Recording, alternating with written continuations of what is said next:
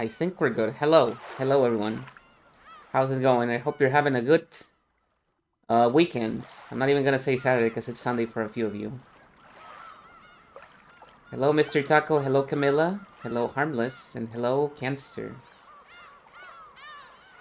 How's it going? Welcome. We are here once again to go back to the island.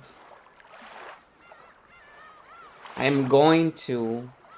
Oh, hello, BJ Dart as well. Welcome.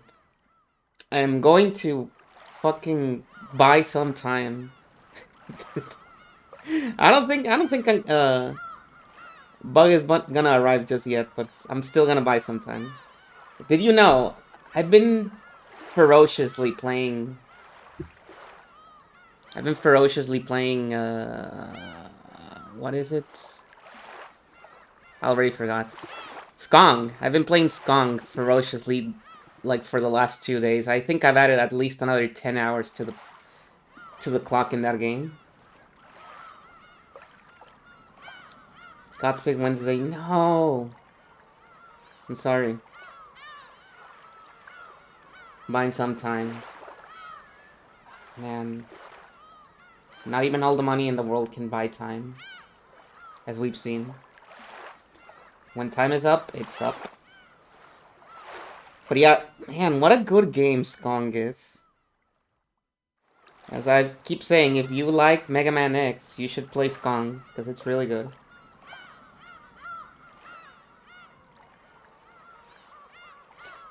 Everyone was, well, you're here. We're here. That's my way out of this. You're here.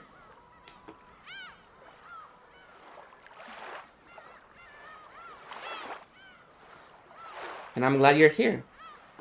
What's this? Station Maker, next messenger. Presents keep appearing under seemingly impossible circumstances, and Mallory says that there's no such thing as Santa. Yeah. Yeah, and it could, like, be a thing where every time Battler denies it, it becomes... the presents become coal. And it's like, what the fuck? There were presents here. How is there coal now? And that's like a second layer to it. And Santa is evil, probably.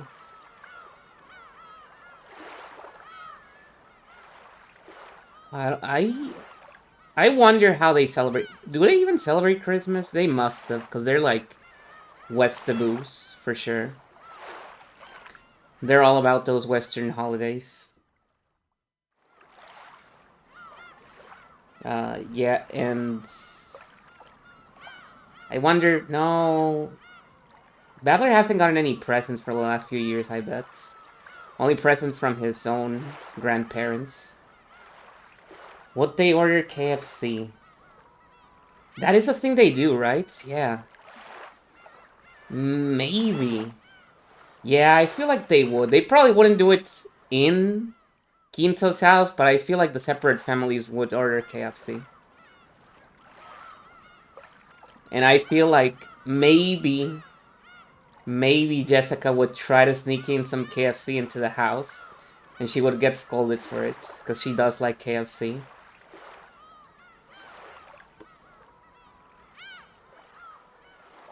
Kinso crucifies a man. Oh no. Kinso, no, you're supposed to do that in Easter, not Christmas. You got the holidays mixed up.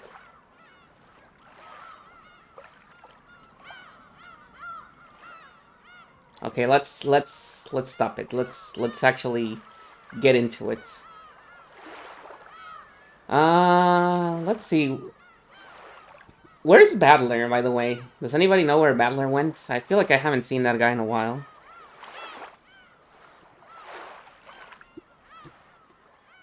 Whatever happened to that crazy kid? Maybe we'll find out now. We're still in the aquarium according to the title screen. Including episode... Oh my god. I mean, I can make like a quick and dirty 15 seconds long recap. This big family of rich people went to visit their grandfather on a yearly reunion. The grandfather is going to die in a few months, apparently, according to his doctor. Everybody's basically fighting over the the inheritance because they're all in really bad financial states, and they all need money really bad. And the grandchildren don't know anything about this. They feel it's kind of gross and fucked up that the parents are fighting over this because they're family. And then there's this witch who apparently lives in the island as well, and the rumors goes that she gave the grandfather all the money to make his fortune, 10 tons of gold to be more precise. And there's even a lot of evidence that the gold is real, but nobody knows where it is. And they're trying to look for it because the grandfather left like an epitaph in a painting of the witch that basically tells you where to find the gold. Nobody has been able to solve it in all these years. And while all this is happening, people start dying. And they keep dying. And they keep dying. Until eventually, everyone dies. And then we have like a little after party where all the characters tell us how it all went down and how it's really sad that everyone died and we weren't able to solve the mystery. And then the main character, Battler, who we haven't seen in a while, again, goes, "Hey, what the hell? What's going on?" Because everybody starts believing in witches at this point. They're like, yeah, the witch killed us all. Because there's no other explanation for what happened. It's like, no, that can't be right. There's no such thing as a witch. Somebody else, a real person, killed us. It's like, okay, we don't believe you. And they start arguing about it. And then the witch actually shows up.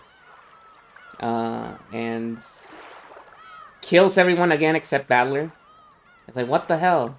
And she's like, oh, you don't believe in me? Well, let's see if you can solve the mystery. And he can't. He's just making shit up. And then we move on to episode 2, where we see a lot of events of the family that happened before the actual reunion of the family. And I feel like we're done. I think we're done with all the events that happened before the reunion. The last bits... Hello, Willow.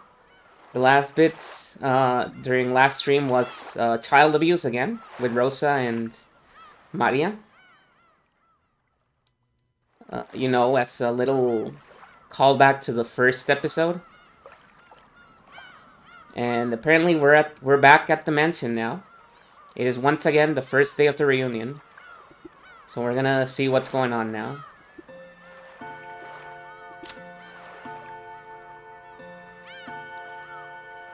Which one is it? I think it's this one. Yeah, this one looks like it. Let's go.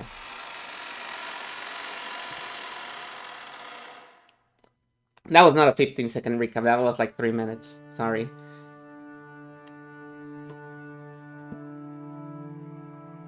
Shouldn't have skipped the last SMT if all that happened. No, in SMT nothing happens. We like a long ass dungeon and got like 2 levels and that's it. Dear, what are you doing in a place like this? Oh, it's you. It's nothing. Not the cheap viewers driving right now. What are you doing, Bug? You're not supposed to drive and chat. Be careful. Stay safe. If you can even hear me. In honor of this momentous occasion, Rush employee, you have been chosen.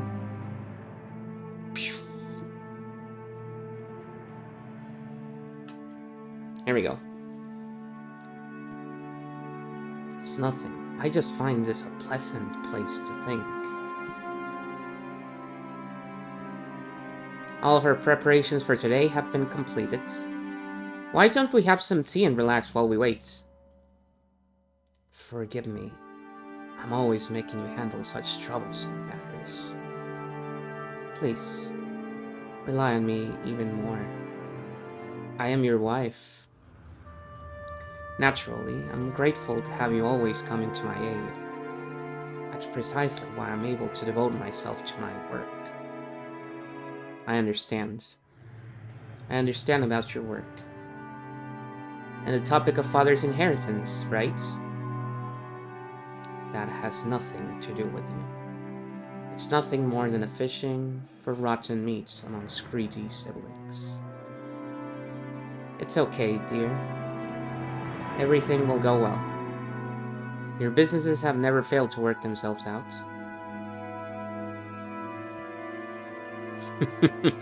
Yeah, we know that's not true. Natsuhi softly cuddled close to Krause's short shoulder. She complimented Krause on his hard work, but Natsuhi knew better than anyone that his work wasn't going well. Krause's project was something like a seesaw where a large amount of money swings. Big investments can lead to massive payoffs. Unlike large seesaws, they tend to shake a lot while moving very slowly, instead of showing immediate results. At times, it's possible to make further investments, so that the seesaw inclines faster towards the side you want. Of course, you'd only do that if you were confident you'd be able to recover all your investments in the not-so-distant future. However, the seesaws Krause chose never turned out as he would have liked them to. His foresight wasn't wrong, but the times were moving sluggishly. They never managed to catch up with him.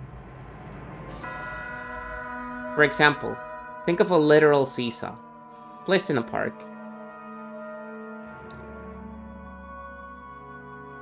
It's a really popular item, so there's always someone playing on it.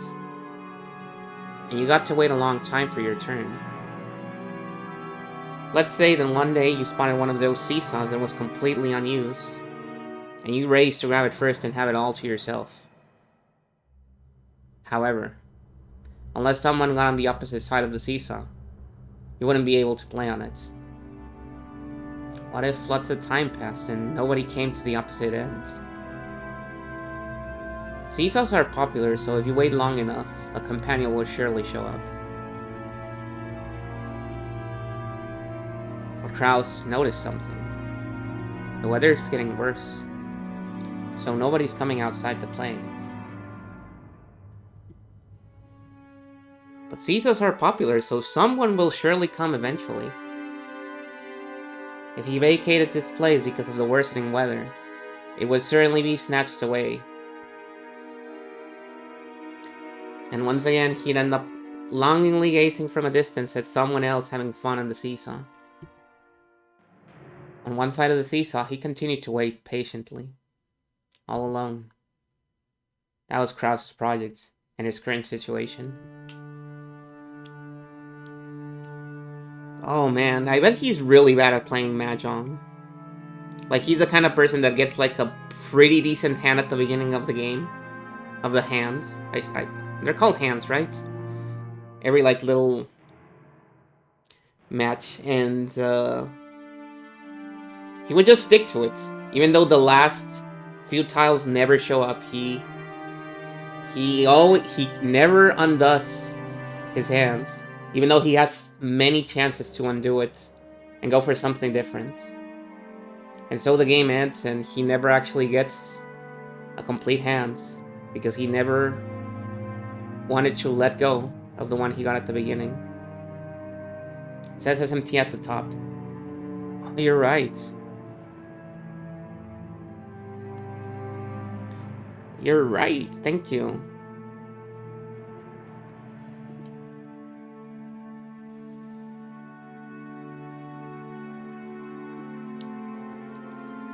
Turn of the Golden Witch. Okay. Also, I don't know, were you guys really into seesaws as children? I was a big swing kid. I was always on those swings. And the issue that I had with swings was not that they were occupied. Usually the issue is that they got stolen very often. People loves to steal the swings for whatever reason. In several parks even.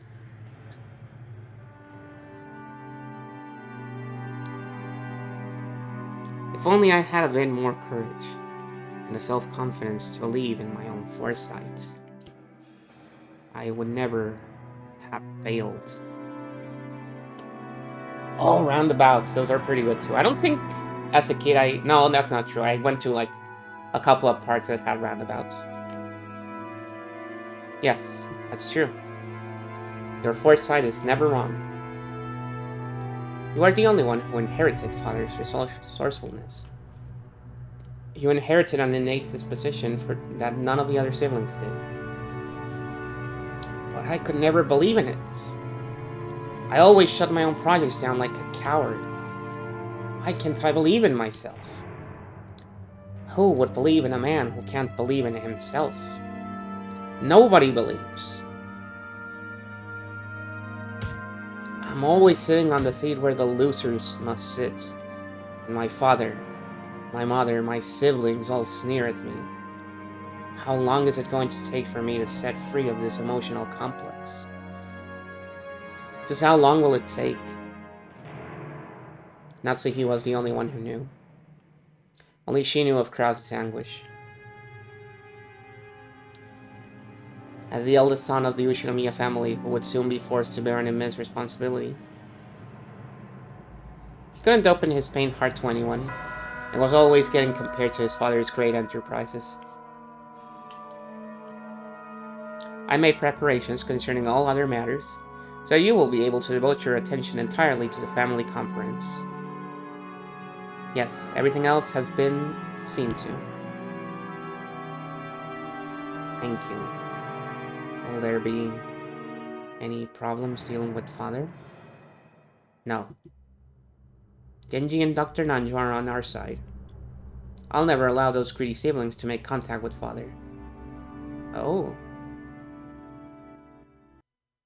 The Waseki should have been my fault.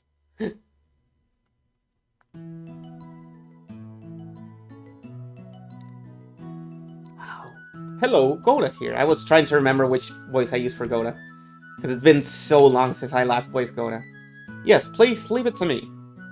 I'm anxious to put my skills to work for the big annual job. In the kitchen, multicolored ingredients were gathered and preliminary arrangements were promptly being started. Even though it was still morning, the ingredients for dinner were already in saucepans and steaming. Normally, he had to deal with several assorted matters, but on the day of the family conference, he could devote himself entirely to cooking. To Goda, who was originally a chef, it was surely the greatest gala occasion of the whole year. He was about to start addressing the audience. Yes, dinner will be Koff's steak. A wonderful cut of meat is already anxiously waiting for tonight in the refrigerator. Please be sure to look forward to dinner. It was rare for Goda to be in this good of a mood towards his fellow servants. Goda bragged about being the Ushinomiya family's personal chef, and knowing he was considered worthy to display his excellent cooking at the family conference was his greatest honor. Understood. I will leave everything to you. I don't know who this is. Also, is Kumasawa there? Kumasawa-san? I happened to see her earlier, but she is not here. Perhaps he went to get things ready in the guest house. Is she loafing around again? No, it is fine. Please continue with your work. Yes, leave everything to me, Goda. Who is this? Is this Shannon? This is probably Shannon.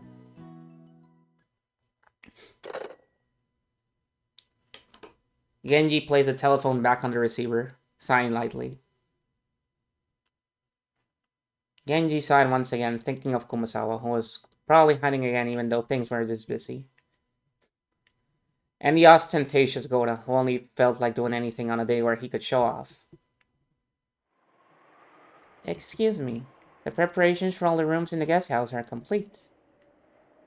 We received instructions from Milady to prepare a room for 4 people, so that the children can spend the night together. So what shall we do?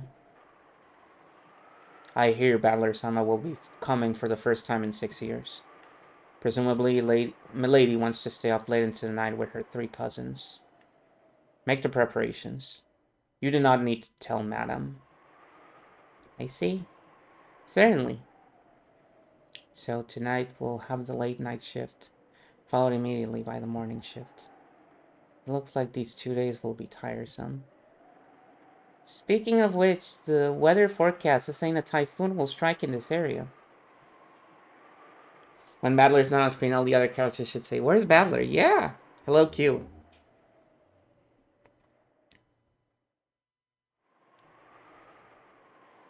Will everything be alright? Assuming the typhoon doesn't stray too far from its course, it may affect the boat ride back for the family members. The family conference schedule might be extended until Monday or Tuesday. Our task may be a long and tiring one, but I earnestly ask that you take care not to make any blunders. Shannon, remain calm and do not panic. Canon, be sure to greet our guests in a sociable manner. Yes, I'll be careful. I'll be careful. Today we must conduct ourselves in a manner suitable for a very important guest. See to it that you make no blunders. We understand. All guests who visit here are important. Canon. In the truest sense, we will be receiving a very important guest today. Make sure that you are prepared. Yes, sir. Shannon, is something the matter? You seem to be uneasy. You have some prior engagement at this time. Huh? No, it's nothing. My apologies. Nesan, important guests will be arriving today. Detach yourself from your private life. I don't know what you mean by private life. As Shannon blushed just a bit, she turned her gaze away from the clock. Was it about time for the airplane carrying the family to arrive at Nijima? She tried to hide the fact that her upcoming, long-awaited reunion with George was making her heart race. But Canon, who stood beside her, seemed to see right through her. Oh man, remember what happened last time? We had like some nice romance, and we also had some scenes with Shannon and George. Speaking of George, here he is. Shannon, please don't say a word and accept this. Inside a bathroom stall, George was practicing something over and over, taking out a small velvet box hidden in his pocket like a quick-draw desert gunman. That's not it. Shannon likes men who are more assertive. I gotta pump it up with more horsepower. Shannon, put this on your ring finger. That's an order, okay? If I don't say it properly, that's on the left hand. Maybe she'll put it on her right hand. Hello, Happy Toaster.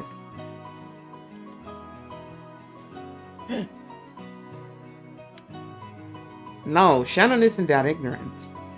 But unless there's some room for her to express her free will, I'll be a little... I mean...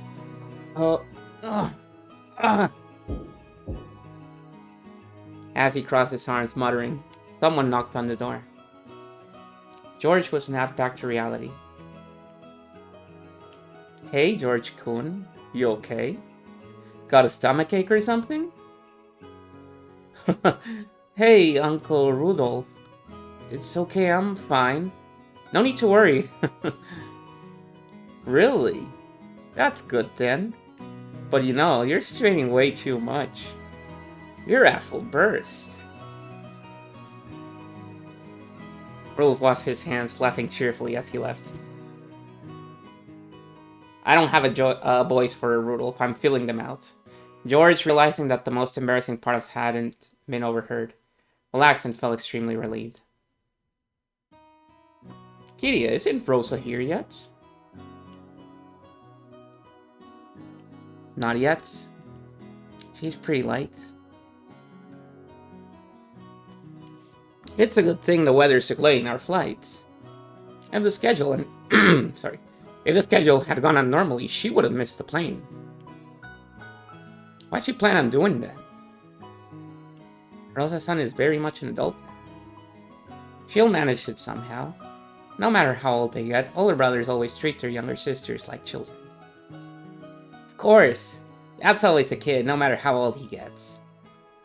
What you say? If I'm a kid, that'd make you a baby. Come on, Battler-chan, up you go. Stop that, it tickles. Stop! You look like two bratty friends than a father and son. Look, she's here. Oh! Hang on.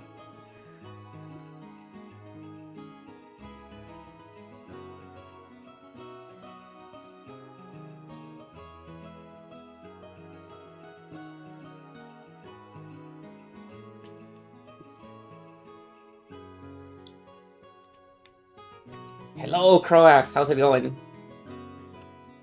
Hope we've had a good last few days. And we'll have more good days in the future. And have a good night as well. Merry Pringles to you. If it isn't Rosa-san, Maria-chan, long time no see.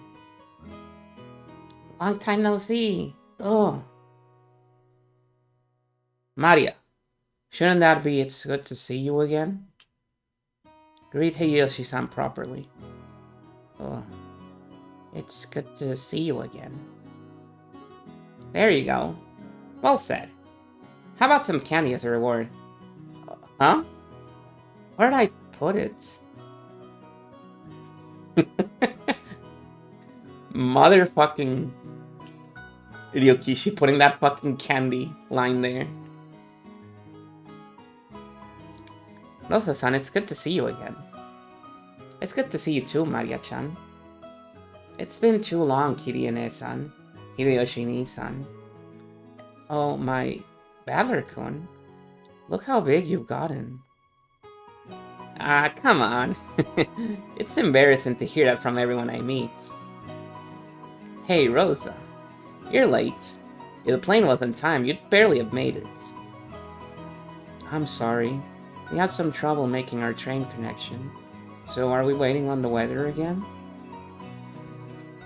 Oh, don't complain. I much prefer the 30-minute plane trip to spending 6 hours bouncing about on a boat. Even if we're kept waiting here for an hour, it's still much faster overall.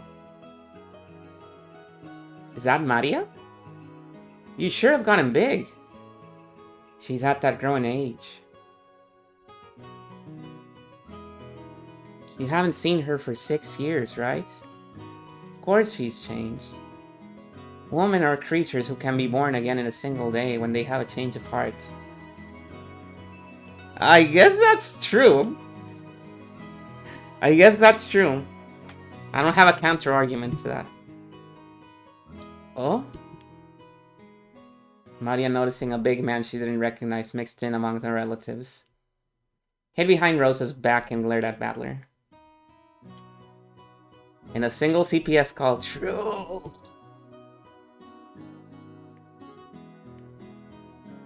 Come on, Battler, say hi. Last time you met her, she was just 3 years old, so you're practically meeting for the first time. Yeah, of course, he wouldn't remember something that happened when she was 3.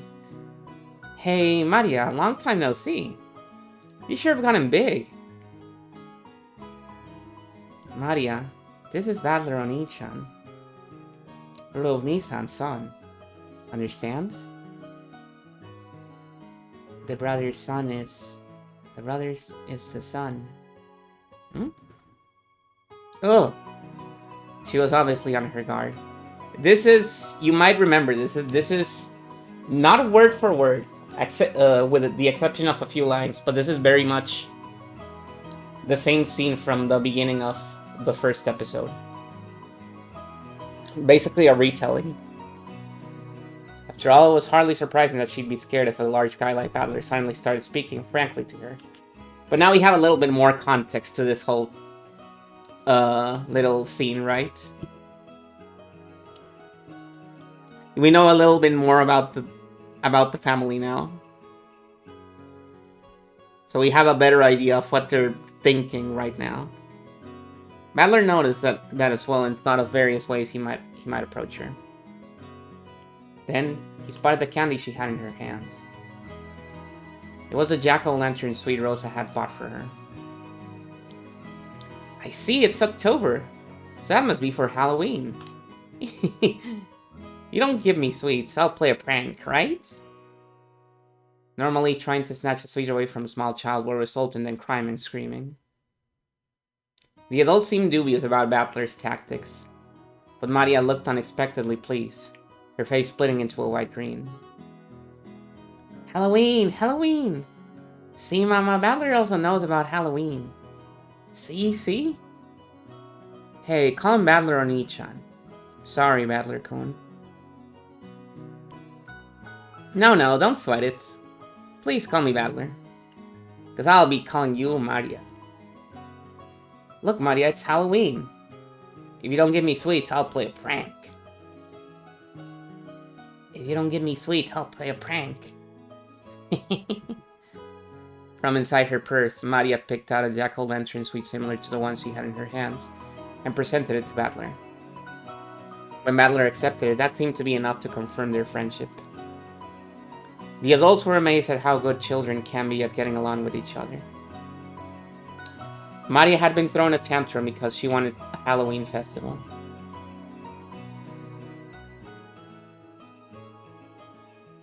Back to the insane shit, let's go. So Battler, who knew about trick-or-treating, must have felt like an ally. Her defensive posture from before was completely gone. Now she was all cheery, as though they'd been friends for decades. That's right, Halloween's a pretty minor event in Japan. You always see people marching in costume parades on the news from overseas, but I've never seen it here. I wanted to wear a costume too. I wanted to say trick or treat with all the cousins wearing costumes. I see. Next time, let's do it together. What'd you like to dress up as? A witch. Beatrice. Beatrice mentioned before we even get on the plane. Wow.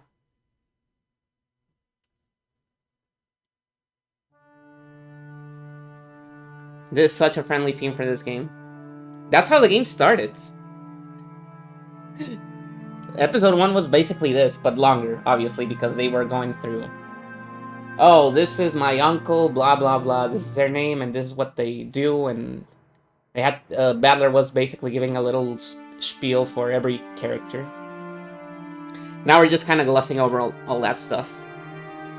Because we already know all the character interactions and their dynamics, and we know all that stuff, so we can just go a little bit faster. Oh, milady, what are you doing in such a place? Madam was looking for you. I'm here because I don't want to be found. Anyway, I'm sure she just wants to scold me, like, is your appearance alright, and what's your language? Without a doubt. You know, when the day of the family conference comes, I always start thinking about this witch for some reason. Oh, and why might that be? The family conference is the day when everyone related to grandfather gathers. I hear that this time even Madler is going to be coming after 6 years. What if, just like that, some relative who hasn't shown up themselves for several decades suddenly shows up? That's what I'm always thinking about. Could a relative like that exist? I mean, Beatrice-sama. Nobody knows her background. Could she be grandfather's mistress from long ago? What if one of her descendants suddenly appears and tells us to return the gold we were given, or something? Rao-sama and the others will probably discuss the master's inheritance problem this year too. They're obsessed with these portraits. Ginso would be proud if he didn't hate them all. Hello, Krongo. Once they get so fired up. Talking about the witch's hold, one could hardly be surprised if that witch herself were to show up, yes? Kumasawa-san, I guess you keep quitting and getting rehired, but you've been here as long as Genji-san, right? You know more about Beatrice, don't you? Who knows? Even if I try to remember, this old woman here can't even recall what she had for breakfast this morning. Kumasawa-san, you're always dodging with those excuses, but you know something, right? Sometimes you feel kind of devious, like you know something and you're laughing behind our backs. Well, that's harsh.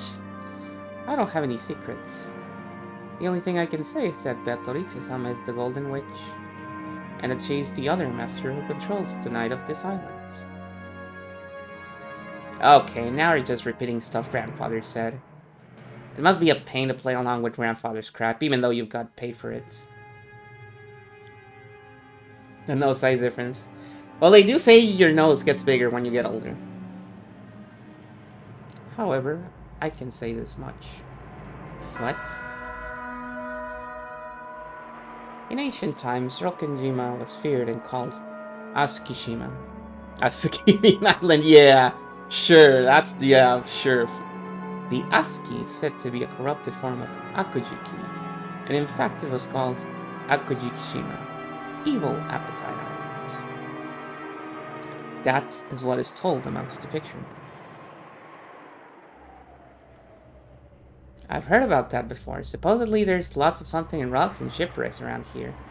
So the fishermen got scared and stayed away whenever they could, right? Evil spirits settle down in Akujikishima and have continually eating the souls of people since ancient times. Quite a few people lost their lives because of this island.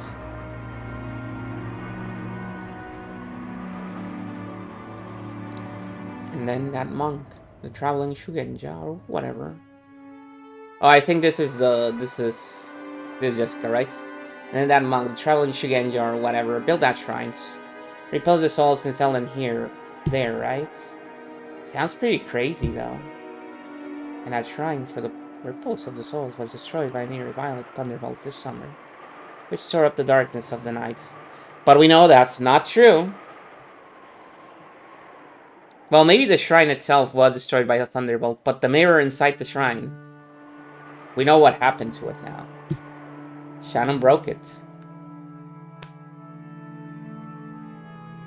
Kumasawa-san, you really like those stories.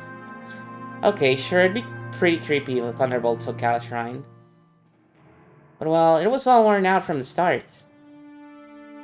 Maybe it just got washed away by some big wave. The evil spirits of Akujikishima woke from their slumber and summoned Beatrice-sama. If Beatrice-sama happens to pay a visit to the family conference. If she does? Kumasawa fell silent for a moment. Jessica was pressing her to keep going, so that gap felt strange and eerie. When Kumasawa noticed that she had Jessica plenty scared with her silence, she grinned broadly. Well now, I wonder what would happen.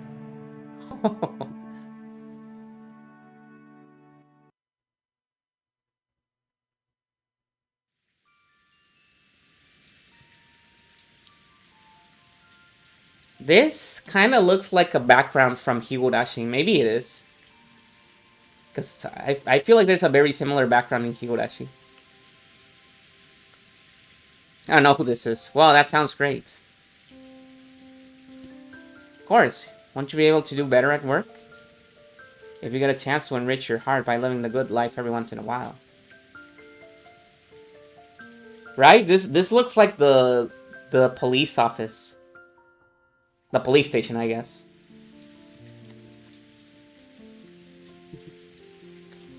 Yep. Can't live right unless both your wallet and your heart are enriched, after all. Sure, I'll keep that day open. Go ahead and make reservations. Okay. Don't even think of missing it. I don't know who these are. Yeah, I'm counting on you. I love you, Kirie. Oh, this is Rudolph and Kirie. It is Rudolph and Kirie. Okay.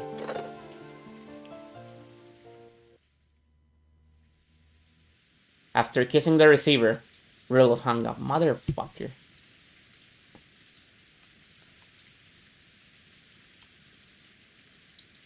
I was like, well, it can't be Rosa because there's no father. It can't be Kraus and Natsuki because they would never speak like this. It can't be Eva and Hideyoshi because they did not have any plans for vacations until the actual reunion. Before his seat, there were several executives with their sleeves rolled up, eagerly awaiting the end of the phone call. Sorry to keep you waiting. Have we heard anything from the States yet? Yes. You have a call from Dale Watanabe, the lawyer. I'll transfer it. On the whole, how's it going? Well, there does seem to be one unfortunate matter. It appears the other party has no intentions of withdrawing from the trial. Guess there's no fooling them. Please, transfer it here. Understood. I'll do that right away. The executive ordered that the external line be transferred to the secretarial office. At once, the phone in front of Rudolph rang. Hey there. Hello, hello. That is the greater than and less than signs signify that was spoken in English. So he literally said hello, hello. Sorry for the wait. Ushinomiya speaking. Thanks, Hendrix. How's it going on your ends? Hello, President Ushinomiya. Let's skip the pleasantries and jump into the main issue. I've got good news and bad news. Which would you like first? Might as well start with the bad. I hate fighting when there's no dessert. Very well. The bad news is that the other party is getting ready to prosecute. Just a few days ago, a similar trial resulted in a decision in favor of the plaintiff. The defendants were using roughly the same arguments we planned to use, but they were rejected in every case. I'm afraid to say it, but if we face the courtroom as we are now, it's extremely likely that each one of our claims will get rejected. I don't remember what Rudolph's financial trouble was. Does anybody remember? I think it's the only one that I don't remember. You hate the internet at the moment, so you're calling early. Okay. Have a good night, Mr. Taco. Rest well. I hope the archive is up and running pretty soon. I mean, for all our sakes.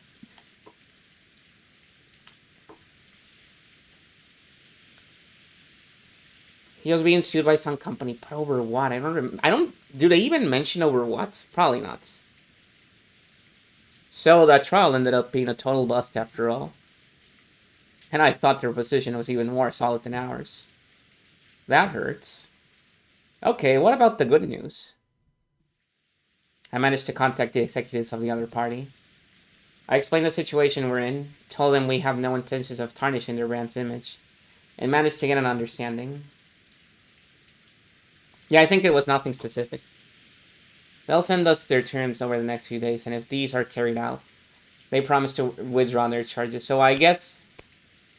my guess is that he was using Mickey Mouse's image, and he got sued over it. This is their proposal according to the number 2 man on their board of directors. And that's why he's so fucked, because he's getting sued by Disney. Your impression? To be honest, I expect their terms will be extremely severe. We estimate that changing the company name and the brand name will be inevitable. I think we'll be able to earn some leeway by playing with the amount of settlement money, making a public apology in a major newspaper, and carrying all this out with a reasonable amount of time.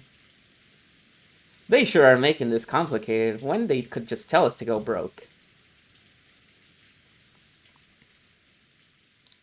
More than anything else, they need a lot of money right now, yes. They only recently switched to a new president, and their groundwork hasn't been completely laid yet. Michael Eisner, guys. I don't think Michael Eisner was here in the 80s. Well, he was, but I don't think he arrived during the 80s. I think he arrived earlier. Maybe I'm wrong.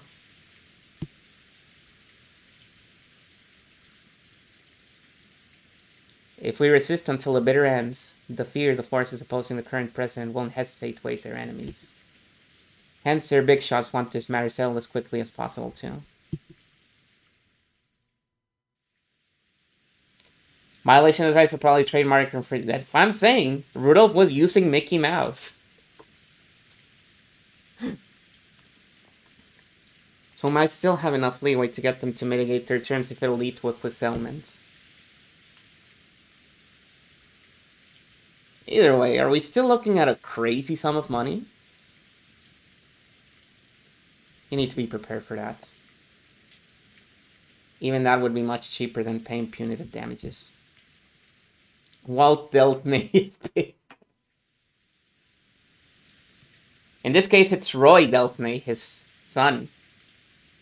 Because by this point, Walt Delphnay is already dead. Thank you very much, sir. Please contact me if anything new happens. We're paying you the big bucks, so no idle chit-chats. Thank you. Thank you. Goodbye. Rudolph hung up on the phone. The executive sitting in the reception seat seemed to have guessed at the contents of that discussion. You guys hear that? Simply put, they'll forgive us if we can pile up enough money. Hello, Bug. Rudolph Corp. Not Corp. A trademark registered by Santa. Oh, I get it. You didn't crash the car, let's go. Well done. Not much has happened. We got a little reenactment of the first scene in the first episode where everybody's meeting up in the airports. So we got to see everyone say hello to each other. We got to see what's this guy called? George being fail in the bathroom. He's going, oh no, I can't confess. Oh, you heard, nice. Now, all we gotta do is haggle over the amount of that money. Precedence. The likely sum for the settlement Mr. Watanabe indicated is too much. We don't have that much of a margin. If we'd know this would happen, we never would have started diversifying. The calculations were that we would escape as a capital crisis if we managed to endure for 3 years. To think we'd be stabbed at a time like this. How bad can our luck get? I guess we fell at the step of the hop, step, and jump. It's enough to make you cry. We have no choice but to draw the money from the main bank.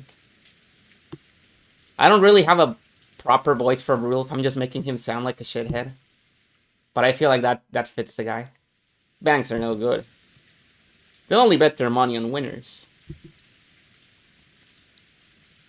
The economy is improving, but we can't show weakness to the banks.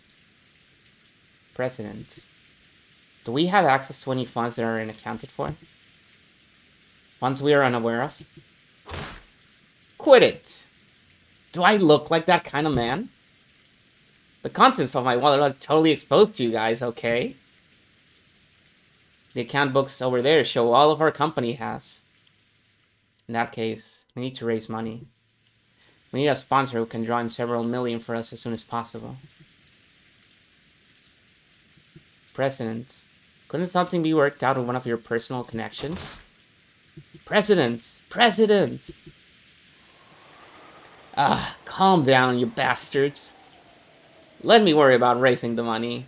You guys just keep the business running without making too much noise. Our accusers are saying they'll let us be if we can show them the money. We've already got the thick pipelines in Asia. Things will probably be shaky, but we'll be able to maintain our current deals. Basically, if we can just bring the money together, we'll be able to solve all our problems. Just you watch. I'll fix all of this. I won't leave you out in the cold. Time to start getting your hopes up again. Once it's all behind us, I'll be rewarding all of you guys with a champagne tower. I promise you that. So shut up and follow me. Got it? I got a bit who's about to die. Don't worry, guys. I know of 10 tons of gold. I just need to find it.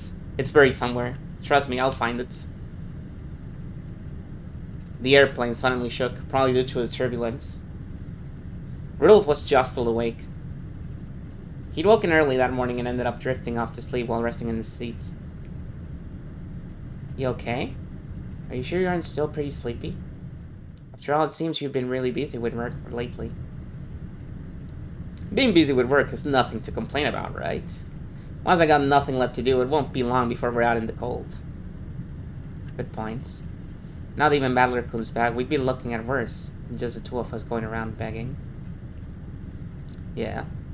Our family's all together again for the first time in 6 years, so the leader of our family's got to give it his best if we want to spend some time alone together.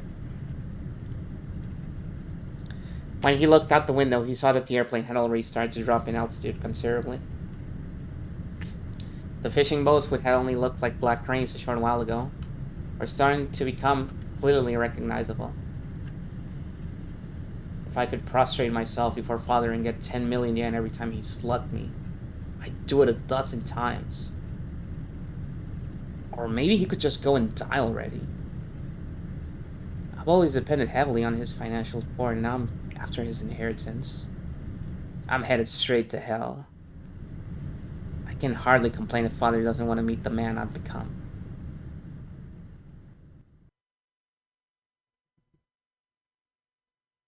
At least he's so self-aware, you know? Could it be that once again you do not plan on making our appearance at the family conference? Nanjo looked at Kinso's face, sighing. Kinso's eyes remained rooted to a strange book on magic.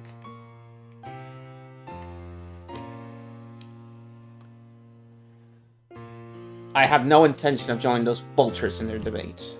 They can discuss how they'll suck my bones dry on their own. How utterly contemptible. My. How troublesome. Nanjo shook his head slightly. To him, children and grandchildren were lovely things. He believed watching them grow was the only way to truly enjoy old age. So Kinso's words were very saddening to Nanjo. If the time comes for me to leave this room, I will show myself. Just as she does not show herself yet. When Kinso raised his face, his gaze pointed at the portrait of the witch, which was respectfully displayed on the wall. Kinso's mind didn't dwell for a moment on the fact that today was a family conference, where all of his beloved relatives would gather. It was filled only by the face of the witch in the oil painting, who never smiled except inside the portrait. Everybody knew that interrupting Kinso when he talked about Batoricha would trigger his wrath. Today, I will hold a certain ceremony. Oh. And what might that be? Perhaps it is closer to a gamble than a ceremony. After all, magic without risk can never house a miracle. Nanjo had heard Kinso say this many times before. You might even call it a pet phrase of Kinso's. Kinso apparently believed that magic and miracles could occur if you gambled your own fate with a certain amount of risk and triumphs. I wonder what sort of gamble you're making. As the man who was once called the Gordon Gambler, and who's now so old he might pass on at any time. This should be well worth watching. I see. So the secret ritual I have developed after much research appears to be nothing more than a gamble to one unversed in magic such as you. Dexter is on the knees playing.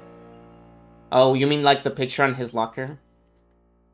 Of Einstein, was it? Very well. If I have faith in miracles and win, you will see clearly on this day that all my research did bear fruit, despite it seeming to be little more than a product of my eccentricity. If you win, it will all end just as you have already seen, and nothing more than the eccentricity of an old man who might have left this world at any time. Oh, just what sort of gamble could you be planning to take? As your friends, that bet, or ceremony as you called it. I can only pray most sincere that you achieve victory in this. Yes, I thank you. Speaking of which, Kinso-san, Have you heard that a much longed for guest will be present at the family conference this year? What? For once, Kinso reacted to Nanjo's words and turned around. That's right. Badler-kun from Rudolsan's family. I hear he'll be coming after an absence of 6 years. I'm sure he's become a splendid boy. Oh, Battler. I wouldn't call him longed for. I guess who's failed to show up for a mere 6 years. After hearing Battler's name and making a disappointed and ill-humored expression, what do you think he was gonna say? That's right, Kinso. It's Beatrice. I heard it from the grapevine. She's coming.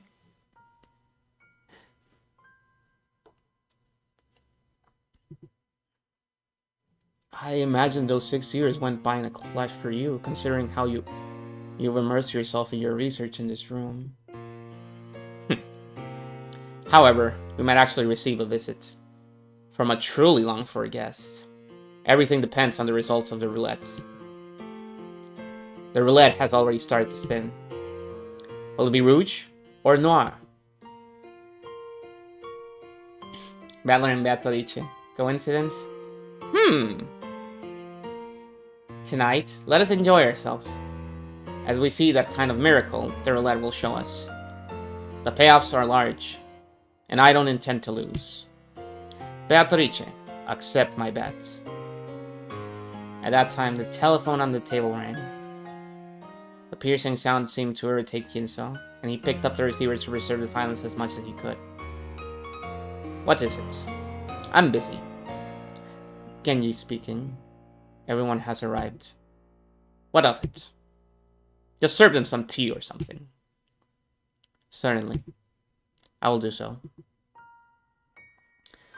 Kinso hung up the phone rudely. Looking at that, Nanjo sighed yet again and shifted his attention outside the window. As he is now, I doubt Kinso would pay any heed to any sort of guest. Could any guest possibly make Kinso come out when the time comes, as he said? Kinso had a single person in mind, but that was a guest who certainly wouldn't appear. Nanjo stared at the witch of the portrait with her impassive expression, unable to decide whether she was smiling or sad. She doesn't look sad to me, and then gazed up at the lead-colored sky. She looks a little bit mischievous, honestly.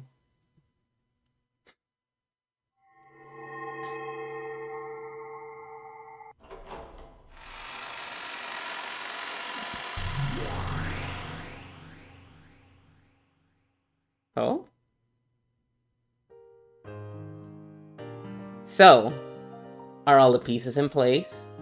Shall we line them up again and start a new game? Any objections from you? Nope. None. What's going on?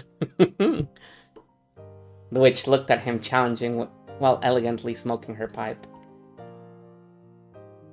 And Battler? He just rudely shrugged his shoulders as if he didn't care what she did. He didn't meet her eyes, but that didn't mean he didn't intend to challenge her. It showed his clear determination to never be taken in by this bastard's tricks. It was a expression of his determination to fight. Don't tell me you're jumping into this without a plan. I don't even know how you'll make your first move, so I've got no plans or anything. Go ahead and move first. Naturally, I'll do so. How shall I break down your defenses? How many moves will it take to checkmate you? This is where you'll see me at my finest. No matter what moves you come at me with, I won't believe in you. As long as I stand my ground at this point, I won't lose. That means this game's built in a way that makes it impossible for you to win. Perhaps you're right. However, I'm the one who decides how many times we'll hold this game. We'll repeat it over and over again until I win and you acknowledge your defeat, see? In other words, this is torture. An eternal torture that shall continue until you surrender to me. It shall go on endlessly until you acknowledge me in the existence of witches. Then I'll play your game endlessly, as many times as it takes, until you run out of patience.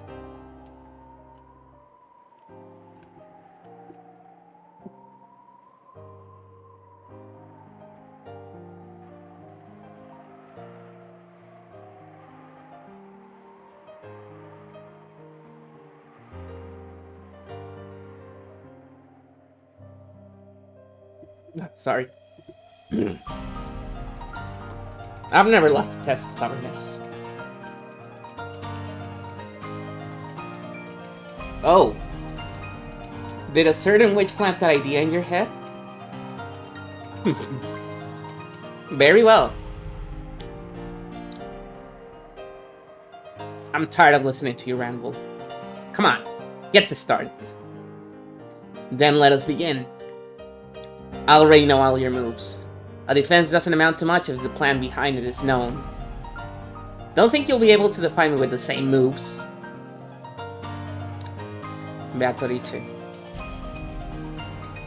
I've got just one thing to say before we start. What is it?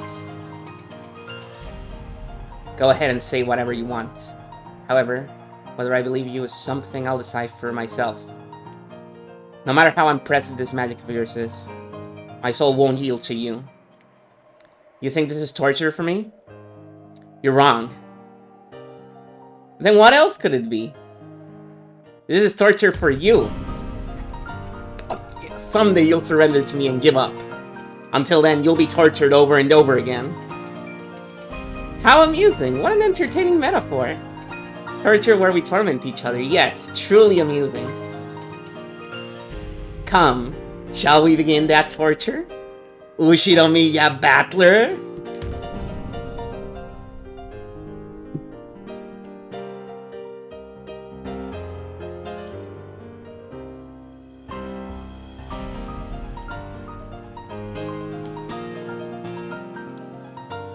You thought they weren't gonna acknowledge the Tea Party. They acknowledged the Tea Party. Also, yes, Battler was doing the Ace Attorney point. Because this game came out after Ace Attorney.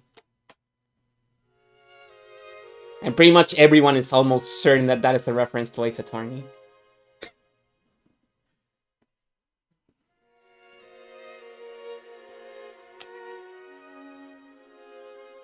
Every year, the relatives visiting Rokkenjima would let out a sigh of admiration at the rose garden that first greeted them.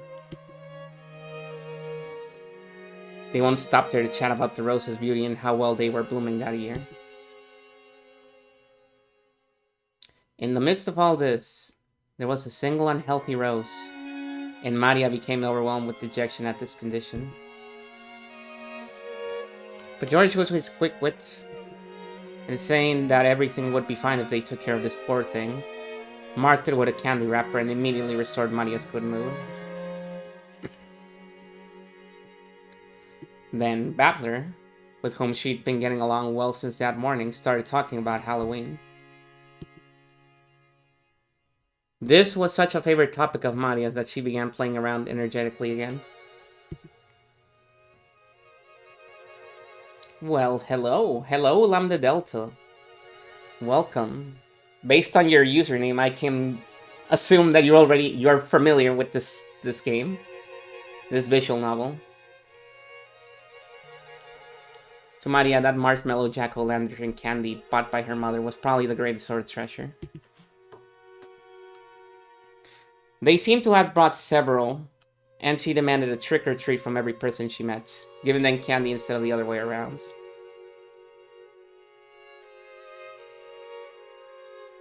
I wonder why Maria likes Halloween so much.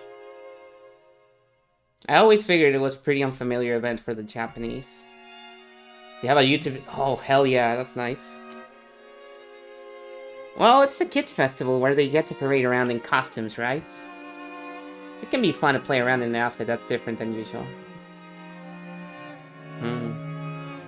I think there's a slightly deeper cause behind it. The other visual novels, yeah, Rose Gun Days, Higambana, Gerokazu. After all, she's the witch, Maria-chan. Come to think of it, when we were at the airport, didn't Maria say that if she was gonna wear a costume, it'd be a witch? Does she like witches? Yeah, thank you, thank you. Yes, she loves them. So much that it becomes a problem. Hey, it's not so bad. You expect kids at that age to love fantastical stuff like that. Also, any questions regarding the previous scene?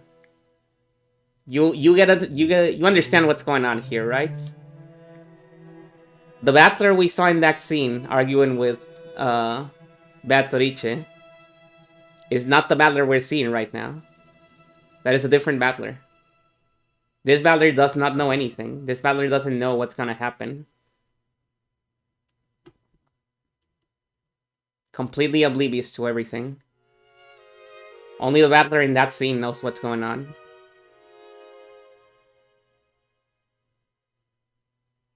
If it was just a heroine or some TV anime, at least it'd be cute. The battler piece, yeah.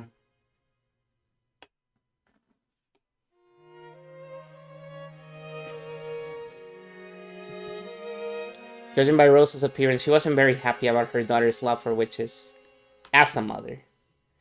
The cousins other than Battler seemed to realize this, and they shrugged, when stiff smiles. So you're arguing that because she likes witches, she also likes Halloween? If we don't know, why don't we just ask her? Hey, Maria. How are Halloween and witches related?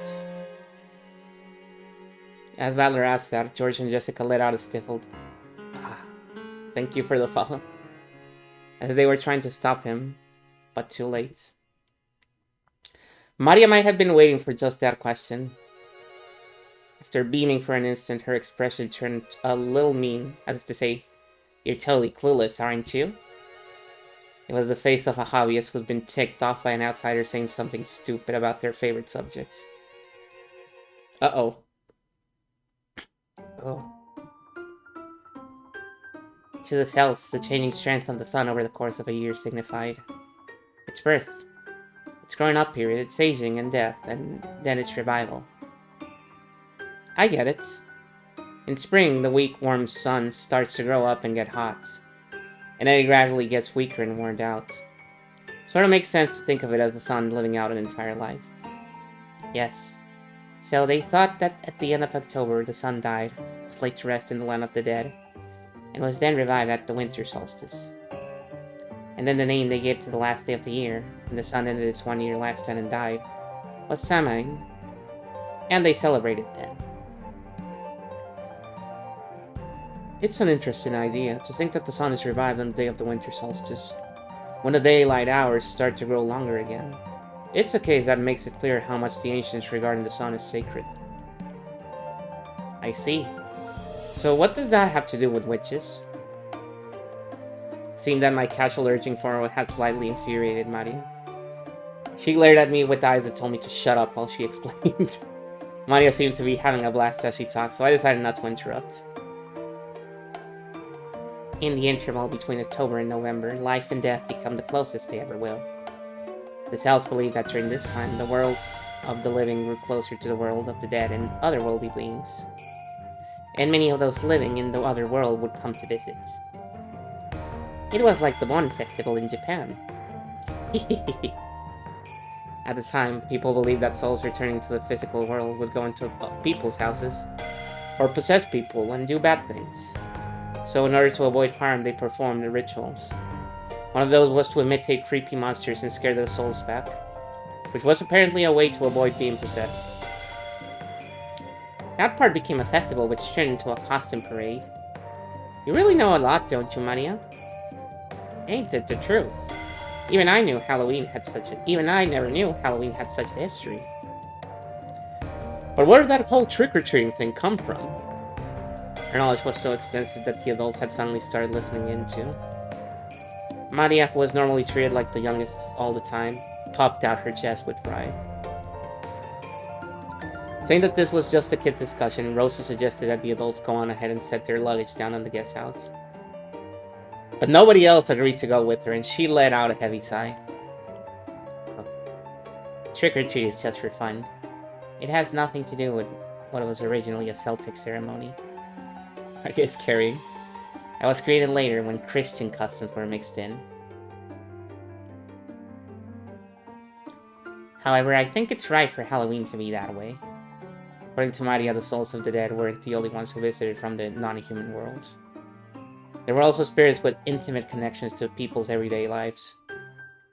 Humans could receive favors from those spirits, so they'd manage to gain magnificent blessings, as well as a as well as a year's worth of good crops. So basically, Halloween was also a bit of a harvest festival? I get it. Now that you mention it, I guess October is a turning point in all kinds of ways, including with the seasons. Sort of the opposite of April in Japan. Yeah, that might be a good place to market.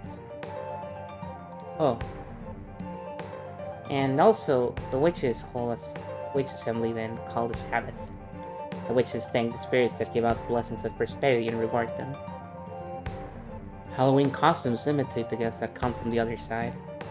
In other words, you might say giving out candy is a way to show gratitude for the yearly harvest. Ugh!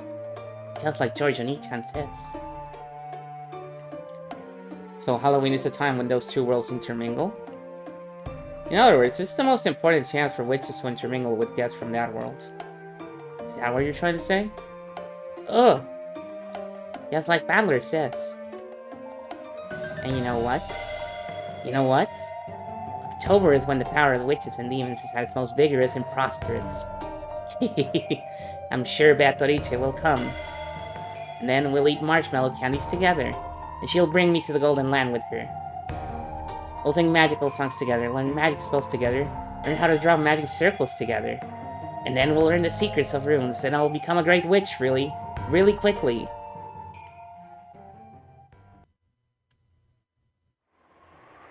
My, isn't that wonderful? It's best for kids to have dreams. By the way, Rosa, how old will Maria be this year again? Maria, it's enough of that. Don't worry about it, Rosa-san. It's a dream all girls have at one time or another. Thank you very much, but Maria has already graduated from that age. Hey, I'm telling you to stop. Rosa scolded Maria, trying to shut her up before her cheery discussion about black magic earned her the snickers of the relatives. Oh, that sounds pretty detailed and impressive. By the way, who was Beatrice again? Oh yeah, he doesn't know! They haven't had any sort of discussion about Beatrice yet. He's like, wait, hold on, I'm still level 1. You can't be dropping this shit on me yet. I know I've heard that name somewhere before. Adler had been gone for 6 years and had completely forgotten about the legend of the Rokkenjima Witch. He had completely forgotten about the legend of the Golden Witch, episode 1. However, when he said he didn't know Beatrice's name, Maria's once bright mood soured in an instant. When he saw that, Battler immediately remembered that it was the name of the Witch of the Silence, but the damage had been done. Until Maria's mood improved. He went on and on about many mysterious and fabulous episodes regarding the Golden Witch. Episodes, huh? That's enough, Maria. Thank you, Battler-kun, for letting her chat with you. Ganon-kun, don't you have work to do? Please leave now. Goda-san, it looks like everyone wants to set their bags for the time being. Sorry, but could you guide everyone to the guest house? Certainly. Well then, everyone, allow me to guide you. Then, if you will excuse me. Goda left the relatives and they began to head towards the guest house. They were eager to set down their luggage and take a breather, so they didn't realize that Rosa and Maria weren't coming with them. Uh-oh. Uh-oh! After watching them lead towards the guest house, Rosa's face changed suddenly. Maria, run! She let go with the hand that had been gripping Maria this whole time. There was a bright red mark there, making it clear how much excessive force he had been using on Maria's slender arm. That hand slapped against Maria's head, pinched her left ear, and lifted. Even though I'm always telling you not to talk about witches. Haven't I always said that was our promise together? Mama, oh, Mama, oh.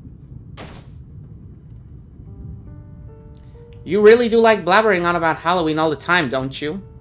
A festival for witches? Who cares about the elves, black magic, or that idiotic trash? You're 9 years old, 9. Because of that scene you made in the train, I went to all the trouble of making a stop and buying those disgusting monster marshmallows that look like they have fluorescent paint on them. I went out of my way to buy it, even though it made us late. How much more will you embarrass me before you're satisfied? As Rosa cursed, she twisted Maria's ear up, almost as though she was about to tear it off. An expression of anguish spread across Maria's face while she frantically stood on her tiptoes, trying to soften the pain in that ear.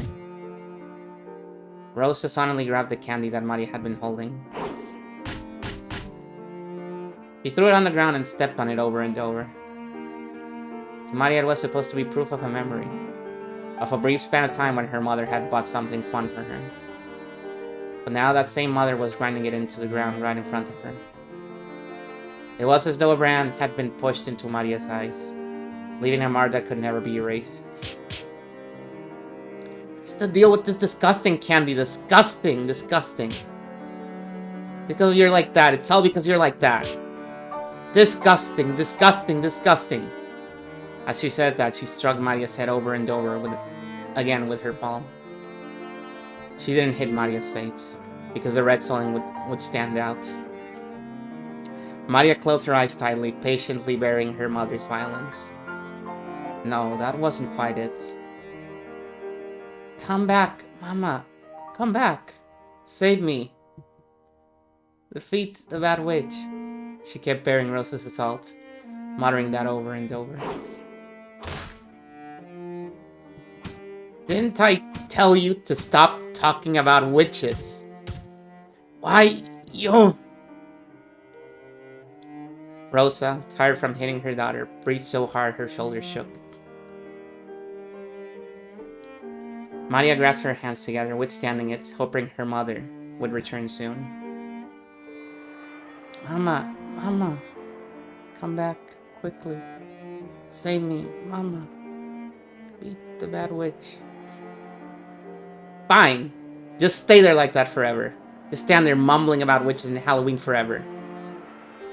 After hurling those words at Maria, Rosa left in the direction of the guest house, leaving Maria behind.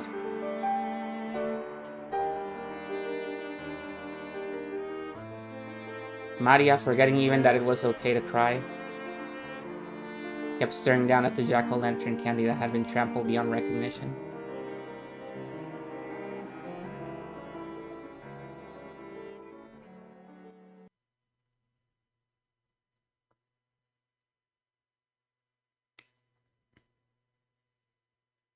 Oh, Rosa, where were you?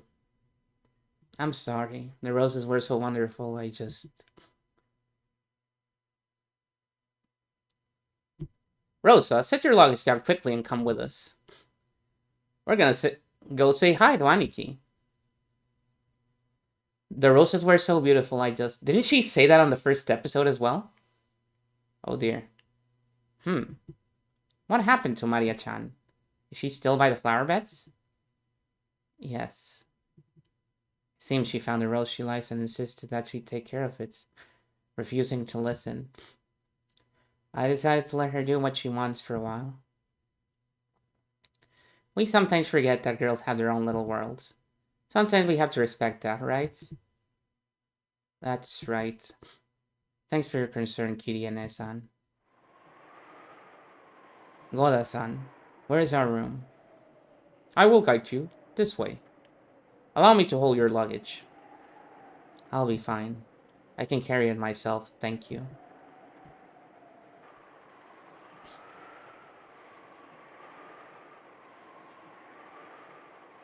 Rosa went into her room, guided by Goda.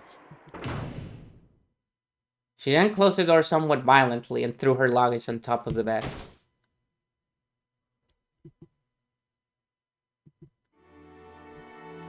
She got down on her knees in front of the bed, burying her face in it. For a while, Rosa made as if to shred the sheets with her fingernails, sobbing constantly.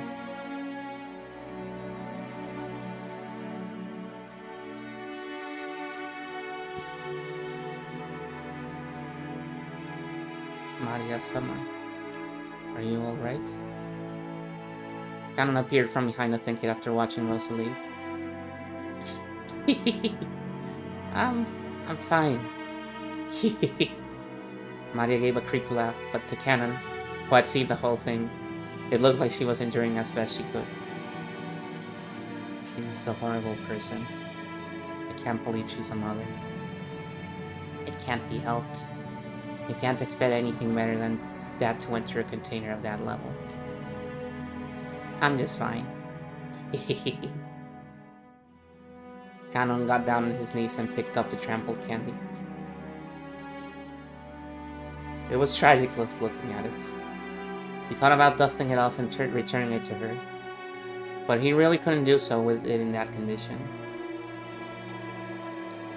Just as he was wondering what to do, he met Maria's gaze. No, that wasn't quite right.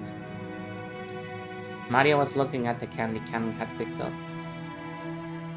Right now, Maria's heart was surely the same as the candy that had been trampled into a pulp.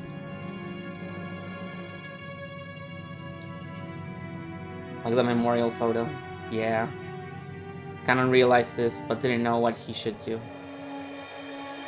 That's right. I'll exchange it for one I received earlier. Cannon remembered that a similar candy he'd received from Maria was in his pocket. Maria stuck out her hand. Cannon thought she was trying to take it, so he held out the candy, but Maria didn't try to grasp it. Then Cannon realized. She was saying, give it back. No matter how tragic and trampled it was, this candy was Maria's. Her mother had bought it for her. No matter how tragic, it had to be this candy and no other. If only it were intact enough that it could be fixed by dusting it off. Cannon hung his head. Dusting it off is the most I can do. I'm sorry. Cannon held out the miserable-looking candy Maria wanted. She took it and spoke. Thank you. A human can't do anything except dust it off, but a witch could restore it to how it once was. It would be easy for Beatrice. Maria-sama, you know about Beatrice-sama? Except for Battler, there was no way anyone related to the Yoshiro family could have failed to know Beatrice's name. But just now, Maria had bragged about Beatrice to Battler.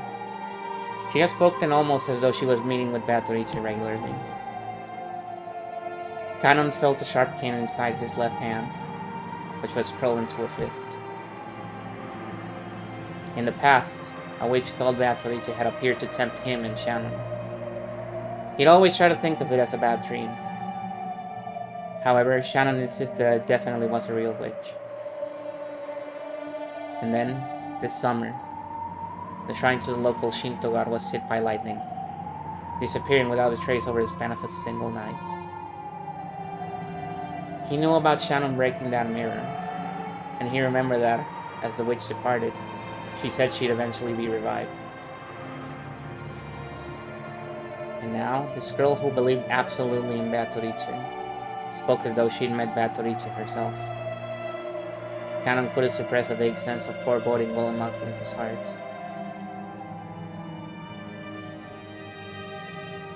For a while, Maria remained silent, as though she could see into Cannon's heart. Almost as though she was waiting for a memory of Beatrice to be revived. And then she spoke as though it was a fact. You know, I'm friends with Beatrice.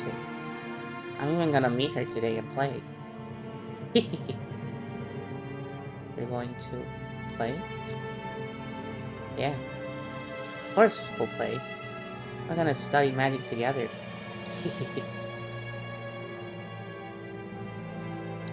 The face of that witch, whom Canon had tried to pretend was a bad dream, began to slowly creep into the back of his mind.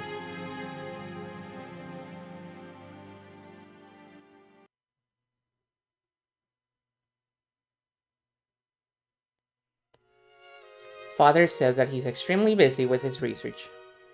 Unfortunately, it seems he'll be unable to come down.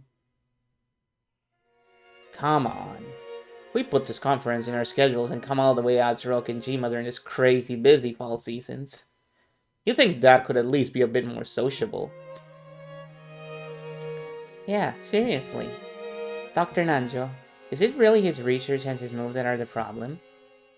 He's already bedridden and unable to get up, right? Well, I wonder. There is no much I can say. Nanjo glanced at Natsuki. Seemed he thought it wasn't his place to speak without first getting Natsuki's approval. Father's state of health is better than ever. It would be exceedingly rude to call him bedridden. But he only has 3 months left to live, right? Normally you wouldn't expect him to be wasted away, unable to get out of bed. Isn't that right, Dr. Nanjo? For a normal patient, that would probably be the case. But Kinso-san has extraordinary willpower. Perhaps that willpower has frightened even the Reaper away. Well, if he's that energetic, then I guess we'll have little to worry about for the near future, right? Though, if he's got that much spunk, I wish he'd at least come to greet us. Isn't the whole point of this family conference to come and see that face? I'm not sure why we came now. Don't say that. If he weren't here, he'd complain the whole time about being unable to relax. Shouldn't we celebrate the fact that all of us siblings have gathered this year to spend some time alone? We didn't get to see him at last year's family conference either, right? Can't you understand why his blood children might want to see him after 2 years? If there's anything you'd like to say in greeting, I will tell him for you. Or Eva-san. Is there something you'd like to discuss with Father beyond merely greeting him?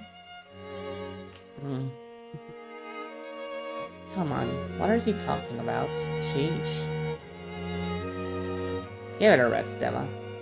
Natsuki-san, forgive us. Eva's just worried about Father's condition, as his daughter. Please try to understand how she feels. Indeed. Look at how quickly you've grown to respect Father, now that you know how much longer he has to live. Yes, I believe I do understand why you want to see him so much. What are you trying to say? Quit it, Aniki. Why don't we pray that this mood will improve by dinner? His mood. Anyway, we've only just arrived. For now, we're only here for a casual greeting. And we could even hold a family conference without Dad. In fact, there's a few things we siblings shouldn't bring to him until we form a unified opinion. Isn't that right, Hideyoshi-san? Yep. Just as Rilkun says. This is the only time of year we can meet in person. We gotta take this valuable time seriously and be frank with each other. Even though the tea hadn't yet arrived, they were very determined. But before that, perhaps we can spare the time to enjoy some black tea at our leisure, surrounded by the wonderful furnishings of the parlor. Hidea's words seemed to contain a subtle admonition directed at everyone gathered there. They all understood as they cleared their throats and straightened their neckties. The atmosphere in the room turned to normal for a time. We're gonna fight again. We already know what's gonna happen there. Excuse me. I brought some tea. Hey, Shannon-chan. You just keep getting prettier and prettier. Shannon entered the parlor, pushing the serving cart. The serving cart is back, baby. We're back to serving carts. Hello, Pinsy. We're in episode 2. Presumably close to the start. We're currently rewatching a loose version of the events of the first game's beginning, with a few minor changes. Everyone decided to relax and enjoy some black tea for the time being. A wonderful aroma began to spread throughout the room. Like, this is the scene where Shannon comes to serve the tea and they ask, what tea is this? And she's like, oh, I don't know. And then they all basically bully her because she doesn't know what the tea is. Can I read the character bio for a serving card? It's not there, sadly. As far as anyone could see, the strained atmosphere from before Shannon's arrival seemed like a lie. Hang on.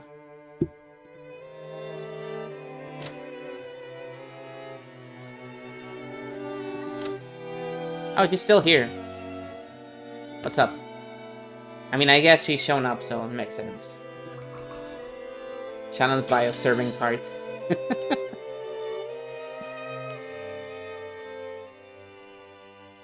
She wasn't before, but ever since she broke that mirror, she's been serving cards.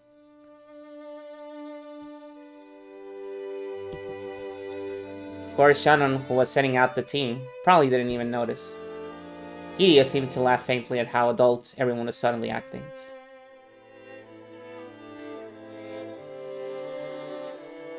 There's a lot of people I've never seen before. From a raid? No? No, I don't think there's been any raids unless I memory hold it. People just love Umineko. And there's a bunch of bots, probably. It was his worthless male pride. He probably didn't want to look like a weak man who took advice from his wife. A weak man who took advice from his wife. She understood that and did her best to refrain from saying any more than was necessary. So she separated herself from the circle of siblings, who only superficially appeared to be enjoying some time together alone, and casually drank her tea near the window. Oh, Rosa-san. I thought your siblings were enjoying some alone time. You must be joking. Sorry, don't take it the wrong way. I'm just a little exasperated by my husband. Right. I think that's the right link. Apparently Rosa hadn't been able to keep up with that on-the-surface friendliness. They'd come here to fight bloodily and dirtily, each trying to grab a part of the inheritance for themselves. Who is this battler guy? He seems very intelligent. Hello, Pink Honeybug. He's just a funny guy. You'll see more of him. Probably. Each trying to grab a part of the inheritance for themselves. She probably didn't like suddenly pretending that they were all chummy. Oh yeah, because she doesn't know that her family is in big financial trouble. Because Rudolph was hiding the lawsuit from her, remember? She was like, oh yeah, we had some trouble, but we've dealt with it. And Rudolph was like, actually, like a clock.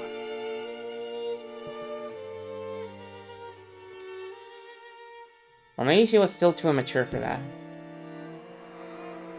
It looks like the wind started blowing hard out there. The plants are all shaking so much. The typhoon's probably gotten pretty close already. I wonder if we'll see a lot of rain tonight.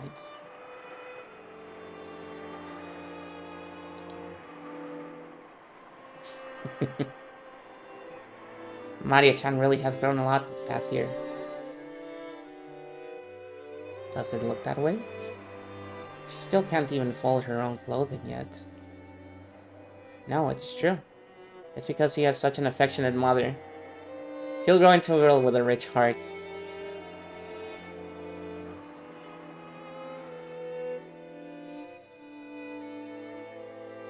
Rosa fell silent. Maybe she wasn't sure as to what Kiria meant by that. A failure as a mother. Children don't get to choose their parents. Poor girl.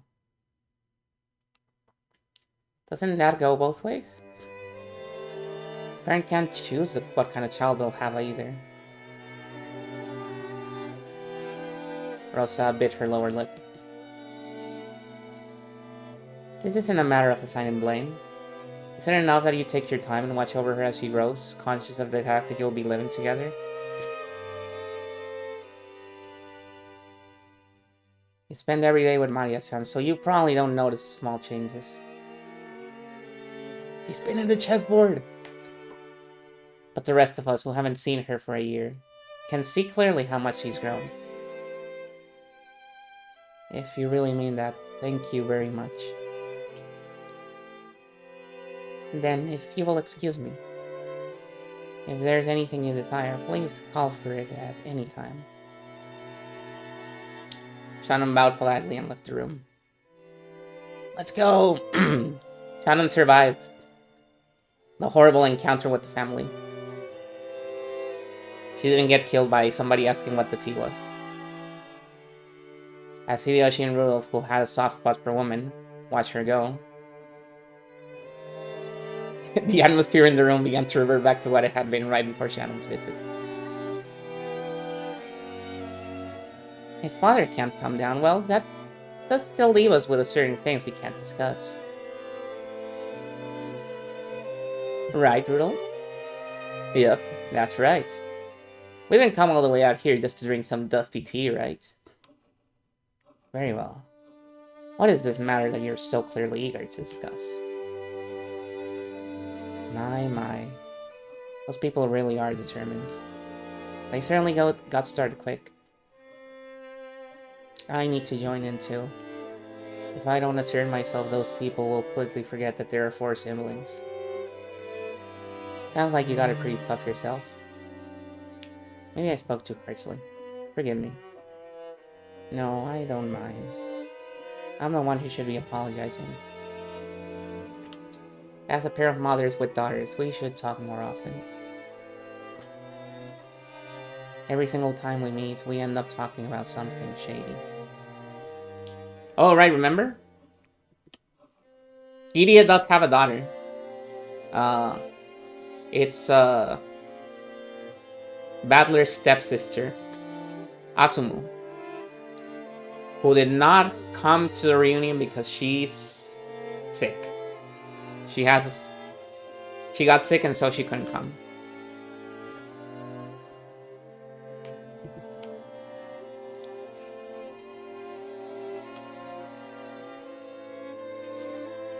You can blame the atmosphere in the mansion for that. Once we start breathing in this air, the mood between us gets so strained. Just once, I'd like to have a nice, long cup of tea with you, when we aren't attending a family conference. There's a wonderful coffee shop in Ginza that's a favorite of mine. No! Don't go to Ginza! That place a hellhole. The only Jodas will kill you.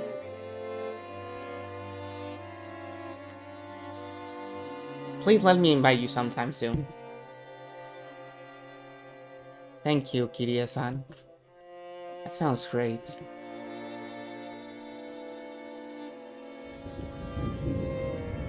Oh no. The sky's gotten dark pretty fast. I could almost believe the people in this room made the weather worse. There's already thunder. Oh? Is that one there? Huh? There really were small splashes of rain on the glass of the parlor window. The weather seemed to have worsened faster than expected. Just then, a silent thunderbolt struck inside Rosa's head, and she remembered that her beloved child was out in the rose garden. A normal girl would try to go inside if the weather got bad. But Maria was different. She would sometimes get stubborn and refuse to move if rain or even spears fell from the sky. That's right, I told that child to just stay there on that forever, didn't I? Oh no! Maria! Everyone looked back at Rosa when she let out a small scream. What? What is it? I'm sorry, I'm going outside for a second. I'll be right back. What the? Seriously, what's going on with her? Don't worry, she'll be back soon. More importantly, shouldn't we begin? Our main topic. That's right. We can keep talking about that without Rosa. Let's return to our discussion. Rosa dashed from the entrance hall into the rose garden.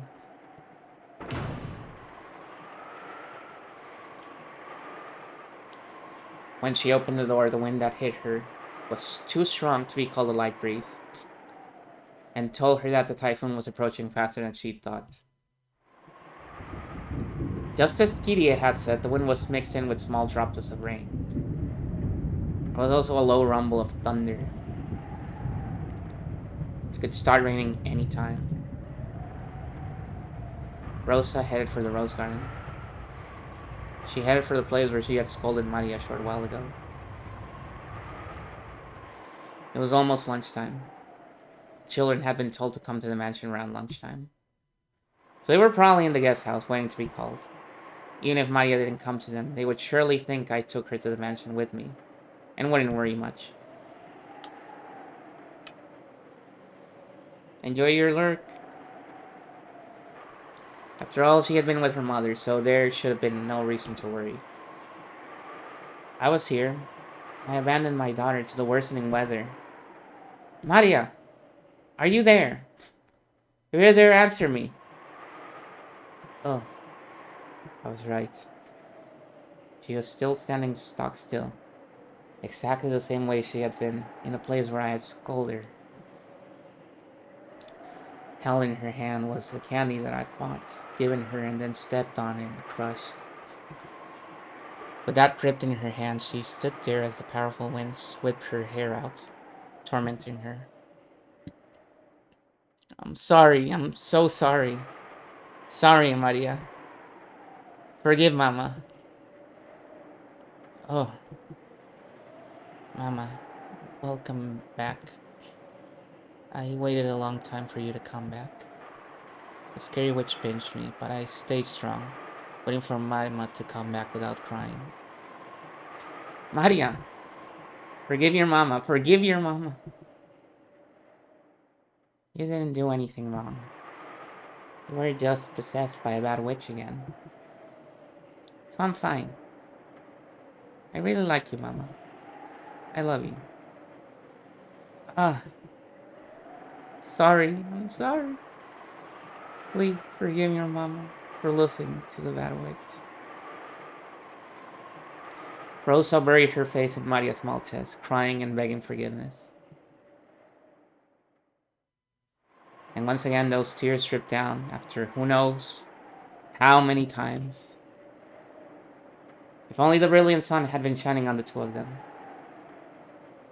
all of their cares would have evaporated, and it might have felt like they could begin anew. However, what surrounded them, the two of them, was the worsening weather. Sadly, there were only fierce winds with occasional thunder.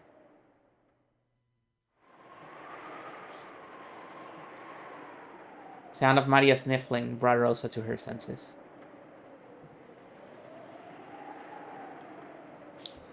If Maria stood exposed to the wind for too long, she'd probably catch a cold. It's okay, Maria. It's almost time for lunch. Why don't you come back to the mansion with me? Won't go. Why not? Was that she'd already received Maria's forgiveness, so she hadn't imagined Maria would refuse. But that expression on Maria's face didn't look like that of a child resisting her mother. So Rosa couldn't understand why Maria wanted to stand still, pointlessly, as the weather grew even worse. Maria answered the question. It's Beatrice. She'll be here really soon, so I'm waiting. Maria. Rosa struggled to find words for a moment, then fell silent. They'd only just managed to make up, after all. She chose her words carefully, trying to get Maria to come with her to the mansion without denying the witch outright. Beatrice is coming? Oh! Really? Then instead of waiting here, why don't we wait in the mansion? If you stay in this wind too long, you'll catch a cold. She'll come. Beatrice will come. And when she does, I'll give her candy. I'll do trick or treat. I'll give her jack-o'-lantern marshmallow candy and say, Happy Halloween! Oh! Maria pulled yet another sweet out of her handbag, moaning, oh. Rosa was bewildered and didn't know what to do, as Maria started being difficult again. At that time, there was a sudden blast of thunder. It was probably a sign that this island had been sealed off by the storm, detached from common sense and reality. So, after this moment, all common sense would probably cease to apply. The wind blew even stronger, and amidst that blizzard of scattered rose petals, a figure appeared, leaving Rosa unable to imagine that this was a scene from reality. It was probably, no, definitely, fantastical. After all, that shadow of a person was...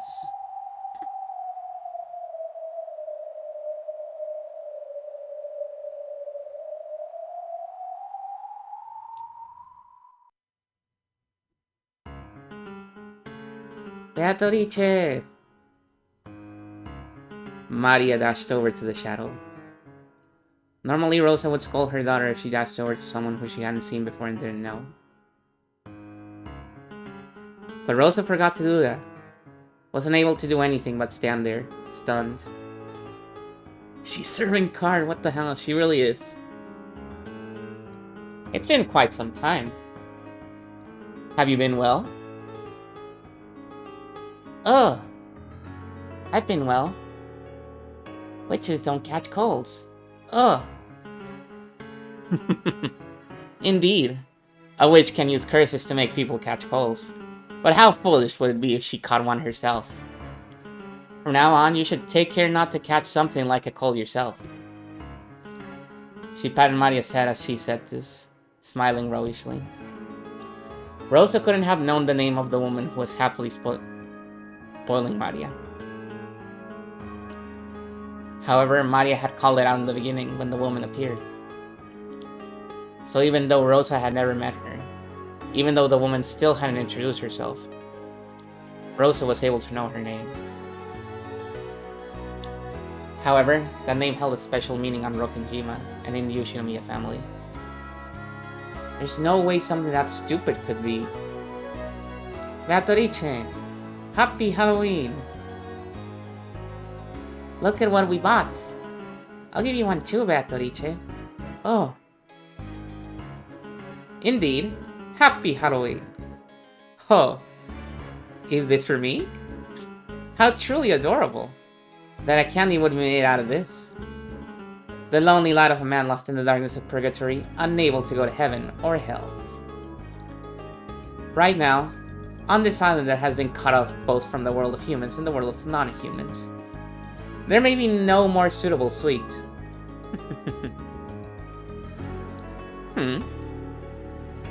Maria, what's wrong with that one? The witch noticed the sweet Maria was grasping. It was Maria's candy, which had been stomped on by Rosa, until it reached its pitiful state. Oh. Got stepped on and smashed. Can you fix it, Beato? Maria didn't go so far as to say that it was her mother who stepped on it. However, for some reason, when the witch saw that candy, she looked at Rosa and grinned. A chill went down Rosa's spine, as though this gaze was staring straight through her. It shall be easy. Give it to me. Oh! Maria held the candy out gleefully. Rosa could do nothing but watch, stunned. How'd this person plan to trick Maria, somehow undoing the fact that the candy had been pitifully trampled? Maria looked as though she believed it could be fixed good as new. Without real magic, there was no way such a thing could be possible. My, it's quite crust, isn't it? Come, Maria. Close your eyes and try to remember. Because it really was that wonderful a candy. The candy of your memories is always full and fluffy. So you try to remember as well. What kind of candy was it really? Along with those strange words spoken as though singing an improvised folk song, the witch threw the sweets into the air. Maria was closing her eyes and remembering, just as the witch had told her to. What shape had that crushed candy really have? Therefore, only Rosa saw that scene. The sweet that had been thrown into the air burst into a gold color. No, that wasn't it. Those were golden butterflies. It scattered into several golden butterflies, and they began to gather at the witch's hands, which was held up to the sky. And as she did this, unbelievably, it returned to its beautiful original form, no different from when it had been bought. Only Rosa and the witch witnessed that scene, unable to comprehend what was occurring right before her eyes. Rosa stood with her mouth hanging open, completely forgetting to shut it. You may now open your eyes. Take it. With this, your sweet has returned to normal. Oh! Beatrice is always incredible.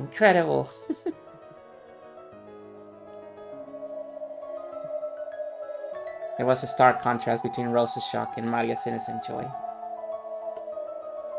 Was that what the witch was laughing at? A smile floated to Beatrice's face. One different from the smile she'd shown Maria. Does my face seem familiar? If you stare so fixedly, you might burn a hole through it. I'm sorry. Those words triggered something very clearly in Rosa's mind. Rosa knew this face. She knew it from the portrait of the witch. But no, wait. Could this mystery woman really be? Maria, I give you this in exchange for the sweet you gave me. Oh? A letter? The witch pulled a western envelope from her pocket and gave it to Maria. However, when Maria made to open it, the witch stopped her. You must not. The time will soon come for you to open it, but until then, you absolutely must not. Take good care of it. That will be your invitation to the Golden Land. The Golden Land! You'll finally take me there.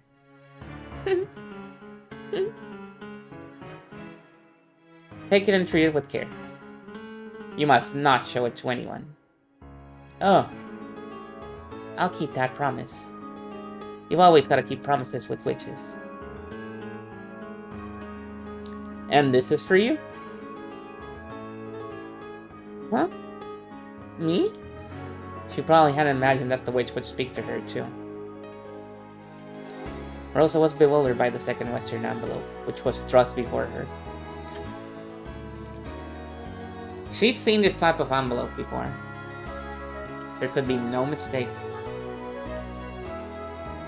It was one of Kinso's special envelopes, used when he wrote it with his own hand and bearing the Ushinomiya family crest. It was sealed with red sealing wax, and furthermore, it had a mark that seemed to have been made by the head's ring. In other words, even without asking what was inside this letter, Rosa knew that this woman, whom Maria called Beatrice, was trusted enough to be placed in charge of a personal letter of the current Ushinomiya head. It could have been any of the 4 siblings.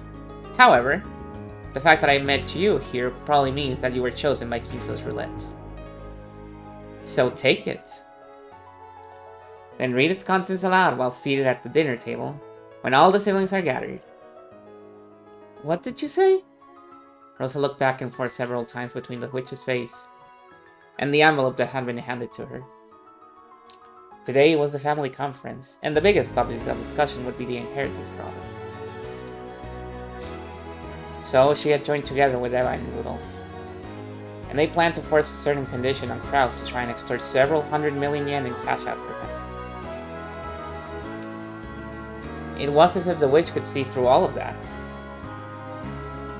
What does she intend to announce when all of us siblings are gathered? And with a personal envelope that no one but the Yoshinomiya Fed can use.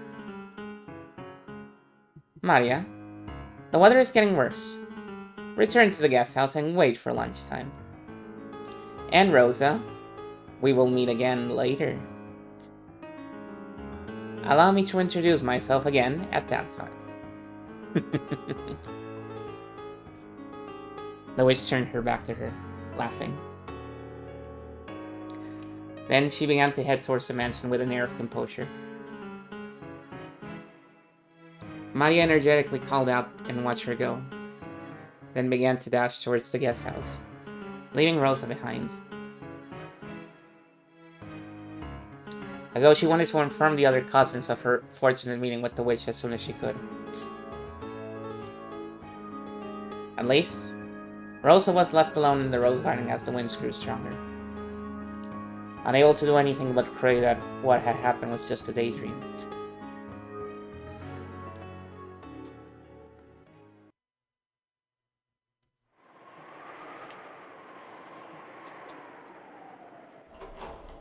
So that is the first major divergence from the first episode. When the witch reached the entrance hall, Genji could be seen there. Genji welcomed the guest, approaching from the entrance hall with a respectful bow. I have been waiting. Beatorice-sama. Oh! Let's see that. Oh, she now has a different outfit here. Such a good outfit. The mysterious visitor and 19th person who appeared on the day of the family conference. She goes by the same name as the Golden Witch who gave the gold to Kinso. Her reasons for visiting are unknown. She was ushered into the VIP room, which no one has been allowed to use in the past. It's been quite some time, Genji. You've gotten old. No matter how old it becomes, furniture carries out its work like furniture until the end. I remember how that man's wife used to be jealous of you. Is Kinso doing well? He is doing extremely well.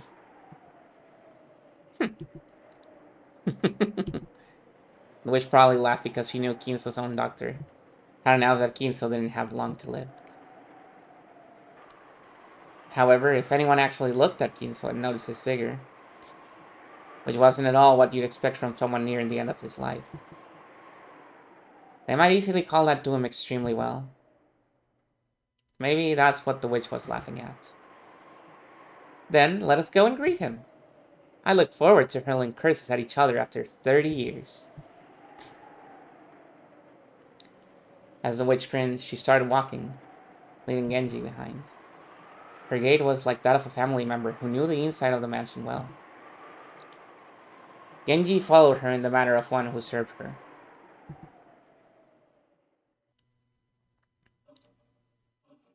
At that time, Kiria came out of the parlor. She'd probably gone out to fix her makeup or something. And when she saw Genji following a witch, she was surprised, although her expression did not change.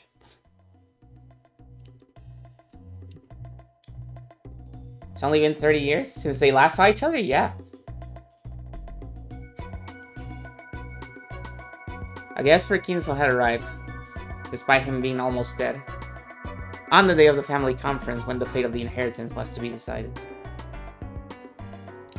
And furthermore, this person was familiar enough with the Yoshinomiya family household that Genji was following behind her. Kiria immediately realized that this person she had never met before was deeply important. It's too bad you can't see it on the profile. She is holding a cane. Kiria and the witch's eyes met. Realizing that it would be rude to pretend not to notice, she greeted the witch. It's a pleasure to meet you. You were Rule's second wife, yes? Correct. This is Kiria-sama, Rule-sama's current wife. From this exchange, Kiria realized that this was a guest of fairly high rank, even amidst the Yoshinomiya family. And the fact that this was a guest on that level, coupled with her resemblance to the portrait in the entrance hall, made Kiria's eyes instantly open wide.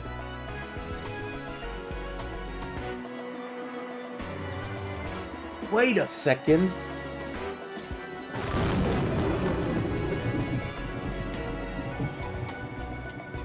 There it is.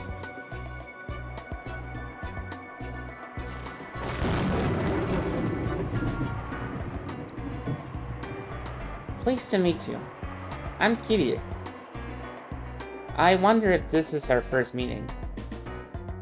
If we had met before, I apologize for forgetting your name. So, you intend me to force to state my name, even though you already have a vague idea of the answer.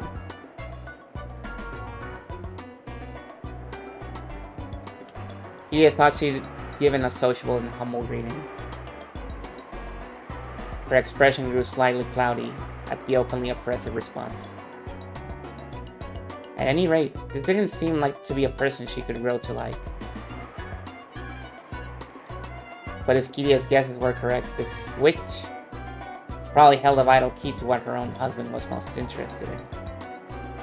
Something that couldn't help but influence Junai's family conference. So, without shooting back her retorts, Kiria silently watched her go up the stairs to the second floor, with Genji following behind.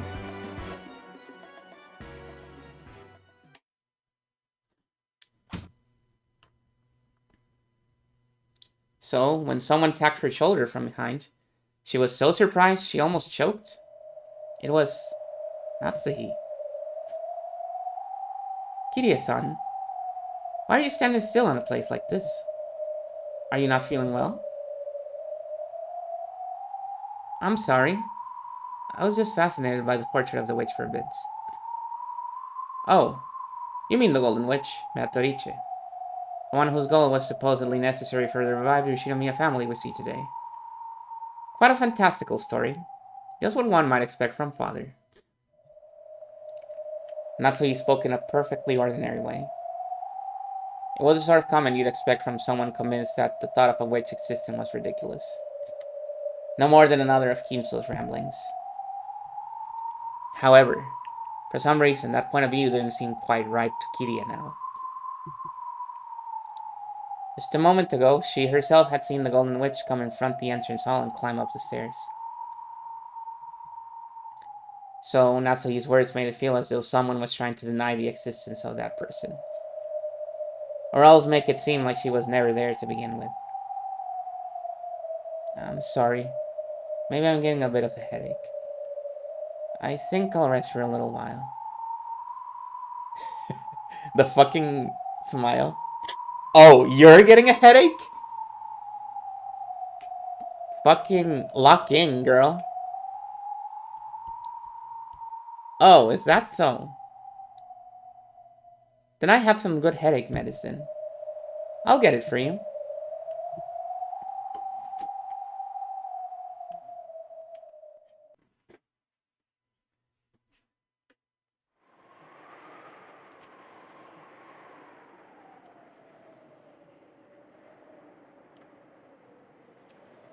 The hallway in front of Kinso's study was filled with the scent of sweet poison, peculiar to that green liquor.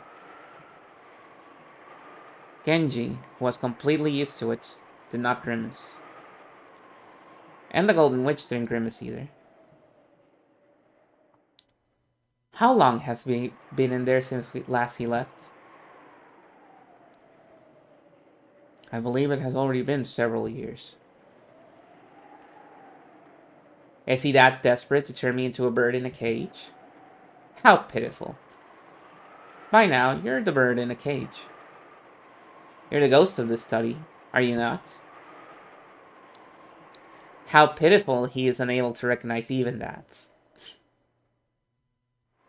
Until he meets you again, he will probably continue his research, even after literally becoming a ghost.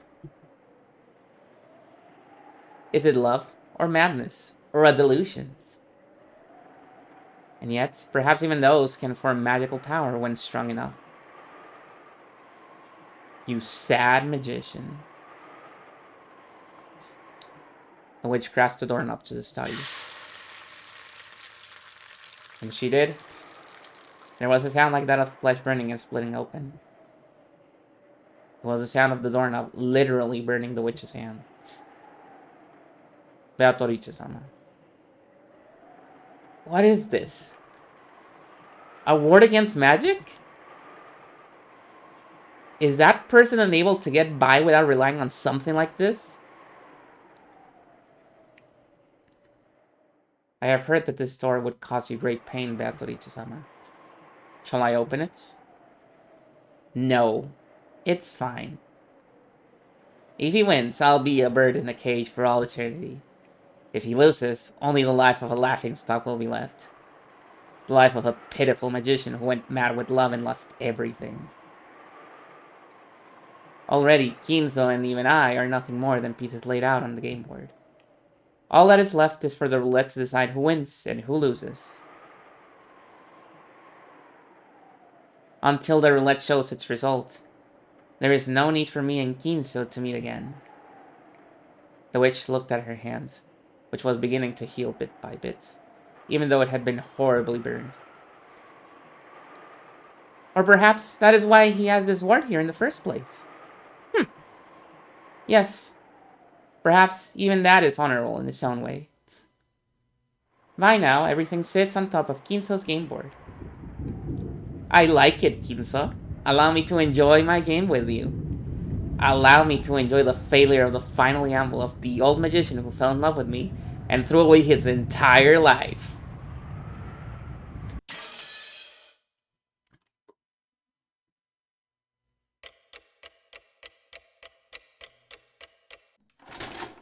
And then later on, Genji's gonna tell him what happened, and he's like, wait, what?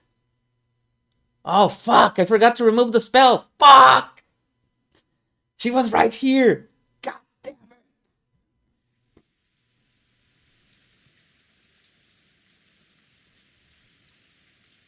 Who is it? Excuse me.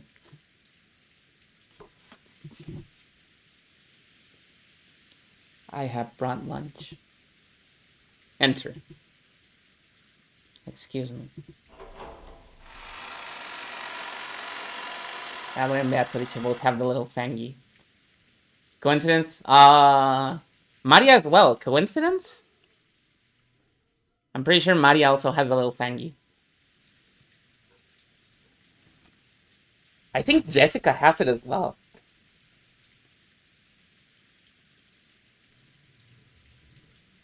After receiving approval, Canon entered the VIP room, pushing the servant cart that carried lunch. Oh, this was Beatrice. I thought it was Kinzo. The servants called this room the witch's VIP room. This was because Kinzo strictly ordered that it was always to be kept clean, so it could be used at any time. Even so, guests would not be allowed into this room no matter who they were. That's why, at some point, the servants had started calling it the VIP room. It was supposed to be set aside only to welcome the special person Kinzo waited for. The witch from the portraits. And today, Kanon realized that this was absolutely true. When he entered the room, the blonde-haired witch was gazing out the window. Outside, the rain was no longer falling weakly. As she looked out at the beautiful rose garden, which had been tended to over several days for today's sake, as she saw the winds and rain ravage it, was she struck by some sentimental feelings? Kanon was not able to tell anything more from her back, which faced him. I will prepare the meal. Beatrice-sama. Kanon went out of his way to call out the witch's name. hoping that she'd turn around. He wanted to know. He wanted to know if the witch who tempted him and Shannon in the past had really appeared again. When he did, the witch whose name had been called laughed, her back still facing him. Holding back her voice, she laughed. Shannon was startled. It was almost as though she had read his mind and knew that he had called out to her, hoping to make her turn around. It smells good. It appears Kraus hired a good cook. Yes. He is called Gola and was employed here recently, and I fucking hate him. There's nothing better than being skilled at cooking. Delicious food completes the 3 pillars of pressure for living in the human world. It is a secret to preventing boredom after 1,000 years. Canon and the witch's eyes met. Then she grinned. Without a doubt, certainly, this was clearly the witch from that day, Beatrice. The witch that no one but he and Shannon could see in the past finally held a form, and had arrived openly as a guest through the entrance hall.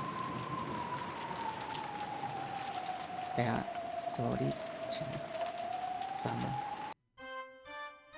It has been a long time, Canon, the furniture. It has been quite some time.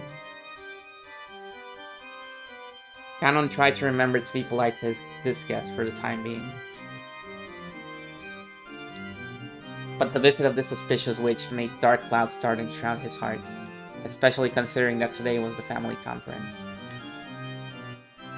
You appear to be uneasy about what I plan to do, now that I have appeared. Am I right? Canon didn't force an answer. This witch probably reads minds, so it's pointless to go to the trouble of saying it out loud. Of course, she could read even his inner resistance. So the witch giggled at Canon's childish defiance. I came to fulfill my final promise with Ginso. Your final promise? With the master? I lent Ginso a mountain of gold. When Ginso gives that up, I will be returned to me with interest. I came to accept that interest tonight. I don't know what you're talking about. However, uncertainty began to gather in his heart. Whatever this witch had to say couldn't be anything good. There's no mistake. Whenever witches have something to say, it's never anything good. You are correct. However, like scissors, the potential of witches depends entirely on how they are used. Sometimes, there are those, like King Solomon, who succeed in great exploits. However, most who make use of us end up meeting a cruel fate, just like in fairy tales. But Ginso is crafty. He has incorporated even my collection of interest into his ceremony. Is he an absurdly powerful magician who can surpass even me? Or else a mere fool possessed by madness? Amusing. Truly amusing. Canon couldn't guess what the witch was muttering and laughing about. All he knew was that anything that made this witch laugh must have the exact opposite meaning for everyone else. And in the back of his mind, the horrifying words the witch had spat at him in the past began to resurface.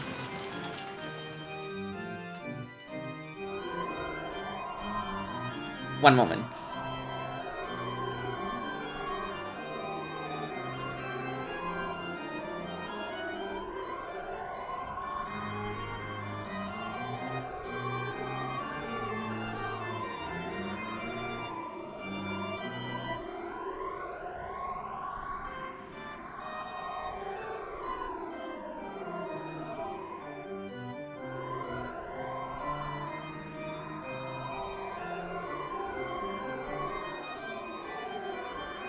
Okay. Better. What? Did you think I'd lend my power and ask for nothing in exchange? I'll gladly assist a pair in love. And in exchange, I'll enjoy watching the cruel fate they'll eventually meet. I've never come across a better show. Not over the course of 1,000 years.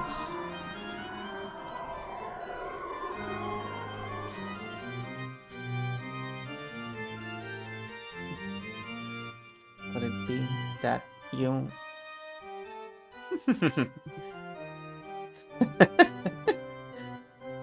Behold, the switchfish running through my beloved hometown. You who seek the Golden Land, follow its path downstream in search of the key. The witch suddenly began to recite a bizarre poem. It was something he remembered hearing. Could it be the witch's epitaph? There was no mistake. It was the epitaph that accompanied the portraits of the witch Kinzo had put on display. The relatives had guessed that it referred to the location of the hidden gold, but no one knew what it meant for sure. The witch suddenly began reciting that epitaph.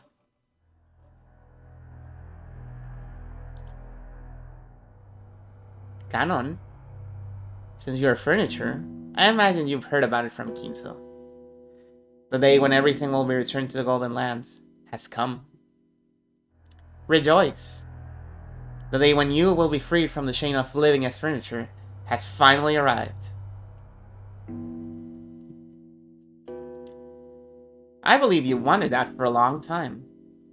To furniture, which finds no value in its own existence, merely existing day to day must be nothing but agony. To those with souls, this world is worth clinging to. But those without souls find this world to be full of nothing but suffering. Complicated expressions flitted across Canon's face. This was the day of release that Canon had been looking forward to. However, the coming of this day had been mercilessly sudden. For some reason, he didn't like the hateful tone used by this witch as she informed him of the coming of this long-awaited day of rest. Canon couldn't even decide what emotion he should be feeling. Why do you not rejoice? Could you actually have some regrets left in the real world? As mere furniture? I have no regrets, because I am furniture. You truly are a modest specimen of furniture. How nice, how nice. However, it won't be any fun if you have no regrets at all. Are you saying regrets are how you find pleasure? That is correct! Most witches who live for 1,000 years get tired of life. In order to escape boredom, I adorn people's fates with fruit and brandy and cook them like cakes. I have fine humans dancing through the oppressive fates inside an oven to be so very entertaining.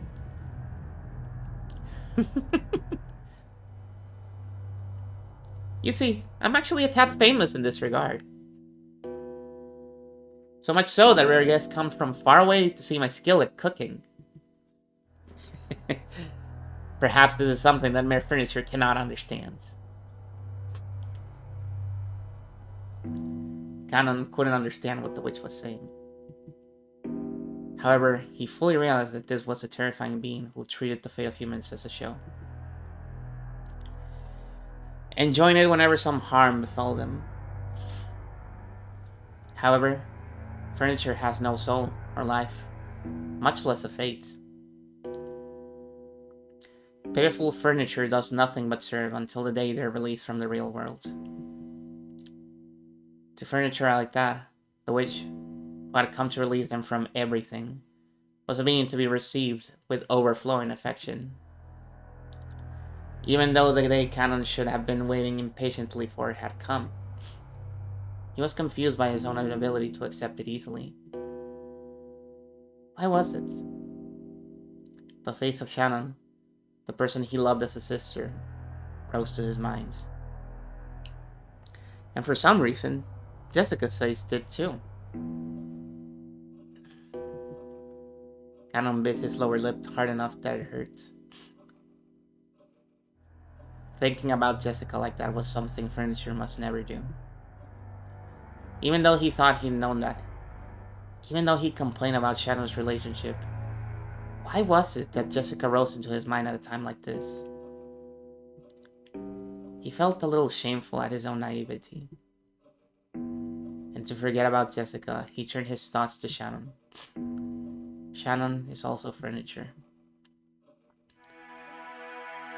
She has no reason not to rejoice at the coming up day when all will return to nothingness. But Shannon, through her relationship with George, had experienced an emotion forbidden to Furniture. Even though she isn't qualified to be bonded with him, she's still trapped in a dream that she isn't allowed to have. Will Shannon be able to joyfully accept this development? No, she won't. Shannon still has lingering regrets.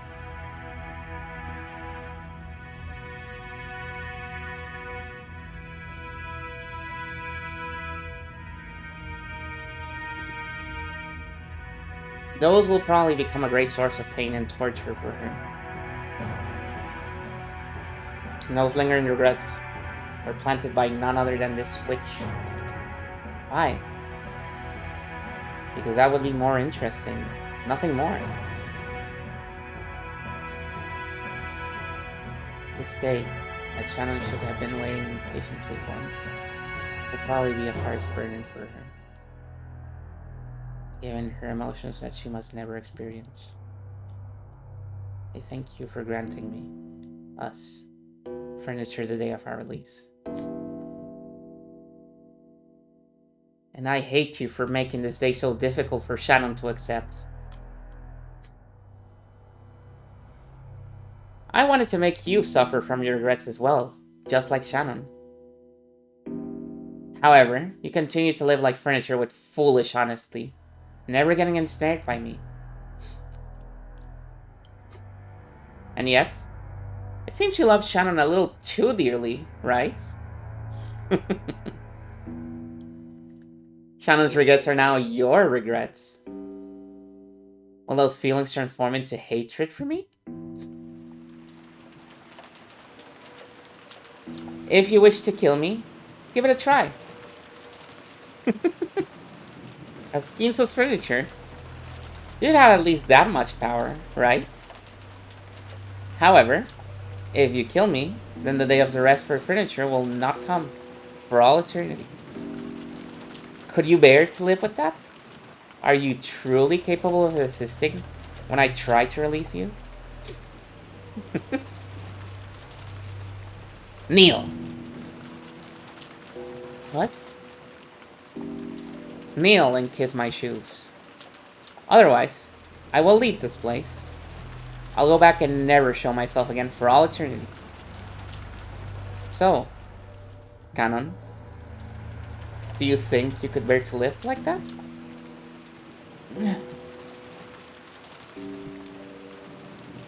If the door to the Golden Land is open, your hard life as Furniture will end. If you desire, I can even give you life as a human. After that, you will be on the same level as Jessica. Surely you want to experience the taste of love. There's no point in trying to hide it. After seeing Shannon indulging in this sweet, sweet love, you grew jealous. You are sorely tempted to know the taste of love. Thank you for the 7-month share, Bram. Welcome.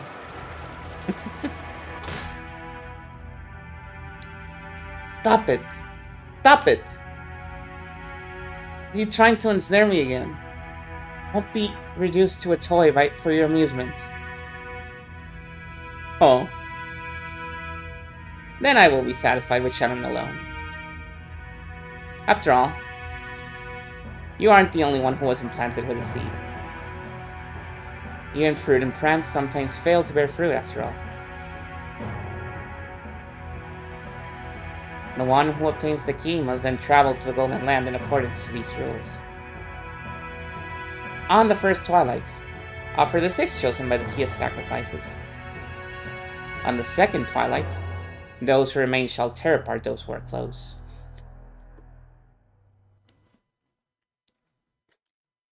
The witch recited the epitaph again. It was so sudden, and so divergent so strongly from the current topic. However, that challenging smile made it seem almost as though she was using that epitaph as a threat against canon.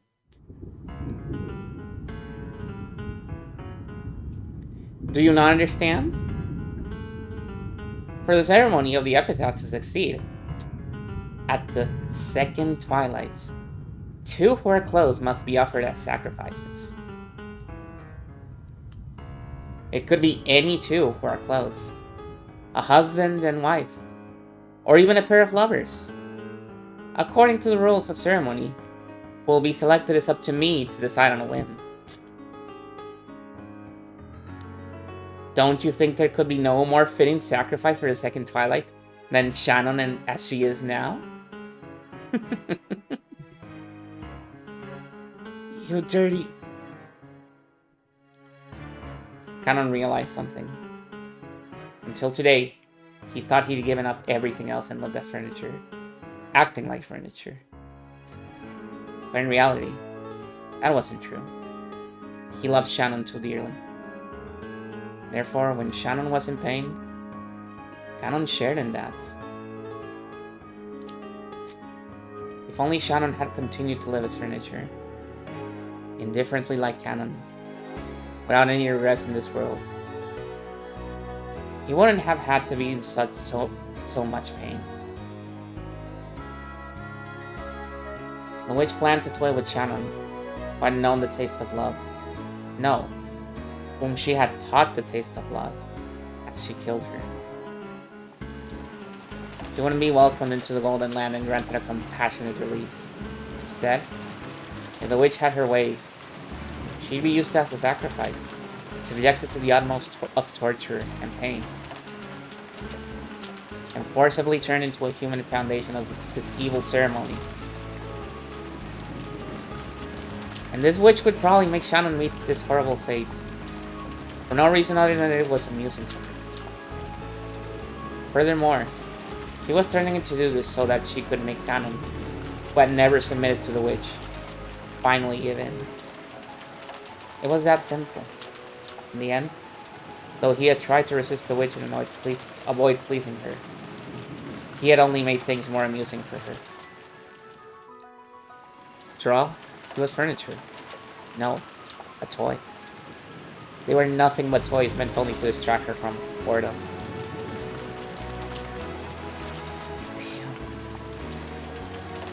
What will you do, Canon? If you kneel, I might refrain from choosing Shannon as a sacrifice. See?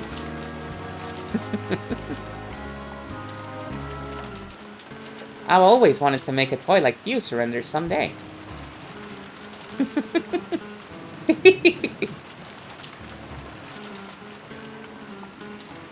Without even a fragment of elegance, the witch sneered at Canon and laughed indecently. That's right. She'd predicted Canon's submission even before he'd made that decision himself. Canon chose to get down on both knees in front of the witch. It didn't matter what happened to himself. However, the one thing he couldn't bear to see was Shannon, who had given him his only reason to live during his days as furniture, being toyed with like this. That was why. Kissing the shoes of the witch was an easy oath for Canon to make. When his quivering legs actually touched the witch's shoe,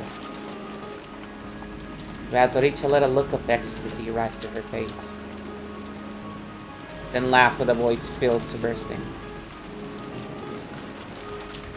At that moment, the witch, who had grown bored of life after 1,000 years, was completely filled with the evil emotion that she lived for.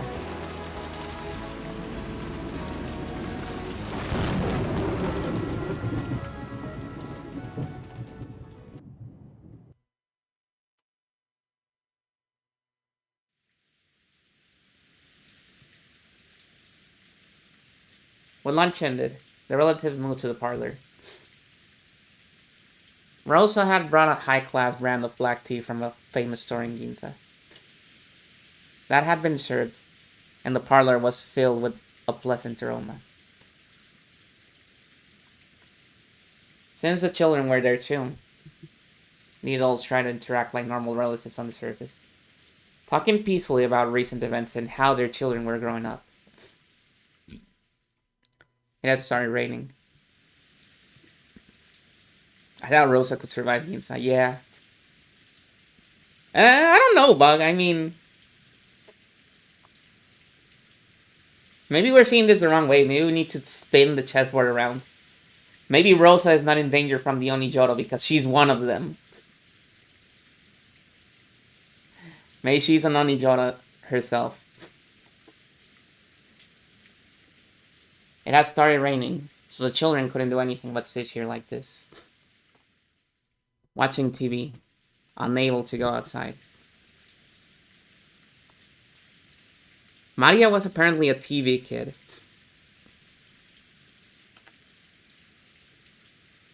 Oh no, are they in a southern island? I don't think so. No, they're not. This is well, south of Japan, I suppose, but this is still in Japan.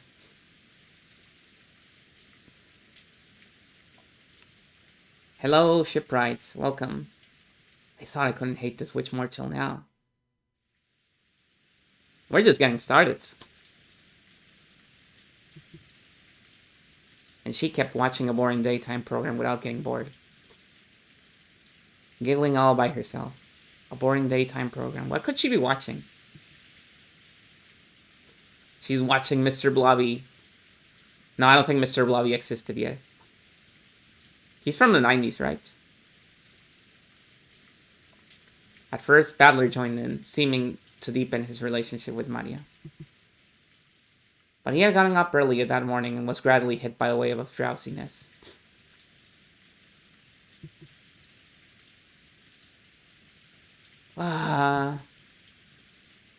Oh, that's the big John. Did you get up really early this morning? Well, something like that.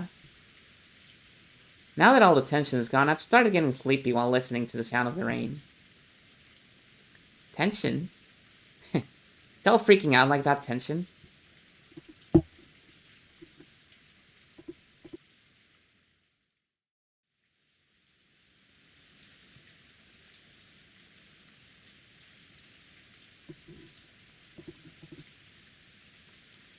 At least it is for me.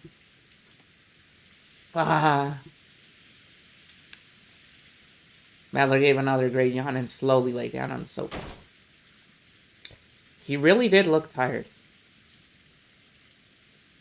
George and the others had tried talking to him, thinking it was a sign of boredom, but when they realized he really was sleepy, they decided to let him be.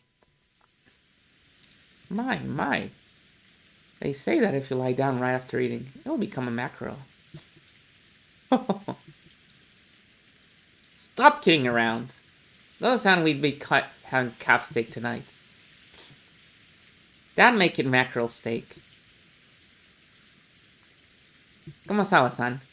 He looks pretty tired. Could you get him a blanket? Here you go. Komasawa brought a blanket over from the shelf. The large parlor wasn't cold, but the air had gotten a little chilly.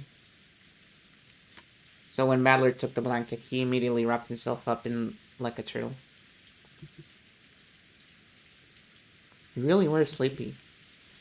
When would you like to wake up? I'll wake you. Nah, can't say I got any particular requests. You can wake me up if you need something from me. And if you don't, just let me sleep forever. Night. Oh?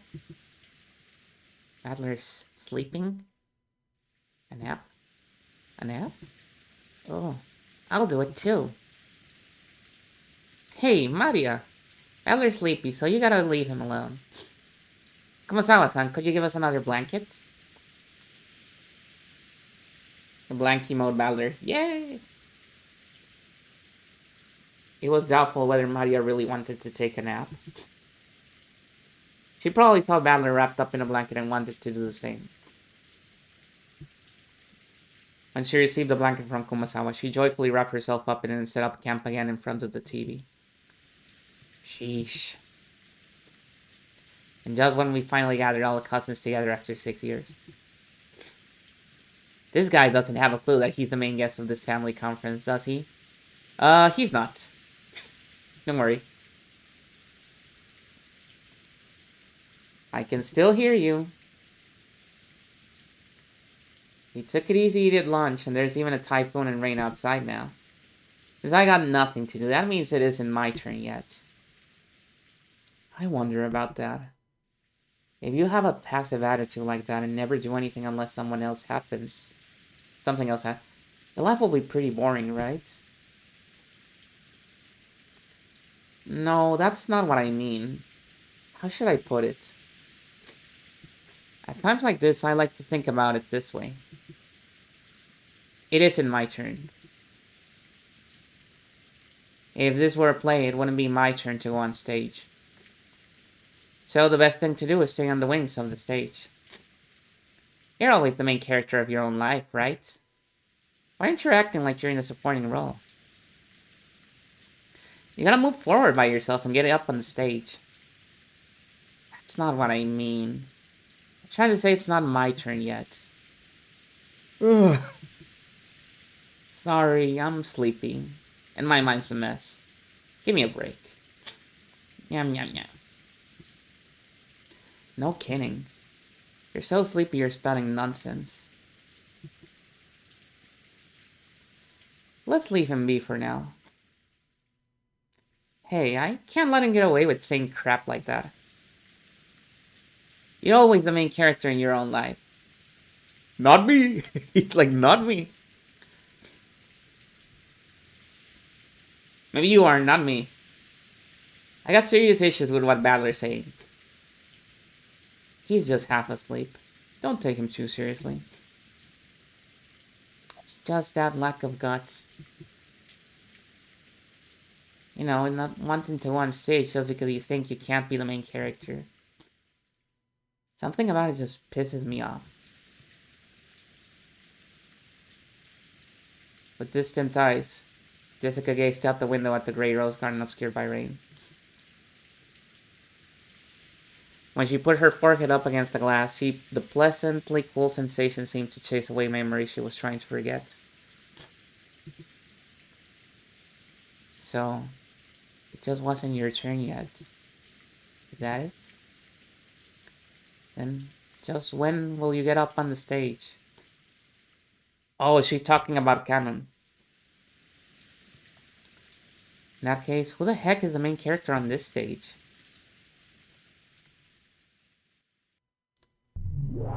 Oh, we know.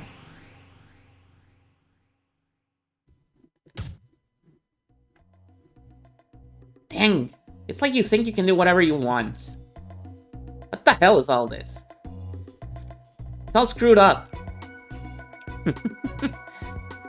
It was merely amused that your reason for denying me was based on whether there were 18 or 19 people. I just tried changing my opening move. No more. Your greatest basis for denying me is simply that I wasn't laid out as a piece on the game board. So, all I have to do is start by focusing on the queen. Like this. Isn't opening the road for the queen on your first turn one of the classic moves in chess? Quit playing around. There's no way I can accept something like this, right? A witch came in, walking right through the entrance hall, you say? Don't mess with me. What's this? In the last game, I gave you incredible freedom of making your moves, correct? This time, all I'm doing is moving my pieces in response to your moves. Are you already giving up? Right at the start? You bastard! Don't mess with me! Like hell I'd give in! Great move. Go ahead and just move however you like. Okay. So your turn's far from over, isn't it? Move however you want. Form a huge battle formation while you still can. I'll definitely withstand you. I'll definitely corner you. Come at me as best you can. I don't want you to have any excuses. You aren't even close to making me accept something like a witch. That's right. Just now. It looked like Maria's candy was fixed with magic. But you might have actually had another one of the same candy hidden in your pockets. And switched them with that little show. Making it only look like you'd fixed it with magic. Yeah, that's right. That has to be it. It's useless. It's all useless. Ho-ho? Rosa saw the moment when the candy split into butterflies, correct? Who cares about that? That was a hallucination or a trick. Or maybe she just saw it wrong. That isn't a big problem.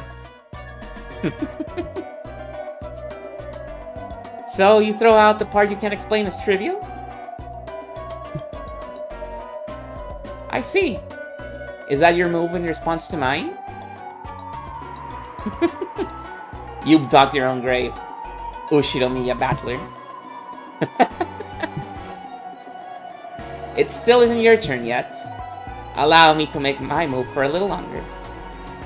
It has barely begun, the turn of the witch.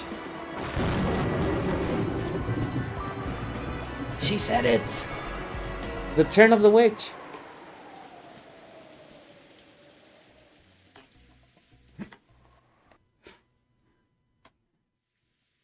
You think Battler would be a Redditor? Yes.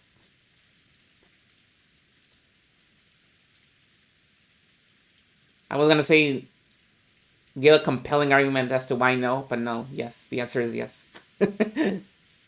When they started hearing Battler snores, the relatives went their separate ways, leaving the parlor and letting Battler sleep in silence. And he would be getting bullied out of almost every thread, because he's always a contrarian, I bet.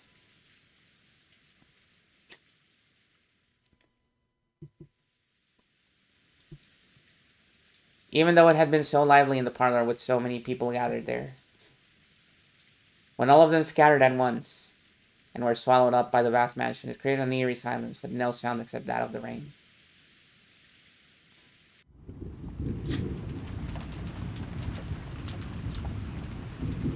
Nope.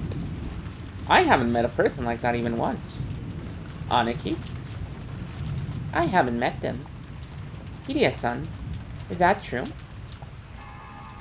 Even I only greeted her briefly when she came into the entrance hall. She looked like she was a bit over 20. I told her my name, but she didn't tell me hers. She was being guided by Genji-san, and I saw her go up the second floor. So, it'd probably be faster to find Genji-san and ask him directly. Still, what a strange turn. The mystery woman had spoken to Kiria. Without naming herself, she sneered that Kiria should have had a vague idea as to her identity. That brought someone to mind. And then there was her lookalike, the witch in the portrait. Turn.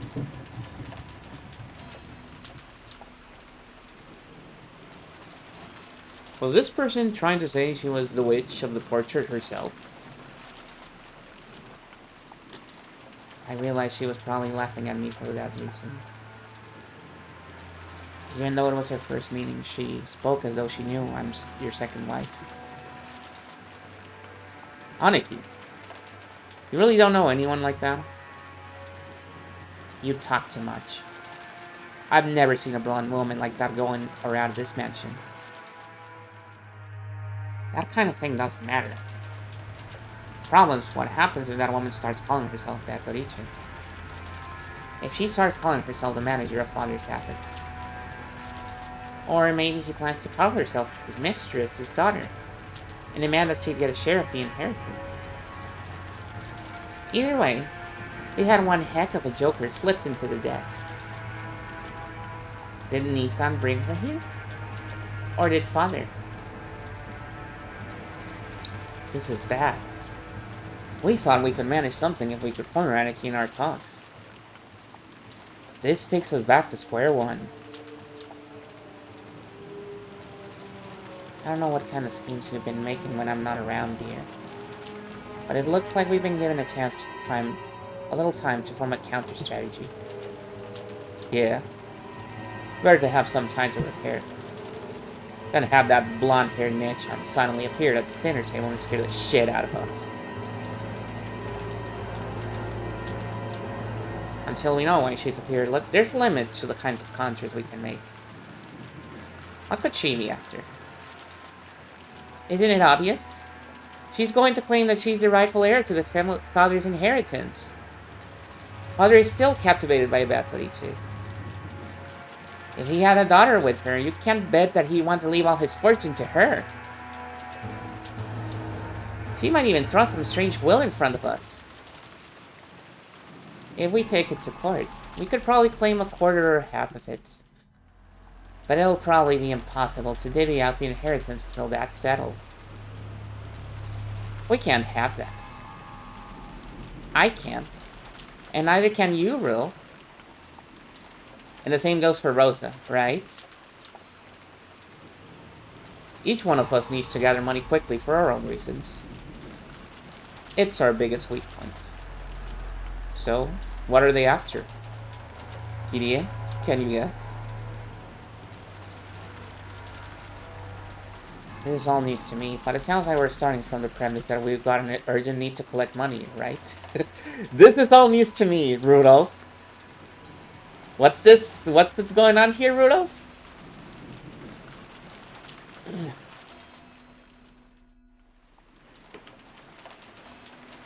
Idiot-san. In a man's business, you sometimes need funding when you're on the offensive. Please understand that. In a man's business. What's this, Rudolph? You didn't tell Kirie-san about it? Sorry. I wasn't really hiding it. Actually, it was kinda... It's alright. You decided this wasn't something you needed to tell me about. I won't press you right here. If you decide you didn't trust me enough, if you decide you hated me, that's fine. That's perfectly fine. I'm not mad or anything, it's fine. And he's like, oh, fuck! What's more important is finding out what the Stolen Witch is after, right? Yeah. Now that you know what we know, can you see how the enemy might come at us?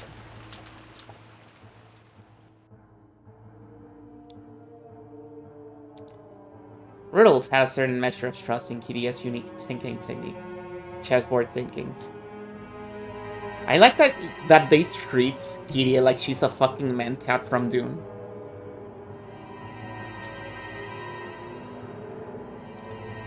Of course, it didn't give him any more peace of mind than fortune telling. But every time Rudolph was polishing up some important strategy, he'd give a great deal of thought to Kirie's advice. For a while, Kirie pressed her finger against her forehead, considering.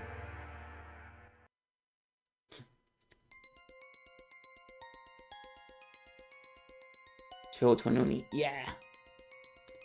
Judging by the fact that her arrival was kept hidden until today, she must be planning to catch us by surprise in some way. We can't tell for sure whether she's after assets or being recognized as a relative. However, her coming was kept secret until today, which probably means she didn't want us to take any measures against her, something we might have done if we'd known beforehand. So her goal is probably something that could be hindered if we were to take measures against her. Understand? I get it. So if she had a will that father had already written, or something that could prove that she's a blood relative, if she had some unshakable, rock-solid proof like that, you'd think she'd announce it beforehand. Good music, yes. That's right. On the contrary, since we're in a position to doubt her, she should have brought a lawyer or an expert to thrust some completely undeniable proof before us. If she could. So, the mere fact that she's launching a surprise attack shows that our foe can't win with a frontal assault. Makes sense. If a trump card can't win no matter what, it's best to play it out in the open. You play it in a roundabout way, it might end up weakening its impact. Skip into the conclusion. We can probably expect to be faced with some huge surprise. Something related either directly or indirectly to the inheritance problem that's on everyone's minds. Our opponent probably plans to over us simply by the impact of this shot. However, no matter how great the impact might be, it cannot be absolute. In other words, we have enough leeway to make advantage of this. You really got the brains. You can understand it just as much as really reassuring. In other words, you're telling us to not get sucked into our opponent's pace. In the end, it's an extremely simple conclusion. No matter what our opponent brings up, we should deal with it calmly without rushing things. This is just the very first step in the art of negotiation.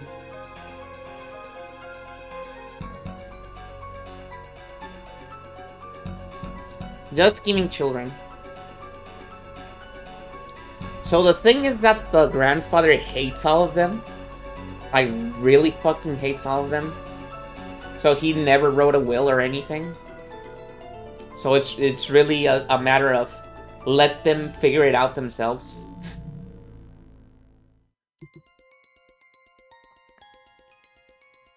And the only person he cares about is the witch.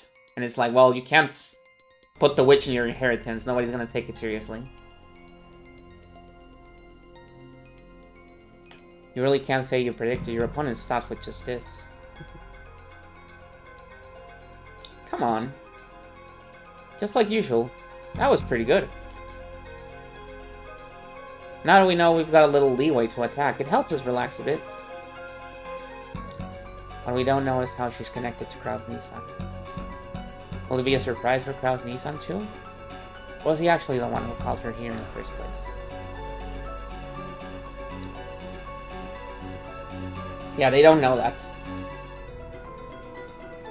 If it's the latter, that might make things very troublesome.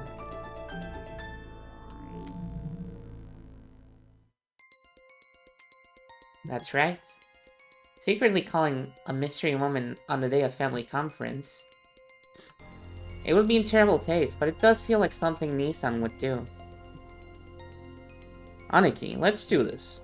As long as she can't clearly prove her identity, we won't accept her position in any way. That would be for the best. Already, she's refused to introduce herself to Kiria-san. We can't let our conference be disturbed by the statements of some unknown woman. She might even show us proof that she's a blood relative. If she can prove father's blood runs through her veins, like with the maternity record documents, there's nothing we can do. It's always possible to suspect that physical evidence has been faked. And even if it's real, in order to prove that the person in the documents is the person we see, we need to check their condition at a hospital. At the very least, it'd be impossible to prove that now, on Rokenjima. You're right. So in other words, it's something like this. No matter what's shown to us on Rokenjima, it can't be accepted as truth. We can't believe anything until the typhoon passes and they prove it to us at a proper place. Spawning all kind of holes and stuff like this is Aniki's specialty. We'll be counting on you. Are you joking? You'll be helping too. We need the money. We need it quickly, and a large sum. Our fates are all tied together in this. As if we just stand by and let some suddenly appearing mystery woman destroy the inheritance we're after.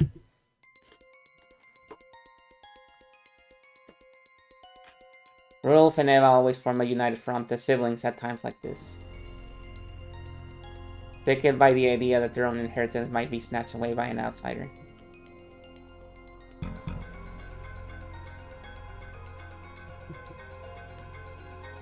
He didn't notice how indomitable they looked.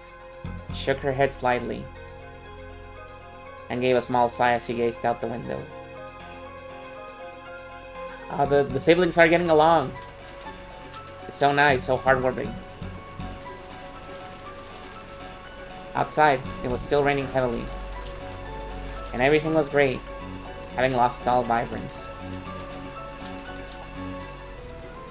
The lush garden that the sun had shone on earlier now felt like alive.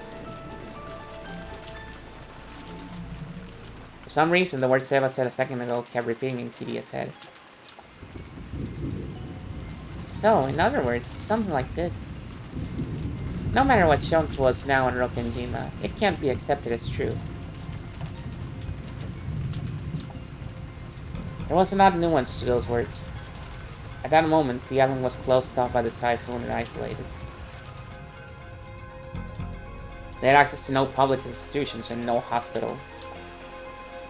So on this island, no matter what matter of proof or relate to the outside world was shown, it would always be possible to call it a lie.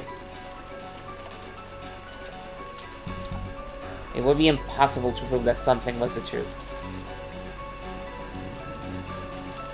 Now that they were isolated from the outside, all truths whose proof lay on the outside world would be called lies. So does that mean that right now, on this Rokenjima, no truth exists at all? Does it mean that everything will now be ruled by lies alone? It almost gives the illusion that we've left the human world of truth and have been shut away inside another world, one of lies. Kiria remembered that woman's appearance one more time.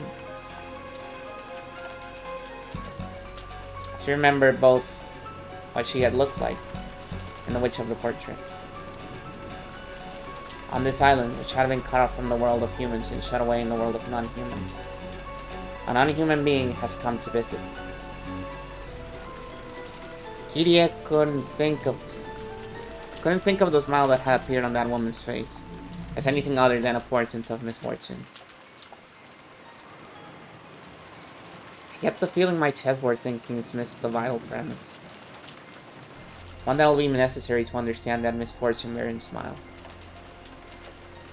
Yes. The smile made me feel as though someone inhuman was mocking me.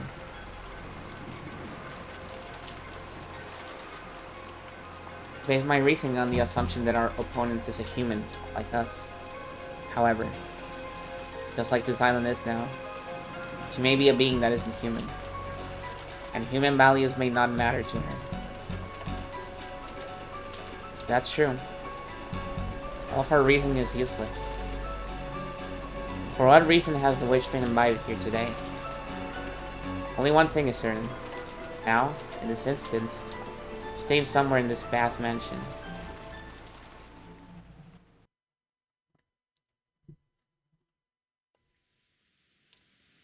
And this is still her turn. She has a long-ass turn because she knows all the card combos. Maria, around lunchtime today we met her outside, right? A woman. Who was she? Oh. I said it over and over. Beatrice. Maria, did you ever meet Beatrice before that? Oh. I've met her every year. Every year? In this mansion on Rokenjima? Oh. I don't know what means. Is that true? Yes. How long have you been meeting her? How many years ago did it start? It must have started 10 years ago, says Maria, who is 9 years old. Oh. I don't know. You don't. She's fucking 9. Come on.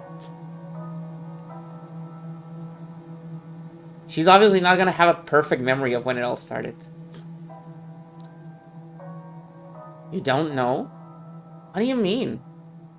Was it last year? 2 years ago? Longer than that. Oh. Rosa was astonished. Only the Ushinomiya family mansion existed on this island. So there couldn't have been any humans other than themselves here. Yet, Maria said she'd been meeting with this suspicious woman every year during a family conference. If what Maria said was the truth, and that strange woman called Beatrice had been at the family conference every year, that's insane. Is Maria saying that eerie woman was at the family conference every year, and none of us ever noticed it? Even though Rosa had just met the woman herself a couple of hours ago in the rose garden, she was overcome with a strange emotion that told her not to accept that existence. What in the world did I meet with earlier today in the rose garden, as the typhoon grew near and the winds roared? Maria, you said you met with her every year. What do you two do when you meet? Oh, we sing songs and learn magic. And I learned how to draw magic circles. Really? That's incredible. Maria, you often draw scribbles, magic circles in your notebook, right? Did she teach you that too? Oh, you know what? Beatrice drew examples to teach me. Come on, look. Maria joyfully fished around in her handbag. Then she drew out a single notebook and began opening to that page. Most of the pages were covered with drawings that were literally scribbles. All of them were occult-like things. And while it might sound rude to Maria, was joyfully flicking through the pages.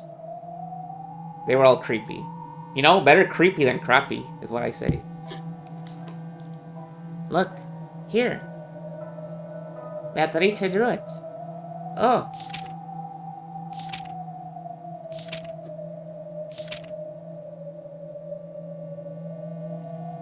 Each one of the pages in the group Maria opened to had an eerie magic circle. Furthermore, at a glance, Rosa could see that Maria hadn't drawn them. The strength of the strokes, the thickness of the lines, how clean the shape was. By itself, it wasn't enough to guess the background of the person who had written it. But it was enough for Rosa to be sure that it was someone older than Maria. Rosa had to accept it now. There really was a person on this broken Jima that she herself hadn't known existed until now. And this person had come to the family conference every year to play with Maria. Maria, does the witch Beatrice live here? Or does she live outside this island like us? Oh, Beatrice is the witch of Rokenjima, so she lives on this island. So you're saying she's on the island even on days when it's in the family conference, right? Oh. I don't know what means. Yes or no? Yes.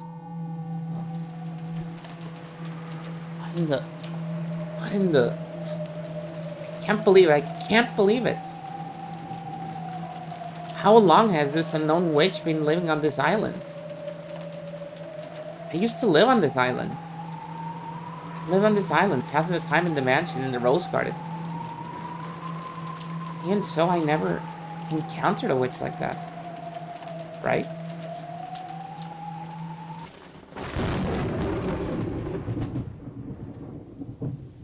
Mama? Mama? What's wrong? Mama! My head hurts. I was probably getting a little mixed up with my memories from when I was a young girl.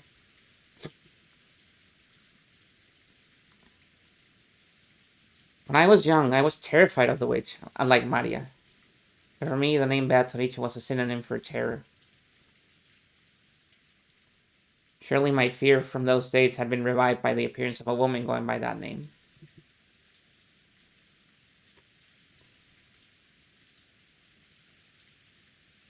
One consists of just 2 lines and is one of the most powerful. What could it be?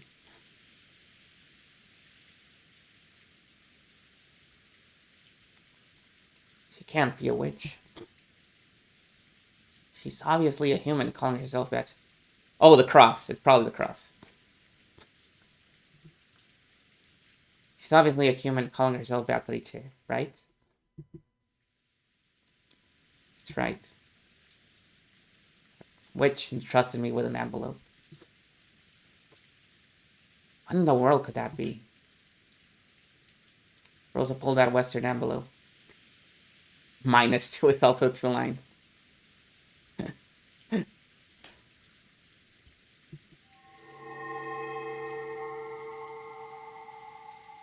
It was one of the envelopes that bore the Ushinomiya family crest, which Ginso used for his personal letters.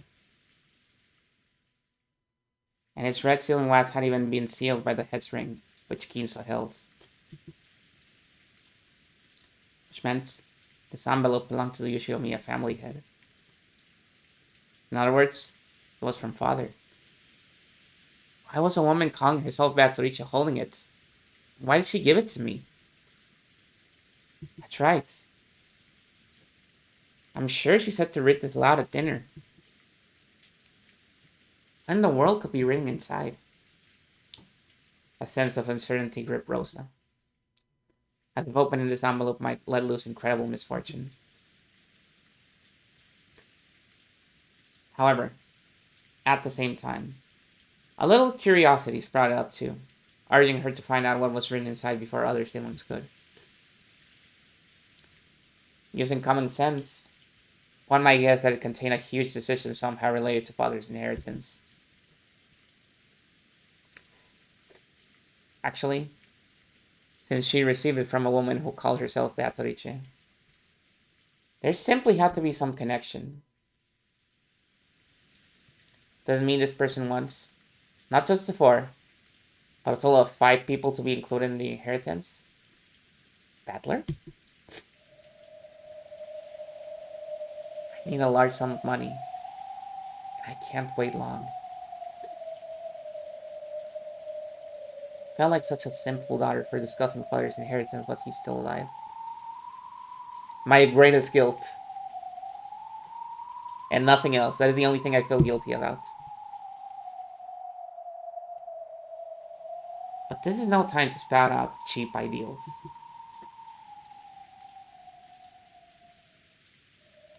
I've even colluded with Rudolf Nissan and Eva Nissan in order to get some money out of Kraus Nissan.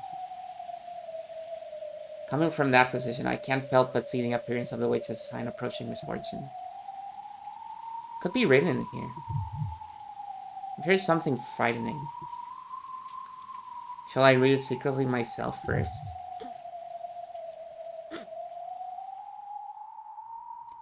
The witch requested that it be read at the dinner table, with everyone gathered. But if that's what she wanted, why couldn't she just read it aloud herself at dinner? Why did she go to all the trouble of entrusting it to me? Simply put, it's because she doesn't mind if I read it secretly beforehand? Is it because I'm her favorite?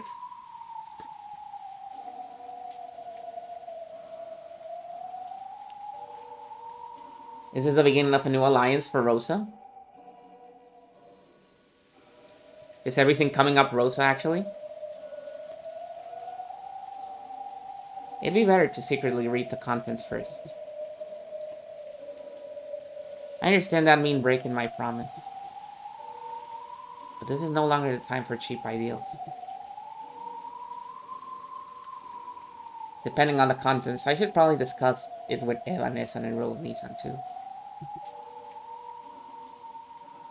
They're always really good thinkers when it comes to this kind of thing. When I gulped and put my hand to the red sealing wax, something suddenly pulled on my sleeve, and I let out a small scream. What? Maria, don't scare me like that. What is it? You mustn't. Huh? If Maria's expression was the same portent of misfortune she felt from that witch, and it sent a tingle up her spine. Beatrice told Mama to read the letter during dinner. Hello, Laha. Welcome. You mustn't break the promise with a witch.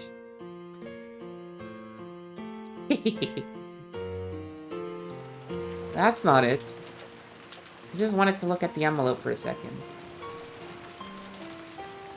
I'll keep my promise. After all, I always tell you to keep your promises. Of course I keep my promises. Yes. Mama's a good girl.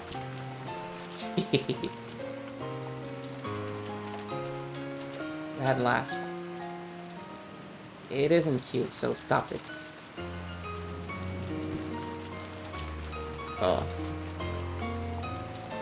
Damn. Can't do shit in this house. Can't laugh, can't say ooh.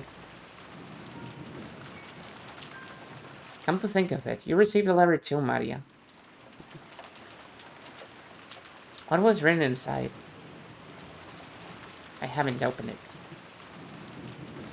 Beatrice said I mustn't open it until the time to open it comes. So I'm taking good care of it.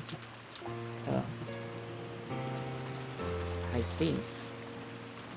You listen well to what Beatrice says, don't you, Maria? Oh, she's like a mother to me. No, but seriously. No laughter, no love, no fun. Yeah. Can't do shit here.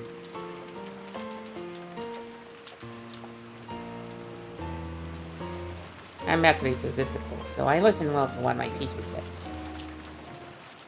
I see.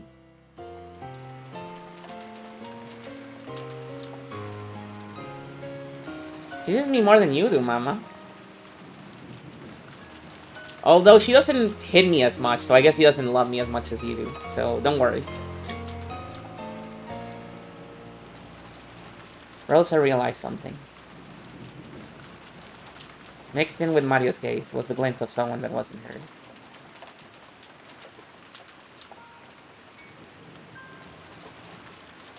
If Rosa broke the rules and opened the envelope here, Beatrice would definitely learn of it. Because Maria was the witch's disciple.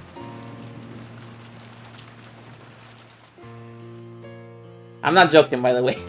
Right? This has happened 3 times already in the story.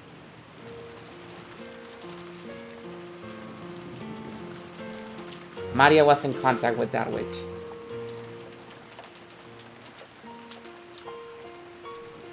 I'll keep my promise, so tell Beatrice not to worry, okay?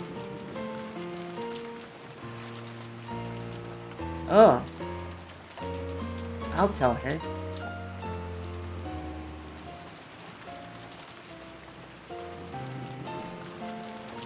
Young to want us after CPS comes. Oh yeah. Hey, Maria. If I wanted to speak to Beatrice, how could I meet her? I don't know. Beatrice is very fickle, so she always appears suddenly.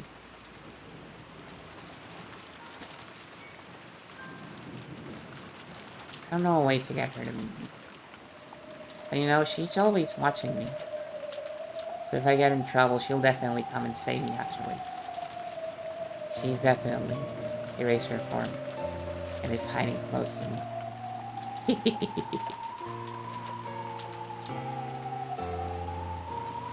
Oh yeah, it happens 3 times. Once in episode 1. That was like the live version, and twice in this one.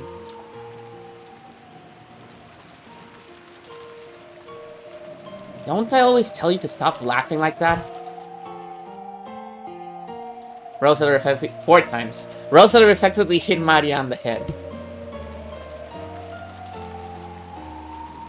That put a stop to Maria's laughing, but it wasn't able to erase the color that had risen to those eyes. A color that seemed to bear a portent of misfortune. Rosa swore. She swore that, at least until they left this island, she would not leave Maria alone. Oh, good. Cool. I'm glad Maria's gonna be safe.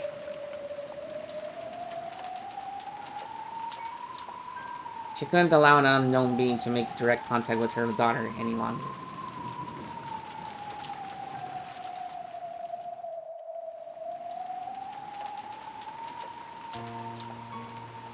But yeah, safe with Rosa.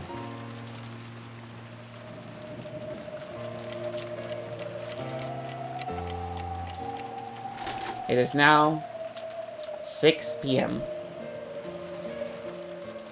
Oh my god, are they gonna have dinner at 6 p.m.? Is this gonna be is the family really that fucking Western?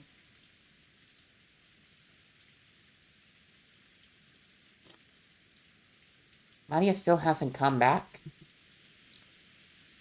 I wonder if she's getting scolded by Aunt Rosa again. Big quotes in scolded. Yeah.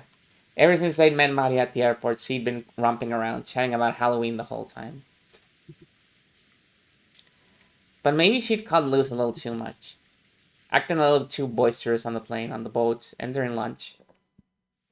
Because Rosa had cautioned her several times. At times like that, Aunt Rosa tended not to scold her much in front of people. More often, she would take Maria aside and scold her alone. So, since Maria had been called off somewhere, they figured she must be getting scolded.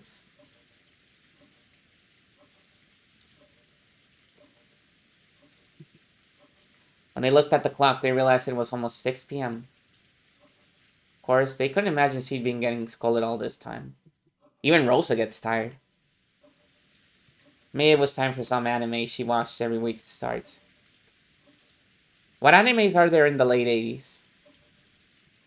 Was Dragon Ball already on? I think so. She probably hadn't left the mansion's parlor.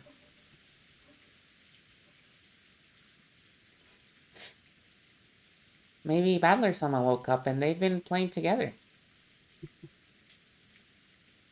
After all, Maria-chan thinks of Battler-kun as a new friend. She must have had a lot of fun when she played Halloween with Battler-kun at the airport. Battler looked like she was having a lot of fun himself. Maybe he's gotten big, but he hasn't changed a bit. That's true.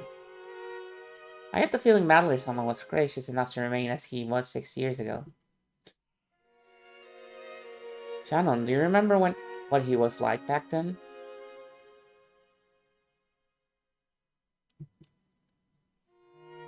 Yes, because he was, well, very energetic. I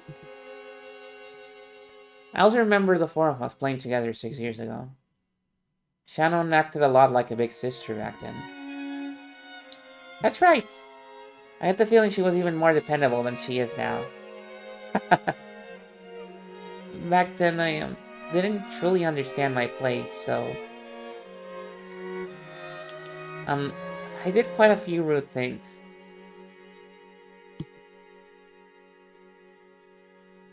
Don't worry about understanding your place in that sense. When you're on the job is one thing, but when you're taking your break and with us, like now.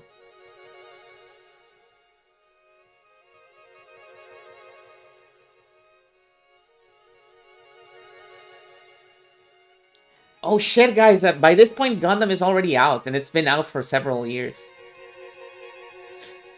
Perhaps even several series of Gundam.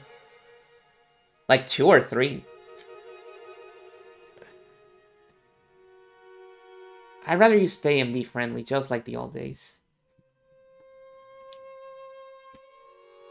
That's right. There's nothing wrong with acting differently depending on whether you're the servant Shannon or Abdurisayo. You aren't a slave, you're just working as a servant, right?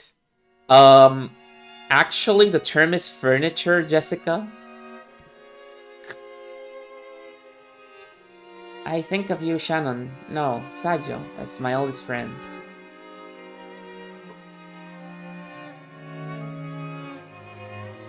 Oh, they didn't make Sega Gundam until 86. So right now... Oh, shit!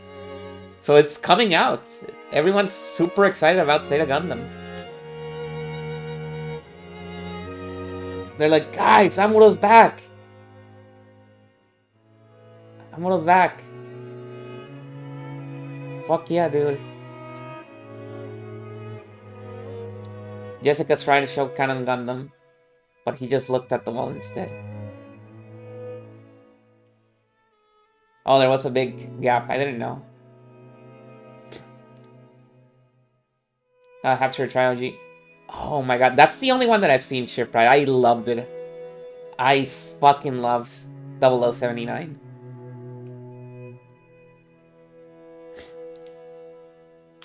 Even the episodes that people said were bad, I liked them.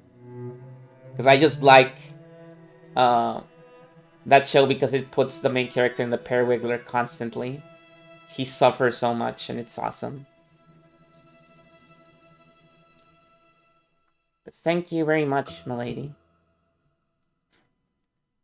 It seemed that Shannon understood the hidden meaning behind Jessica's words.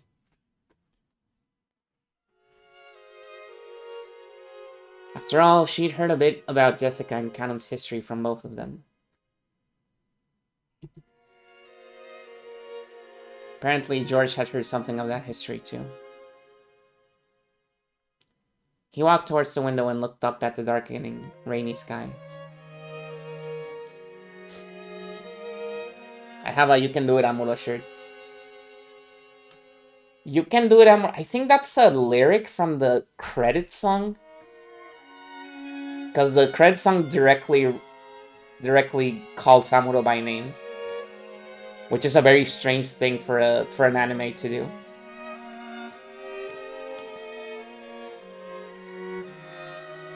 The Pisakato pluck. I wish I knew what that meant.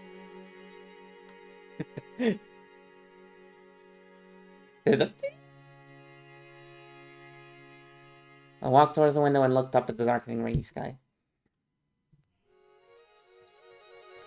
Ganon may still be childish in some ways, but I think he's starting to grow a bit in his way of thinking. Well... Come on, quit it already. Well, I guess I let myself get swept away by the mood once or twice.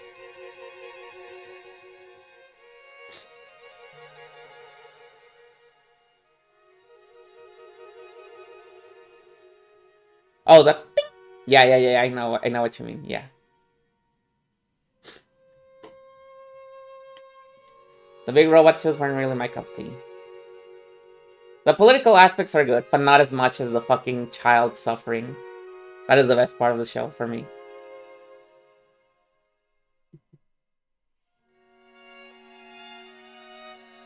You know, after watching you two, I might have gotten a bit jealous, feeling Kai was getting left behind. She's really rolling with the punches here, Jessica is. You'd figure that they would bring the subject up and she would get super depressed about it. Because, you know, her rejection was fucking brutal.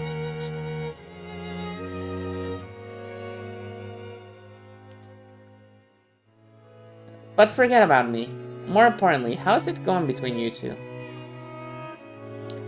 Looks like it's going pretty good, huh? I wonder. Yes. It's going very well. Shannon was lost for words, her face red, while George answered brightly and immediately. That carefree attitude made it easy to see that their relationship was proceeding so perfectly. It'd make anyone envious. Dang, I'm envious. No, she's saying jealous. So does that mean Shannon's gonna resign and have a party soon? I wonder.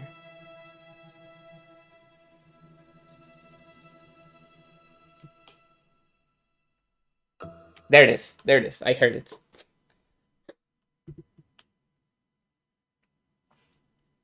Oh, that's really funny.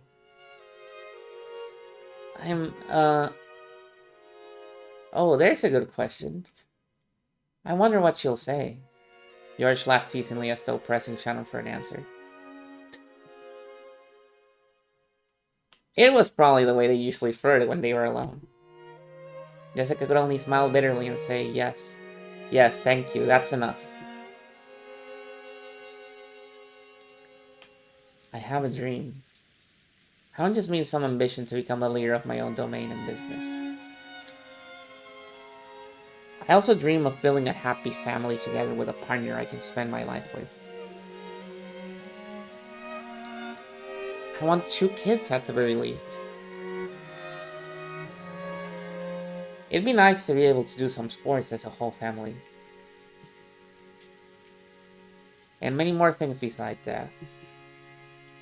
I often talk with Shannon about that kind of thing. Though every time I do, she always laughs and says I'm getting ahead of myself.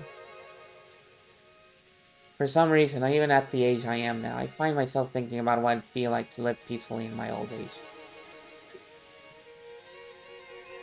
You know what, guys? I'll give this to George. I feel like George would be a better parent for Maria than Rosa. I hope George never fucks. Yeah. With healthy grown-up kids and grandchildren around all over the place. If only I could spend the rest of my life at a slow pace surrounded by that, together with Shannon forever. It's not a high bar. Yeah, you're definitely getting ahead of yourself. But how should I say it? Not a hard sell. Look, I'm just establishing. Just establishing. George is not the worst character. He is, at the very least, better than the probably worst character. Sounds just like you, George Nissan. Being surrounded by a family like that would probably be so wonderful. The ideal family I've painted in my mind is something like that. Where's your call to adventure, you weak man? Can't think of another character in this that wouldn't be a better parent than Rosa. I was trying to think of somebody, and then it was like, even Goda? And then I was like, no, actually, Goda would be a fucking awesome dad to have. Can you imagine? If Goda was your dad?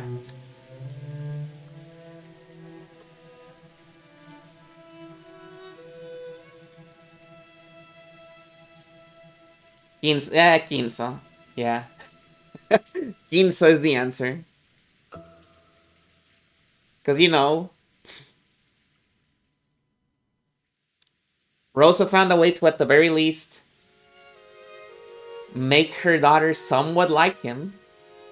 Unlike Ginso, whose children absolutely despise him.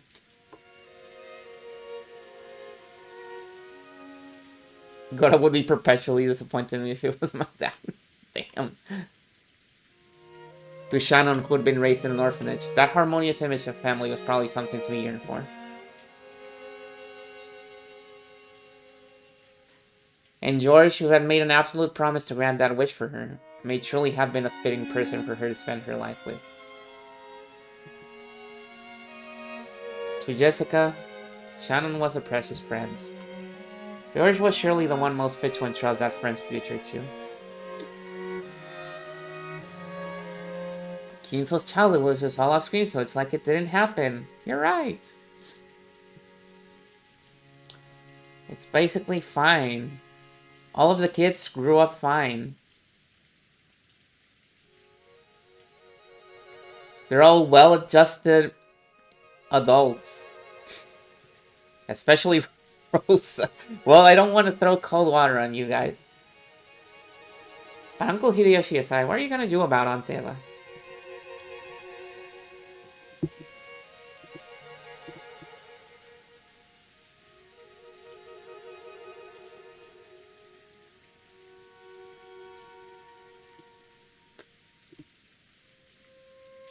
Wouldn't it be pretty tough to win her over?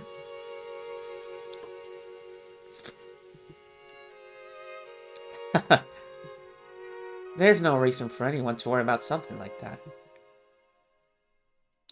No one but me gets any say on who I choose to be my partner.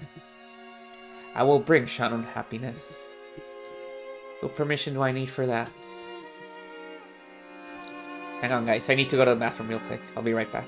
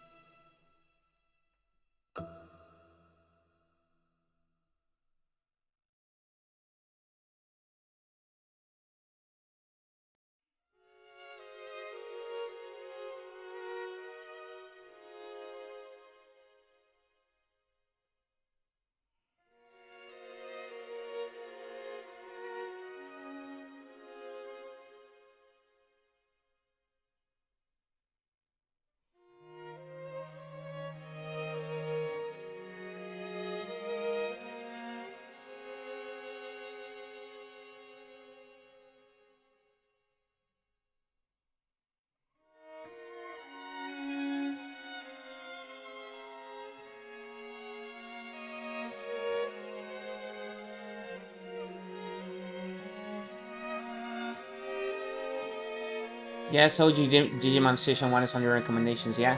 Yeah, and not as much as 3, though. Season 3 is goes even harder on that.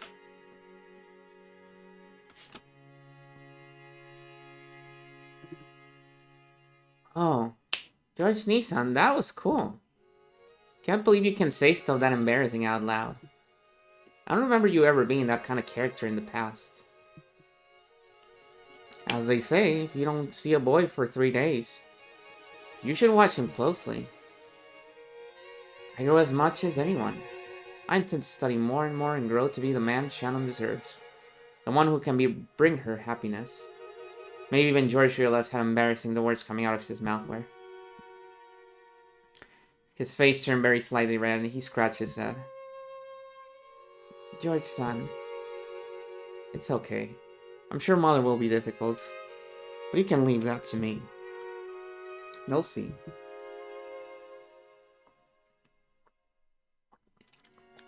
I'll make all the relatives accept you as my partner. Awesome. I'm jealous of you, Shannon, seriously. I'm very grateful that you're willing to go so far. Come to think of it, I'm starting to feel like a third wheel here. Maybe I better leave, huh? As Jessica rose with a forced smile from the bed she'd been sitting on, the phone rang. Before Jessica picked up the receiver, wondering what this could be about. It's okay, kitten. Daddy will take care of you. Wondering what this could be about, Shannon looked at the clock and jumped. Apparently, she spent too much time on her break. I'm sorry. I forgot it was time for work. Fuck. Then, if you will excuse me. At the same time Jessica picked up the phone, Shannon began dashing out of the room. Ah, Shannon! Again, the usual time at the usual place. Yes. Excuse me. Hello, it's Jessica.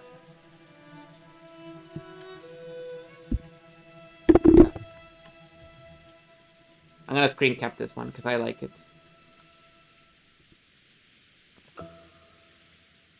There you go. Ah, Genji-san. Yeah, Shadow's going back to you guys now. We held her up, so please don't scold her. Yeah. Yes. I see. Well, it's almost time for them to get ready for dinner.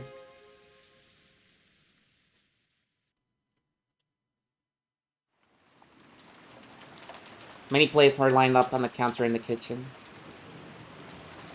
Preparations for dinner were proceeding steadily. The number of plates lined up there was 19. That was one more than should have been set up for the annual family conference. I can't accept it. Why can't I deliver it directly? Well-san flared up at Genji, paying no heed to the pot and was spitting steam. The master enjoyed eating alone in his study, so this food needed to be served in that room. However, that was something that always happened. Of course, Kuroda-san would want to set the table for the master with his own hands, since he's put his heart and soul into his cooking. But the master had imposed a strict rule that none but servants bearing the Golden Eagle crest enter his study. So, while Goda-san would be able to greet the master from outside the study, not once had he been granted the honor of carrying his cooking inside. Goda-san was always irritated by this. Of course, he was a newcomer in terms of years of service. However, he had piled up plenty of experience from his previous jobs, and he was quite confident that he'd be able to perform from Kimso in a manner that would do him no disservice. And yet, simply because he was not permitted to wear the Golden Eagle, he still hadn't been blessed with this honor. Can you imagine what damage that would do to his pride? You might think tonight was a repeat of that, but it wasn't. Because tonight, there was a person other than the master who wanted their food carried to their room. Apparently, this person was an extremely rare and honored guest, and we've given strict orders to treat them in the same manner as the master, the family head. Goda-san must have wanted to earn some points by serving this honored guest with his own hands. After all, he was an extremely vain person. If he wasn't qualified to serve the master, then at least a guest of the same rank. He simply couldn't find time during lunch, so Kano-san had gotten his place. So, he truly desired to personally serve this person tonight's meal. The best dinner of the year. But Genji-san had put a stop to that. Something about how Goda-san didn't wear the Golden Eagle. After being told once more that he wasn't qualified, Goda-san lost his patience. Ah, so heartrending, Goda-san. I cannot do anything more than watch like this from the shadows. Kumasawa-san, if you have enough time, free time to dawdle around, please get the dining hall ready. It is a tablecloth set. My apologies. When it became her turn to wear his wrath, Kumasawa slid out into the hall. Beatrice-sama is of exactly the same rank as the master. All rules regarding her are to be respected just as much as those involving the master. Moto-san, please devote your attention entirely towards your own task and serve all the relatives. I wouldn't mind if it was you, Genji-san. But is it really okay to let a child like this serve such a guest? If she made some blunder, it would be quite embarrassing.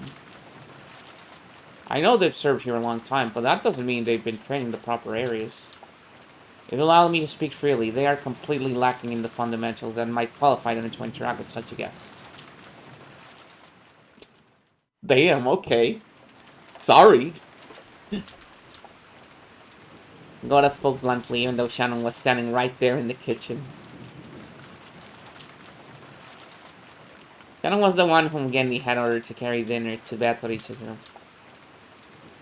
By the ranking system among the servants permitted to wear the Golden Eagle, Shannon was certainly the second highest in rank.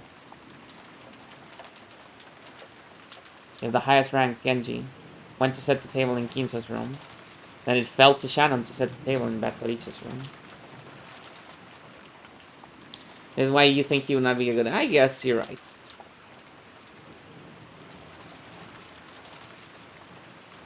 Golda's pride was always horribly injured by this ranking system. Times like this, he speak out bluntly and rudely about Shannon and Canon. Golda kept raising examples of each of Shannon's failures until now, making a ruckus about how she couldn't do this or was terrible at that. Shannon, who listened to this with her head hung in shame, heard Canon's voice from behind her. Canon had been leaning against the wall in the hallway near the kitchen entrance, a blind spot from the inside, and had been listening to all of this. He probably knew that if he entered the kitchen, sparks would start to fly his way. I've got to say it. The man's scum. But we couldn't learn a lot about the fundamentals of entertaining guests from him. Gorasan has learned so much, so he'd be a great reference. Nesan, you sure are nice. More importantly, is the guest in the VIP room really Beatrice-sama, as they say? Yes. I met her when I sent to serve her lunch. There can be no doubt, it's her. Really? Was she doing well? Can't remember that he and Shannon had different impressions of Beatrice. To Shannon, Beatrice was a cupid of love, who had granted her magic to establish her relationship with George. Judging by the expression that rose to her face, it looked like she couldn't wait to inform Beatrice of how her relationship with George had progressed. However, Cannon already knew that a witch came here with a terrifying goal in mind. A nebulous witch that only they'd been able to see in the past, and now revived so fully that she could walk in openly through the front door, and even have dinner carried to her.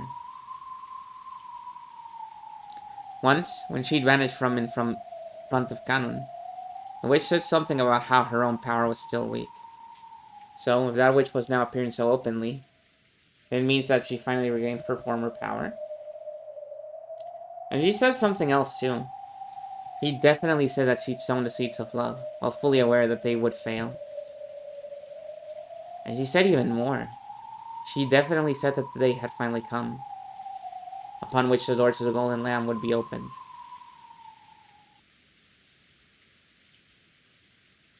Shannon. She's planning to hold some bizarre ceremony with the Master. And you can bet it'll be something too horrible to imagine. And no one will be able to resist. What are you talking about? She came here. She came here as the Master requested, so that the doors to the Golden Land would open, and so that everything would be returned to the Golden Lamb. She definitely said that to me. In the past. Two of them, as furniture working for Kinso, had been told that opening the door to the Golden Land implied. So Shannon understood everything, without having to ask a single question. And because of that, she felt a deep despair. Something tore at Cannon's heart as he looked at the expression twisted with grief.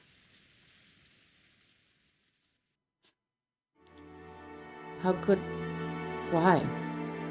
Why now? Didn't I tell you? We are furniture. Because you acted like human. Because of love, you're incapable of ability accepting the day of service comes to an end. Once I wished this day would come, but it never came, year after year.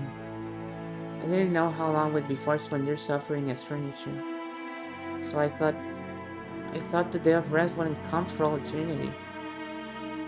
I thought the same thing, but I believed that it would definitely come someday. So I never forgot that I'm furniture. But Nessa, you did forget. It's my fault, isn't it? It was I who... Yeah, it's your fault, Nesan. If only you hadn't experienced love. We'd both be happy that this day has finally come.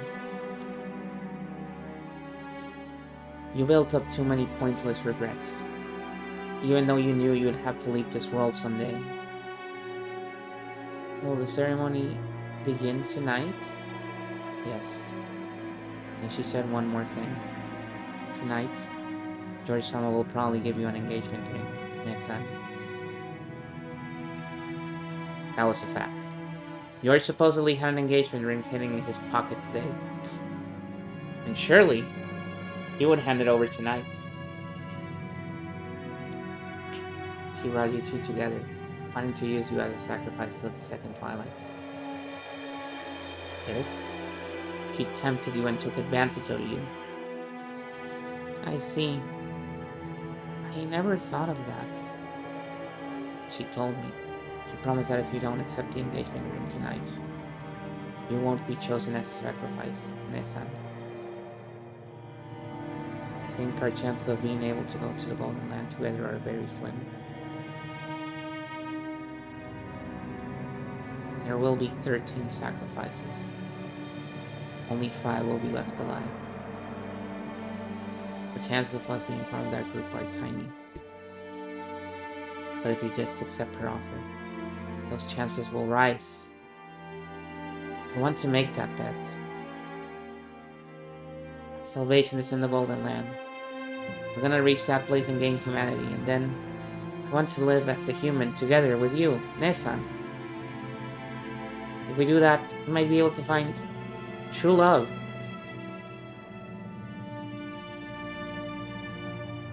In the past, we used to dream about being able to go to the Golden Lands. If we go there, any wish will be granted. We'll be saved from this pain. That's what we believe.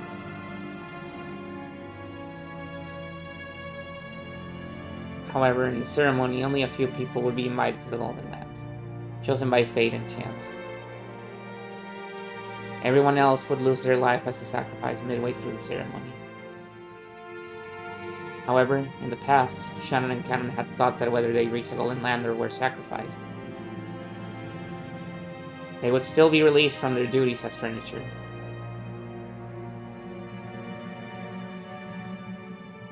That meant the ceremony would definitely bring release to furniture like them, no matter what happens. I don't like it. Together with you, I want to make up for all the suffering we've endured. I won't become sacrifice. Nesan and I will remain alive. We'll reach the Golden Land together. So I won't let you become the sacrifice of the second twilight. Please, Nesan, don't accept that man's ring. If you don't accept it, she promised not to select you as a sacrifice. I cannot do that. Tonight's ring is very special. My heart won't let me refuse it. Nesan, the sacrifices of the ceremony are decided on the witch's whims. And that witch has promised to overlook just you, Nesan. You alone will definitely be able to go to the Golden Lands. Only me? What about you, Kanon-kun? The witch's game is enough for me. I'll slip through her clutches. I am not powerless. I'll tightly grasp that faint chance.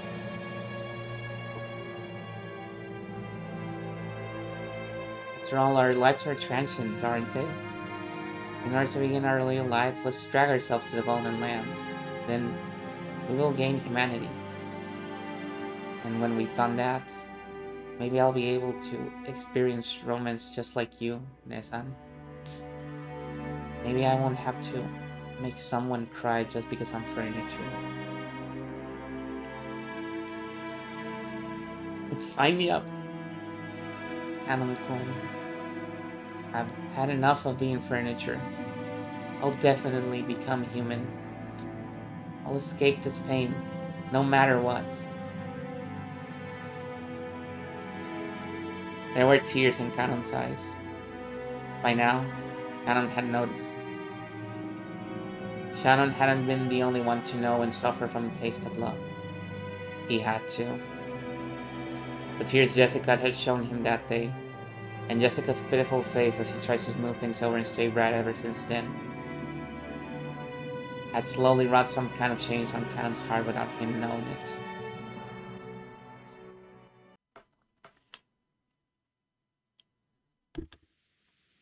Shannon, I have been calling to you for some time now. Shannon jumped at the sound of Genji's voice. Apparently he had called for her repeatedly. She hurriedly answered. When she turned back, Cannon had disappeared. It seemed he didn't feel like showing his tears to anybody. Yes. I'm sorry for being careless. I entrusted Cannon with lunch, but it should have been you, as the next in rank after me, who carried it. Beatrice-sama is the most honored guest of this house. There is no more honored guest than her. Please think of her as another master, and be polite. Please, take extra care that you make no blunders, understand? It is quite painful for me to entrust this to someone as inexperienced as yourself, but there is nothing we can do about the house rules. Carry out your duties with the utmost care. Goda had officially agreed, but he glared at Shannon with an expression that told her he definitely wouldn't forgive any mistakes. Even Shannon felt that Goda might as well go himself if he was so desperate to go. But she considered this one of her responsibilities as one who had been allowed to wear the golden eagle, and had to give up. It's a bit, yeah. And anyway, I wanted to meet Beatrice. What will I talk about? What will I ask? I don't know. Will this be a meeting of gratitude? Or one of grief? Or else... what? I don't know. Shannon piled the witch's food onto the serving cart and left the kitchen at a slow pace.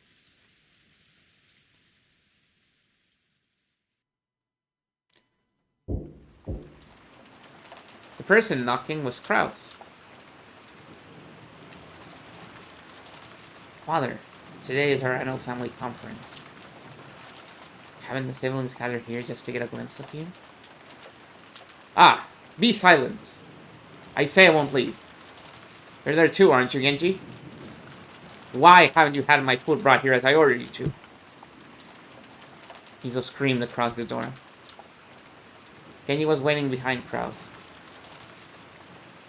Your meal has been prepared so that it might be carried to the study. However, Kraus-sama has expressed his wish that you eat downstairs tonight. I'm not asking you to do this every day. Just for this one night. Won't you gather together with your family? Who are you calling family? Since when have you considered vultures circling in wait for roadkill to be family? What you call rotting, oozing maggot family as well? My. Kraus shrugged at this answer, which he had half expected. This is a reenactment of the first episode. Genji, carry the meal here as you were told. Why don't you listen to what I say? Why? Oh, this Kinso. Genji, carry the meal here as you were told. Why won't you listen to what I say? Why? Why? Genji-san, I leave this in your capable hands. My voice will no longer reach that man. Kraus gave his head a small shake, then quickly turned his back on the door to the study. He had only come calling to save face in front of his siblings, knowing full well how useless this was. After Genji watched Kraus disappear down the stairs, he called again across the door. Master, we have finished preparations for your meal to be carried here. Shall we bring some for Dr. Nanjo as well? Nanjo could be seen in the study, because Kinso had forcefully pestered him into finishing their long-lasting chess game. They had been playing against each other since the early evening. Nanjo had announced as a doctor that Kinso's days were numbered, though he couldn't refuse if Kinso demanded that they finish this game while he still lived. Kinso was thinking deeply about his next move, concentrating more than usual. It had been Kinso's turn for quite some time. And Nanjo was tired of waiting, had randomly pulled out a book on magic that he could understand and was skimming it. Kinzo-san. You won't think of a good move just by folding your arms and sitting from the board. Perhaps we would better take a break and refresh it. Perhaps you should just fucking give up, Kinzo, and admit that I won. And stop being a beta about it. You're just gonna fuck it up no matter what you do. Be silent. Hmm? That should be enough to solidify my defense. Will the bishop and the knight be able to penetrate that opening? Today, Kinzo was focused on maintaining a strong defense. Normally, Kinzo's motto was that offense was the best defense. However, today was completely the opposite. I am also hungry. Shall we suspend the game here? Besides, I've already used my head so much without a break that I'm already feeling dizzy. Accidentally stalemate. At this rate, I might not even be able to perform at my best. Now that won't do. In chess, both players must always make their best moves. Any other sort of move is merely a nuisance to consider. We're in a game whose focus is predicting your opponent's thoughts. Such a thing considerably reduces our enjoyment. Kinzo sighed deeply and finally shifted his gaze away from the board. Chess isn't chess without an opponent. If that opponent is tired and wants to suspend the game, there's no getting around it. True. The goal of chess is for both players to make the best possible moves and aim for a victory. It's an intellectual game with reading your opponents is key. But Kinzo-san, have you forgotten that there's another goal besides victory? What? What other goal could there possibly be? To think that you of all people would forget something like that. Chess is a way to pass the time having fun with the friends.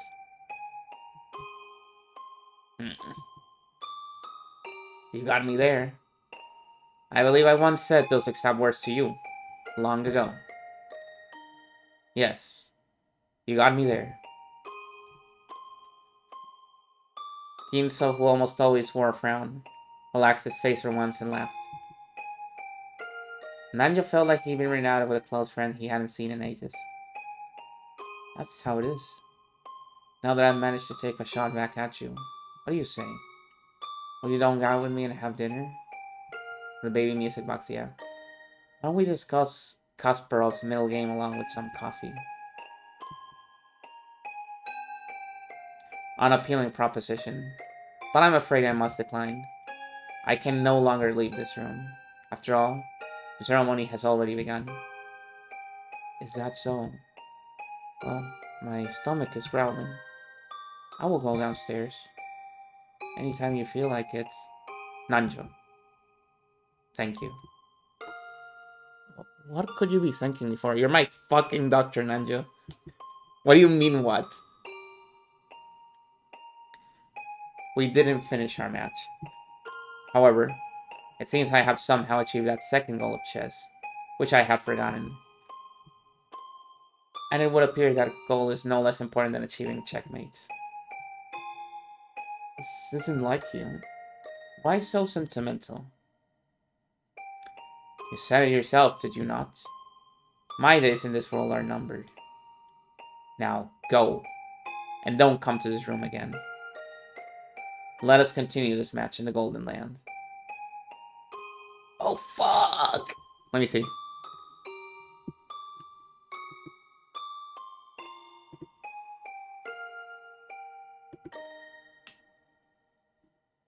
Oh, shit, it's so good.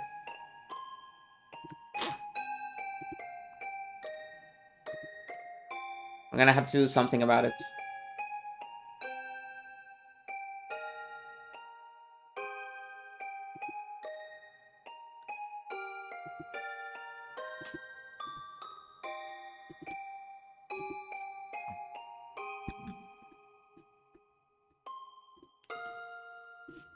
Here we go.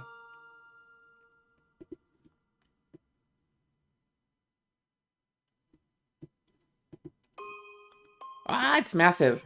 No.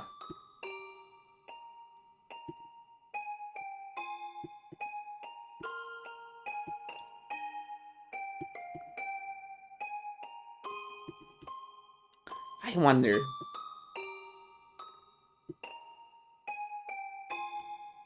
Well, we can. We can. But for now, let's show it off. Check this out. Boom. Oh, isn't that cool? Here, let me move it over here so you can see it better. I don't like the face you're doing at it, Nanjo. I personally like it. It's fine with me, but we'll have to start over. Losing that rope was a serious blow. Oh, and I'll see you later. Okay, that's a better expression. Check this out. Yeah, Kinzo likes it.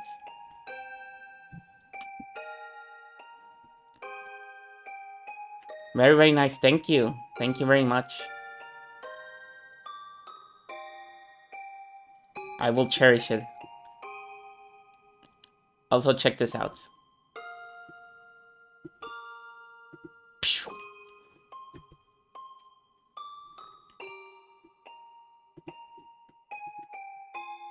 Maybe in the Golden Land or in Purgatory.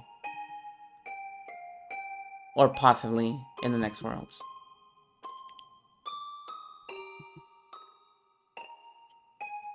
Nanjo didn't say anything beyond that. And with an emotion made smooth by familiarity, he pushed the button on the table that would release the auto lock. Then, after looking at Kinzo's back one last time, he left the study. As he did, Genji's voice came from the hall. If you're ready, master, I will now carry in your dinner. It may be my final dinner. I must savor it. Please, prepare it. As you wish. And are your preparations complete as well, master? Indeed. In the time leading up to this day, this room has been carefully wrapped in a multitude of barriers. Even if her roulette chooses me, I will definitely repel it. I will remain alive, and will surely become one of those who reach the Golden Lands. I shall repulse the visit of reapers trying to drag me off to the land of the dead.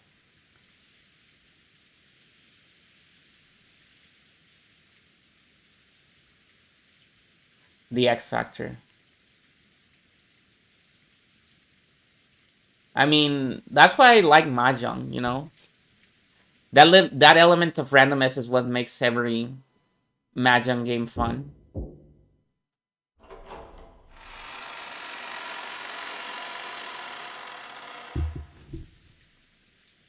Excuse me. I have come to serve your meal. Shannon entered the VIP room, bowing her head and pushing the serving cart. The young woman by the window, gazing out into the supposedly empty darkness, was definitely that witch. So, it is Shannon this time. How long has it been? Oh, your face is nearly as pale as it once was. I can see you're not canon. I hardly recognize you. Thank you very much. Do you play Mahjong tape? No, I'm a poser. I know the rules, the basic rules, but I've never actually played it. And I've read a bunch of Mahjong manga. So I'm just a poser. Shannon solemnly prepared dinner. There were actually several things she wanted to ask the witch. Akagi, yes. Yes. And Ten as well.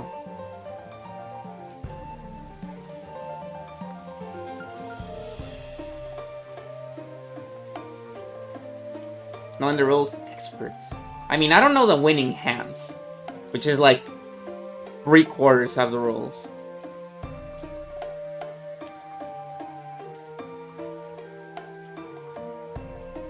There were actually several things she wanted to ask the witch.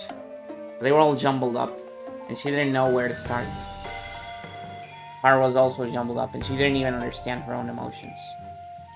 So she could only do her job dispassionately, with everything still vague. I'm sorry, I thought it's okay. However, the witch saw what was in her heart.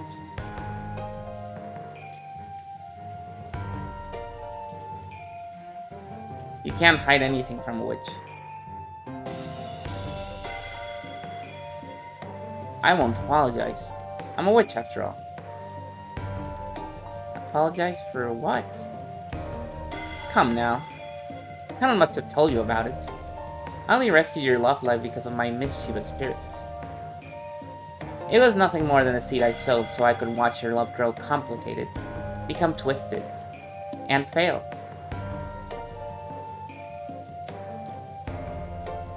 I imagine some people think it's more fun to hear about love than to have it. You couldn't possibly be trying to thank me, right? I am. No matter what kind of ulterior motive you had when you gave me the magic of love, it doesn't change the fact that I received it from you. So even if you sowed that seed knowing that the two of us wouldn't be able to stay together for life, I won't hold a grudge against you. It seems furniture is dull after all.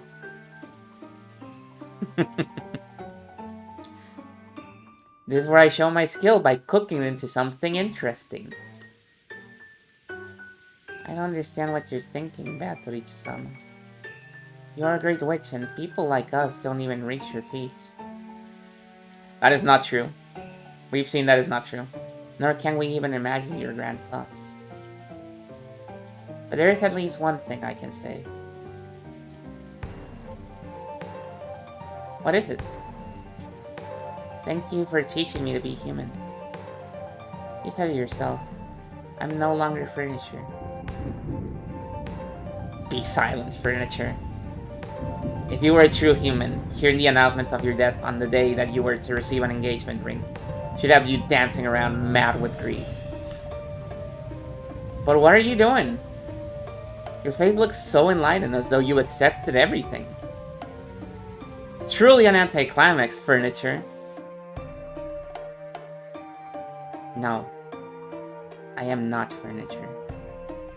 Be silent, furniture. I won't be silent, because I am not furniture. Are you saying you won't obey my orders? Furniture obeys orders. But a human decides for herself whether to obey orders or not. So I won't obey your orders.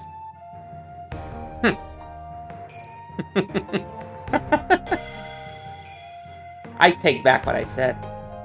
You really are interesting. If I hadn't sown those seeds, you probably would have allowed the ceremony to control your fate without clinging to any emotions. But now you've grown to become something truly interesting, something that will entertain me to no end. That as well. For I am not fond of boredom.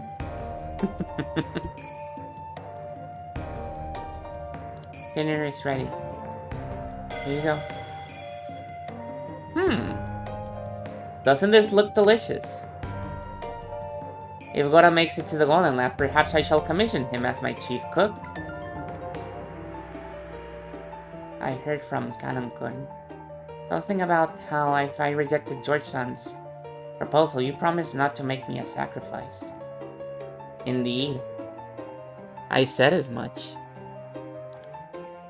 You would make an ideal potential sacrifice for the second Twilight. But because Canon cried and screamed, asking that I spare you, I graciously listened to his words.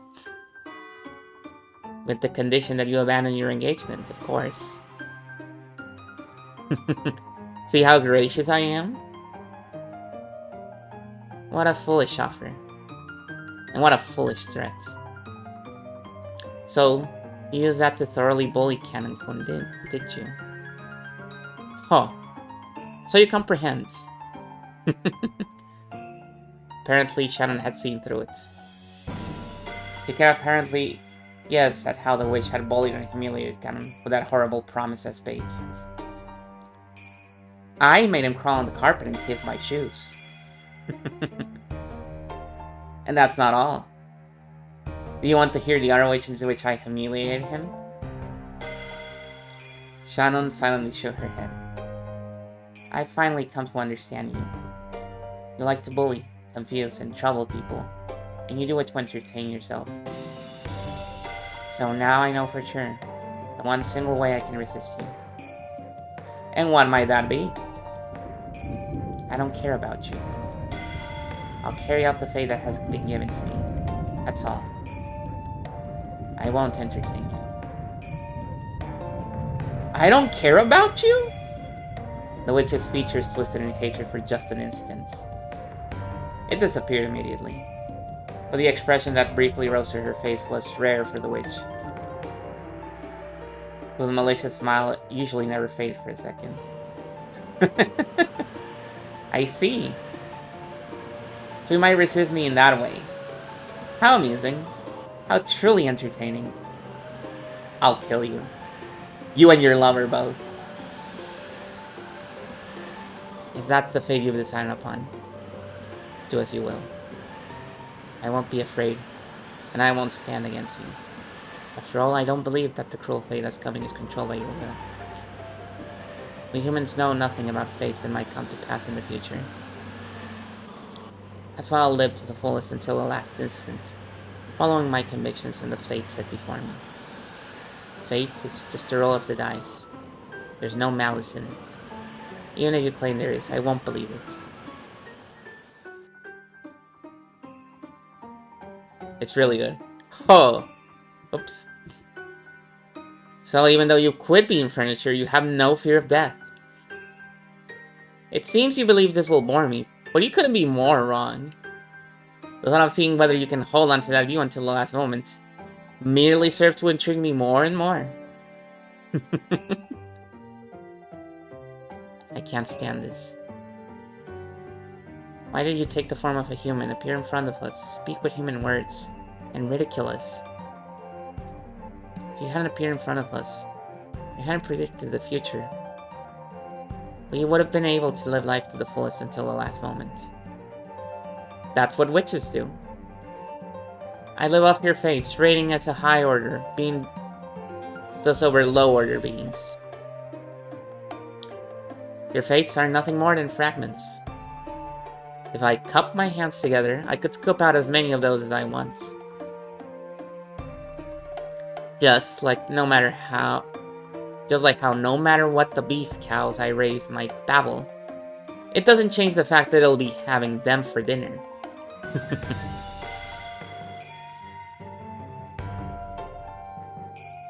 We are powerless, so we cannot fight against your ceremony or fates. But I can make you unhappy right now. Huh. And how were you planning to accomplish this? By walking away from this place right now. No matter how I respond to your words, it will only amuse you. Refusing to respond to your questions is my only method of resisting you. I see. You might be able to take a shot at me, but you cannot defeat me, yes? I have the power to kill anyone for eternity. I cannot wait to see whether you can keep up that resistance in an endlessly repeating cycle of death and rebirth. Don't you forget it, okay? You spoke those words yourself.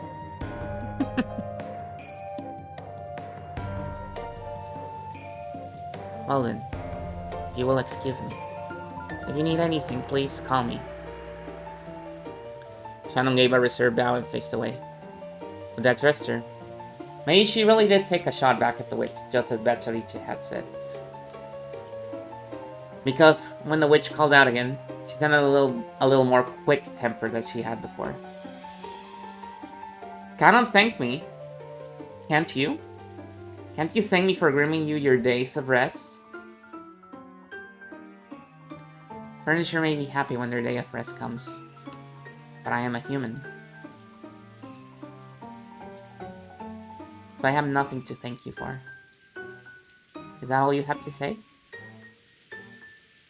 You plan to accept George's ring, yes? Don't forget that if you do, I will abandon the promise I made with Canon, and promise that you would not be selected as a sacrifice. If you need anything else, I'll have someone else come. If you will excuse me. A flat-out interruption. Shannon still hadn't answered her, and the sound of the door closing came instead of an answer. Shannon's resistance probably struck far more deeply into the witch than Shannon herself does. Because an expression of hatred once again rose to Beatrice's face. He had made Canon submit, even though he hadn't been ensnared until the end. Whereas Shannon, who had been so easily ensnared before, refused to submit this time. I see. So this state of affairs is amusing after all.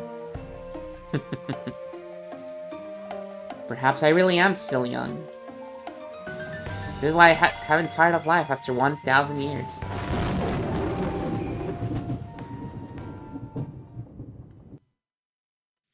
Whoa.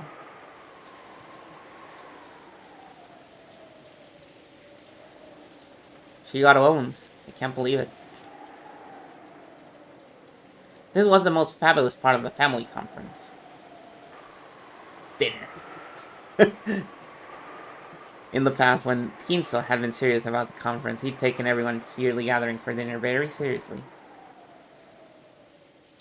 Any embarrassments during dinner would shame him greatly as a host. So he had given Natsuki stern orders to avoid such mishaps at all costs. Because of that, she and Krause eventually hired Goda, who had confidence in his cooking abilities. Thanks to that, they became able to serve wonderful dinners they could be confident in.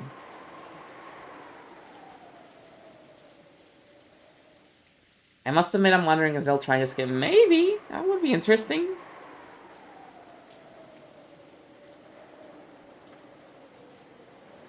But by that time, Kinso had closed himself up in his study and never appeared for dinner.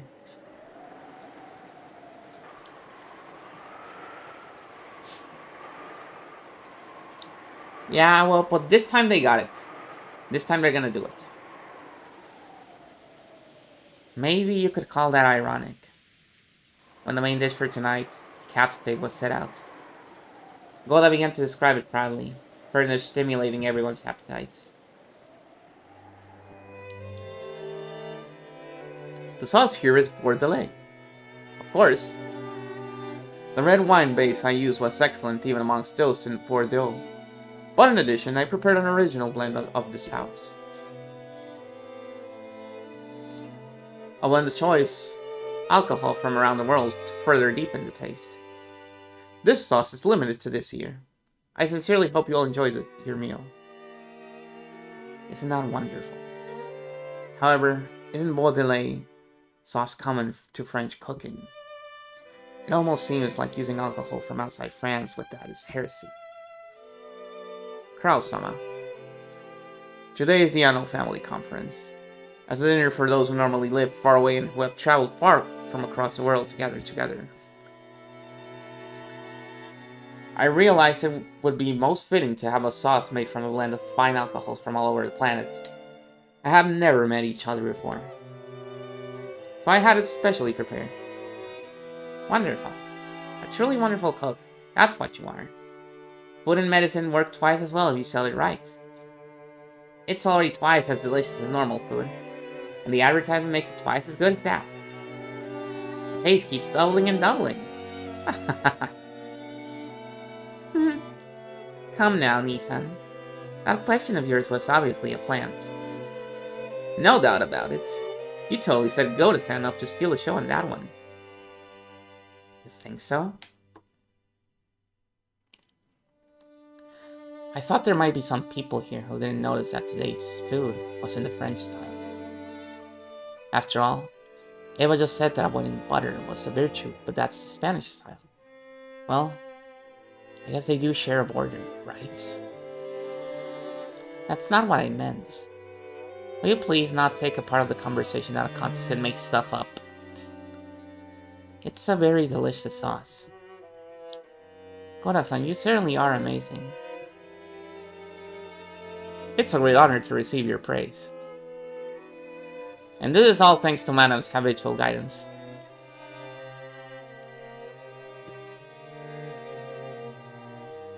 No, it was all Goda's idea. I only listened to the recipe and approved of it.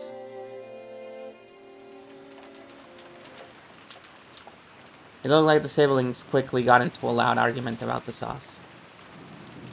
For the most part, dinner proceeded peacefully. Yeah, it wasn't a flop like the one in the first episode.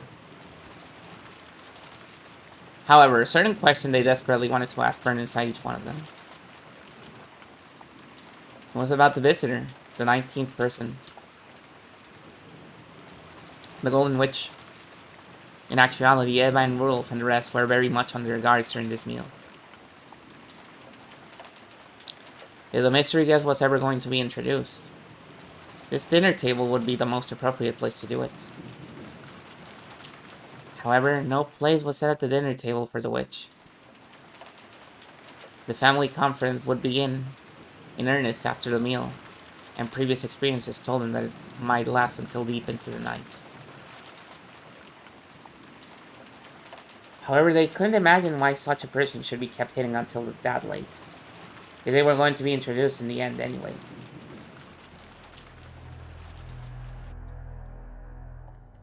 So Eva, Rudolph, and the rest were starting to feel a certain suspicion. Perhaps this guest wasn't known even to Kraus. If this wasn't an assassin called by Kraus to give in on advances in the inheritance problem, and maybe they should speak frankly to Kraus beforehand, creating a common front to resist anything disadvantageous to the four siblings. If she was Ginzo's assassin, whose purpose was to keep the inheritance from being handed over to the four siblings, the enmity between Kraus and the older siblings would only become a weak point that benefited the enemy. Well then, please enjoy at your leisure.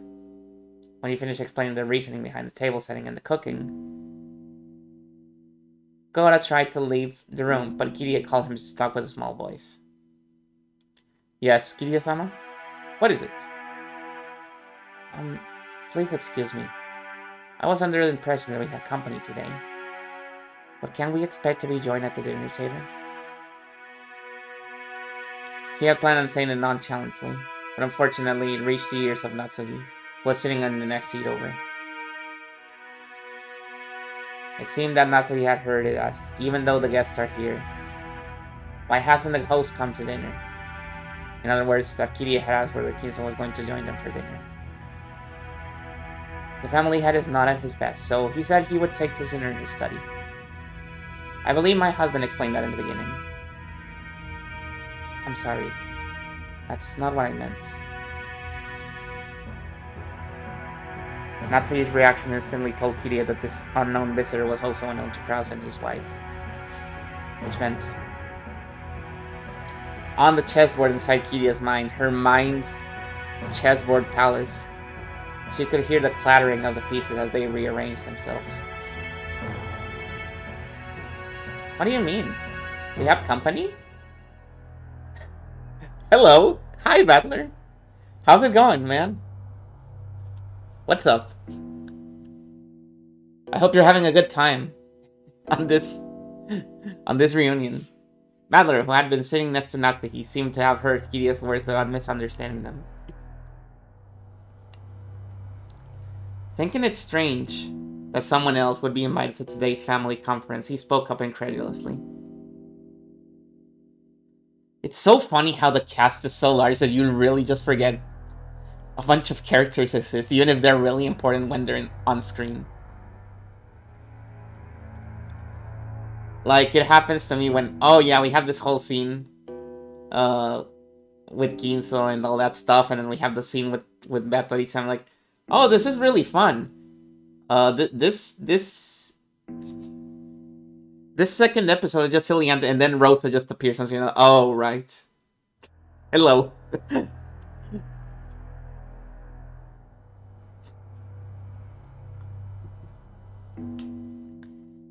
And thanks to that, the uncomfortable feeling building in the sibling's chest suddenly exploded. Everyone looked at Goda at the same time. Judging by their reactions, it was clear that no one here had invited that mystery woman.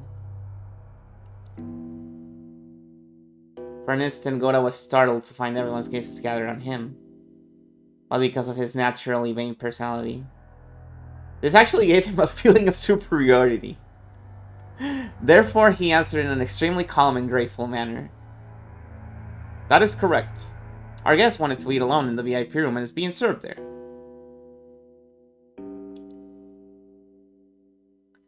That extremely graceful and reasonable response of Goda's made it obvious to everyone that a 19th person, a visitor, existed. The VIP room? A guest? What? Who are you talking about? Natsuhi's words echoed the question that everyone who didn't know about the appearance of the Golden Witch was thinking. How long has she been here? For like 5 hours now and nobody realized? Because this house is so fucking big. For a while, Goda was disoriented, caught completely off guard by the sudden interrogation. Well, that's not true. Rosa didn't know. She just didn't say anything.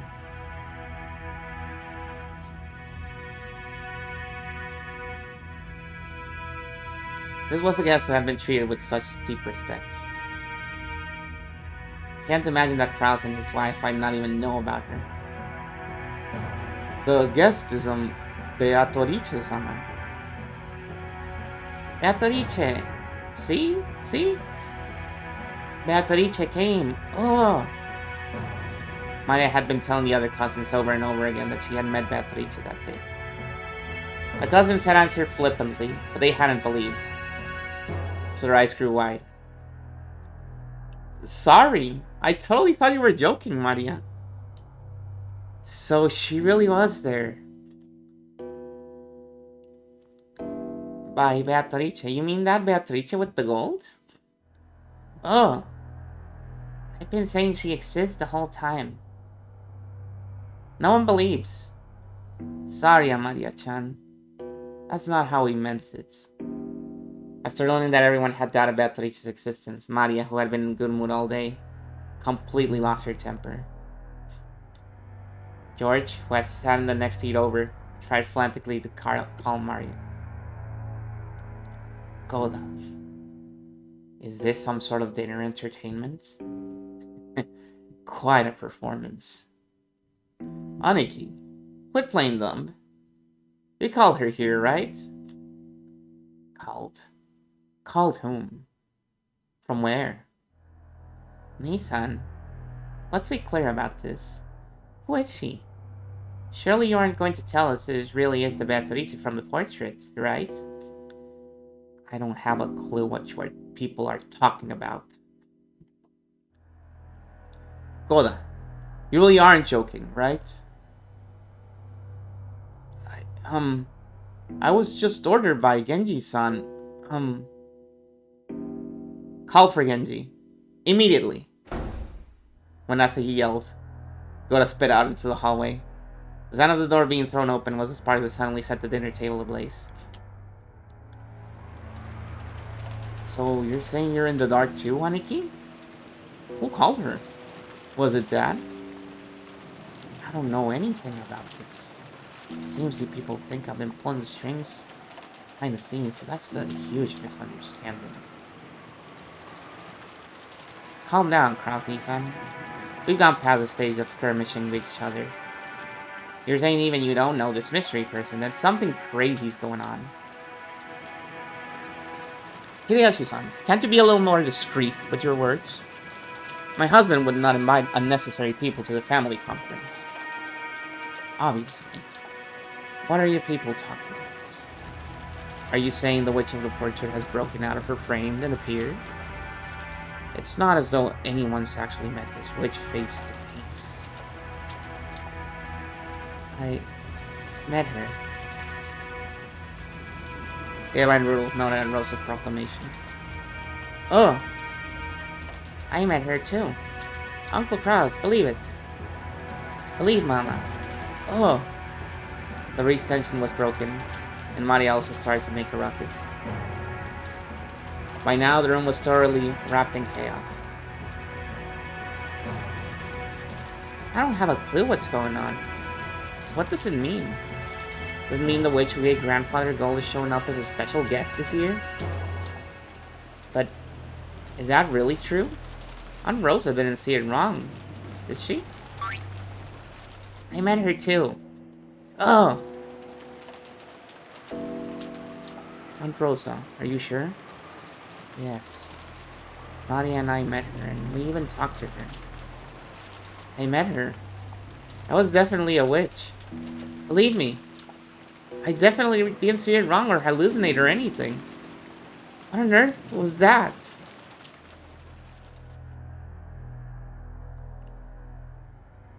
In the instant before the typhoon arrived, Rosa definitely met a witch in the rose garden. But the scene had been so hard to accept as truth. But the more she spoke of it like this, the less she understood what it was she had encountered. Ironically, since she was losing her composure, the more frantically she tried to cling to her claim, the more confused and hazy the thing she was describing became.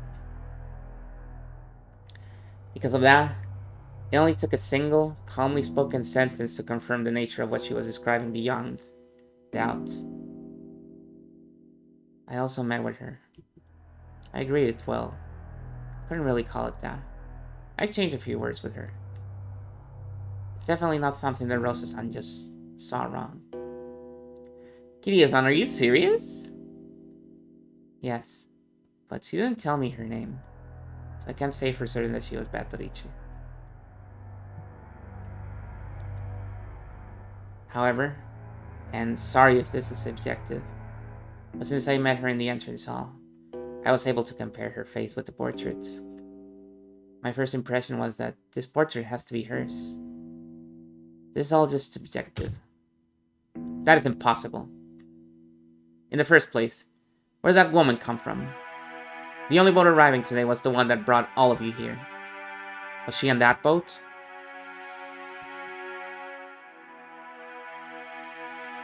Well, it's hard to say for sure. Of course, I don't remember any woman like that getting off the boat with us. Oh, is that all? Can you prove there wasn't a boat besides the one we rode on? You can't. You can't prove one didn't arrive. Makes sense.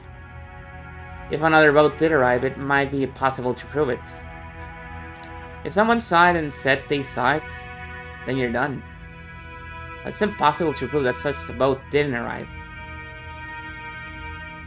Even if everyone says that no such boat arrived, that didn't see it arrive. You can't prove that it didn't arrive secretly. It's that thing they call a devil's proof. That's devil's proof number 2. It'd be simple to prove that devils exist. All you have to do is meet a devil. But it's impossible to prove that devils don't exist. Just by saying that no one has ever met a devil, you can't deny the possibility that they're hiding away somewhere humans can't go. You can't deny the existence of aliens for exactly the same reason.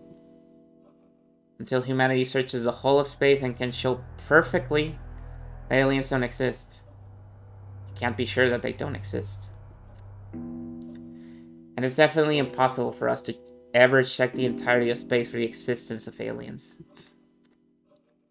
Therefore, while there are maybe a number of ways to prove that aliens do exist, it will always be impossible to show proof that denies their existence. So, any discussion about there being a second mode would just be a waste of our time. Check in chat for devils and aliens. Uh-oh. They're just a bunch of animals, don't worry. She wasn't on the boat with us. That much of a fact, so she must have arrived on this island through some other means. Are you sure she wasn't the driver? In disguise? Maybe wearing a fake beard or something? That's right. There may be no need to discuss how she came here. What's important is that she's actually in this mansion now. Doesn't feel like having dinner with us. Okay, let's review. Just a bunch of fruits in here. I was thinking it, but I didn't want to say it. Right now, there's another guest on this island, other than the 18 people with the Yoshinomiya family.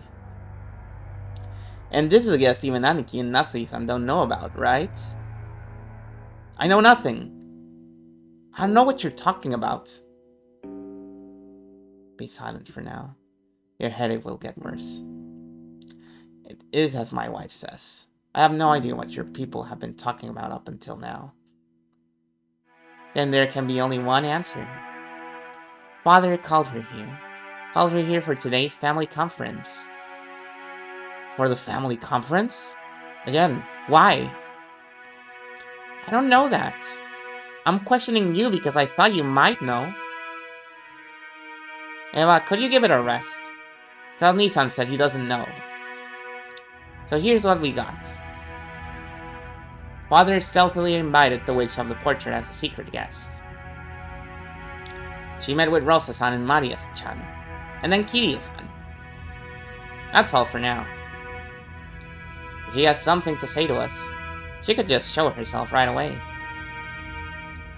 Now we gotta wonder why she shut herself up without greeting us. Does this mean Dad, who never gave a crap about this family conference in the first place, secretly called a new mistress here? And had her wear the clothes of his ideal witch? This day's too important for that explanation to fly. There can be only one reason. To join in on the family conference. She wants to claim some right to Father's inheritance. Ridiculous. The family head wouldn't have something as filthy as a mistress. I told you to be quiet. I've lived in this mansion with Father. What you're trying to say? Oh.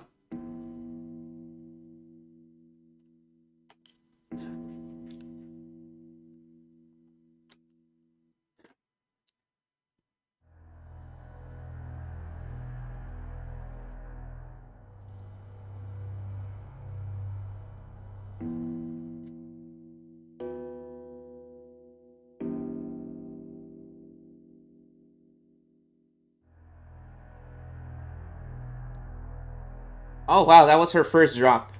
That's probably a sign that we should end soon. Dear, it's absurd to think Father has such a child. To waste the noble blood of the Yoshinomiya family on a mistress. That is nothing more than a few people making wild claims. It's obviously a fantasy, a delusion, a daydream. Or is anyone taking part in some kind of act to trick my husband? What act? If anyone's acting, it's you. Quit it, Aniki. Natsuki-san may be a bit of over vehement, but she's right. Kiria saw her. I didn't. Neither did you, Aniki. But Rosa did. That means she exists.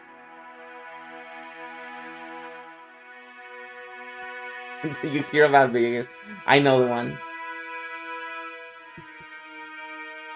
If only she was raising her hands. There are people who can prove she exists, so we're sure right away that she does. It's the opposite of devil's proof.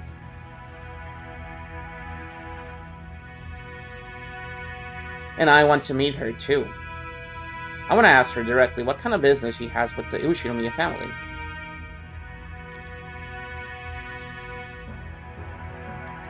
I agree with you on that. I don't wish to inquire as to what business she has on Rokijima.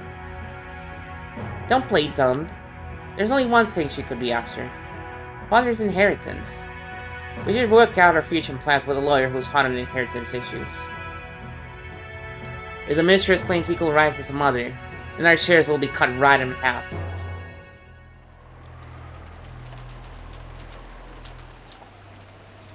It's really funny that you see everybody very normally, well, reacting to this and thinking very, very carefully about it, and meanwhile Eva's like trying to sell everything it's fucking over immediately. Wait a second, everybody. Genji-san will come very soon. He knows everything. I'm sure he'll answer our questions. Until then, let's stop talking about this. Hey, you, kids. Sorry, but the adults have to start talking about something complicated. Return to the guest house. Rosa yelled at the children, slightly overcome with emotion. The children didn't understand why they were being suddenly yelled at this time. But Eva and the rest realized it too late. They were talking so bluntly about the filthy topic of inheritance right in front of the children. Especially Eva. Especially Eva. Of course, they wouldn't want their children to remain. But they all immediately agree with Rosa's plan. That's right, just as Rosa-san says. George, take all cousins and go back to the guest house.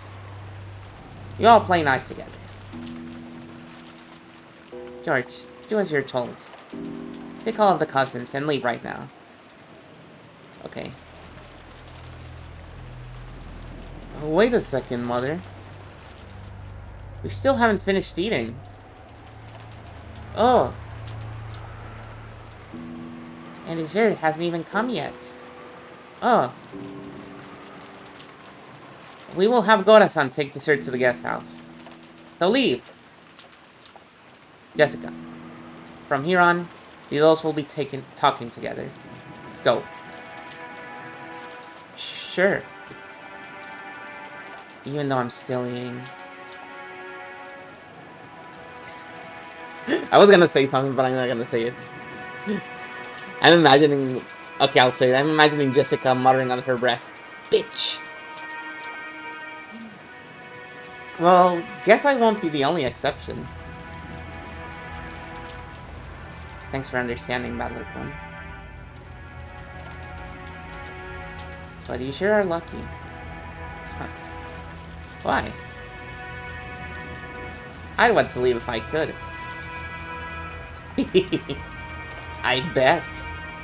I'll let you adults enjoy your happy family chat about the inheritance. I will also leave my seat. At any rate, it appears my turn will not come tonight. Nanjo quietly rose to his feet. Bitch.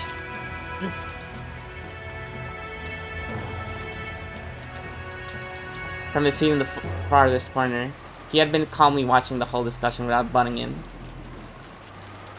Surely that reaction of his was very adult. Just what you'd expect from a calm old gentleman.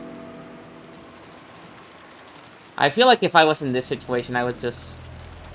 Since everyone is ignoring me already, if I was in like Nanjo's place, I would just keep eating. And not say anything. And everyone just continues arguing and I'm just eating, like nothing's happening.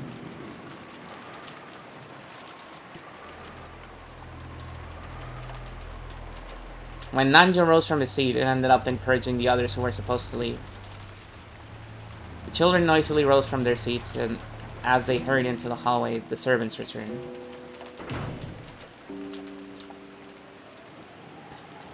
I apologize for taking so long. I have called Genji.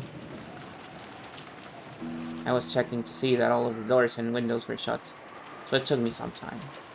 Apologies. Come on, children. To the guest house. Goda-san, my apologies, but could you carry the children's portion of the dessert to the guest house? Is that what you wish? It seemed Goda wasn't amused to see the dinner he'd worked so hard on interrupted like this. He will never be able to get a good dinner. It keeps getting ruined. He let Natsuhiya look as though asking her whether that was really okay. Do as Rosa-san says. And it will not be necessary to set out dessert for us. Kita's like, what? Do not approach the dining hall until we call for you. Tell the rest of the servants to do the same. Understood? Yes. As you wish. Come, everyone. Shall we go? Maria-san, you mustn't trouble your mother anymore. Ugh. I want to talk about Beato too. Oh, no. Oh. Maria-chan, Could you tell us about Valtorice in the guest house? I really want to hear about the witch. Okay? Huh? Oh!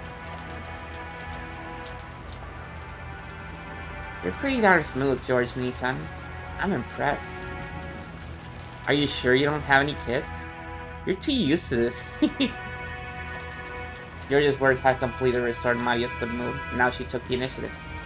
Then the others to head on to the guest house. It looked like Gora didn't like being kicked out himself, but he couldn't disobey Natsuki. So he left the room with Valor and the rest, closing the door. I also really want to hear about the witch. Hello, Astral Sage.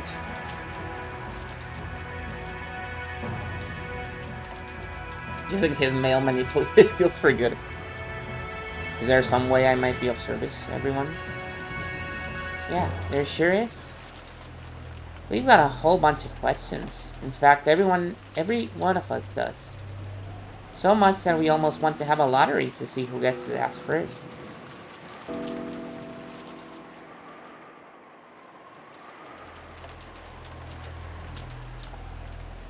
I'd crash out if I was in this family and throw water in the face of the offending parties. Nobody spoils dinner. Yeah, and when the dinner is so good as well. Like, no. I waited all day to eat that fucking cake for dessert. The witch can have all my money. I'm eating that fucking cake. You are not ruining my cake. But no matter who wins the first lottery, the first question will be the same, won't it? That's right. Genji-san, answer me honestly. Who is this person called Beatrice in the VIP room right now?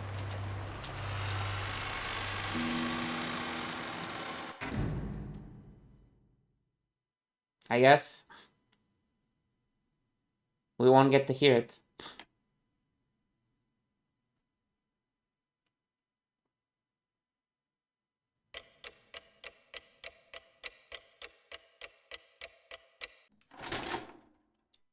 $10 p.m. Damn right.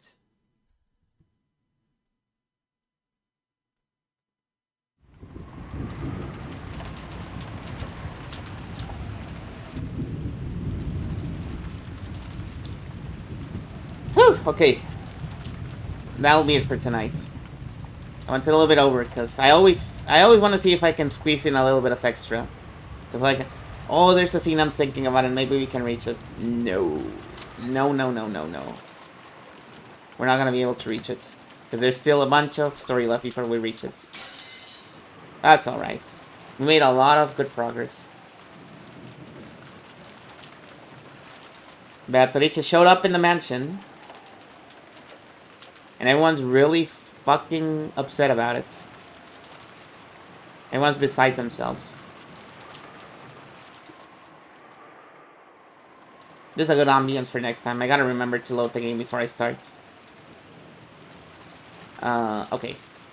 So let's go over here.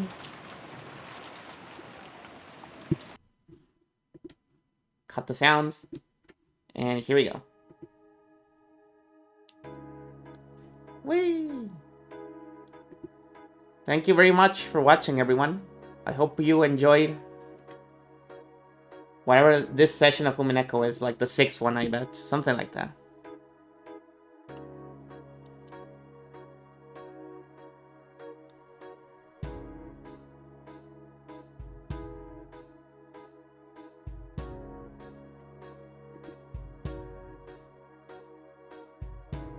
What the? I'm being suggested a collab with myself? Okay.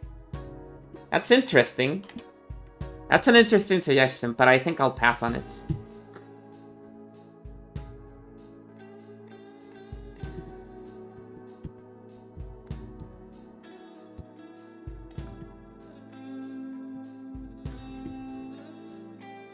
Okay. I think I'm gonna raid tonight. If I typed it correctly. Yes. I'm gonna raid Dubious, who is playing Diddy Kong Racing. Which is a game that takes place on an island. So it's basically the same thing as what we just experienced.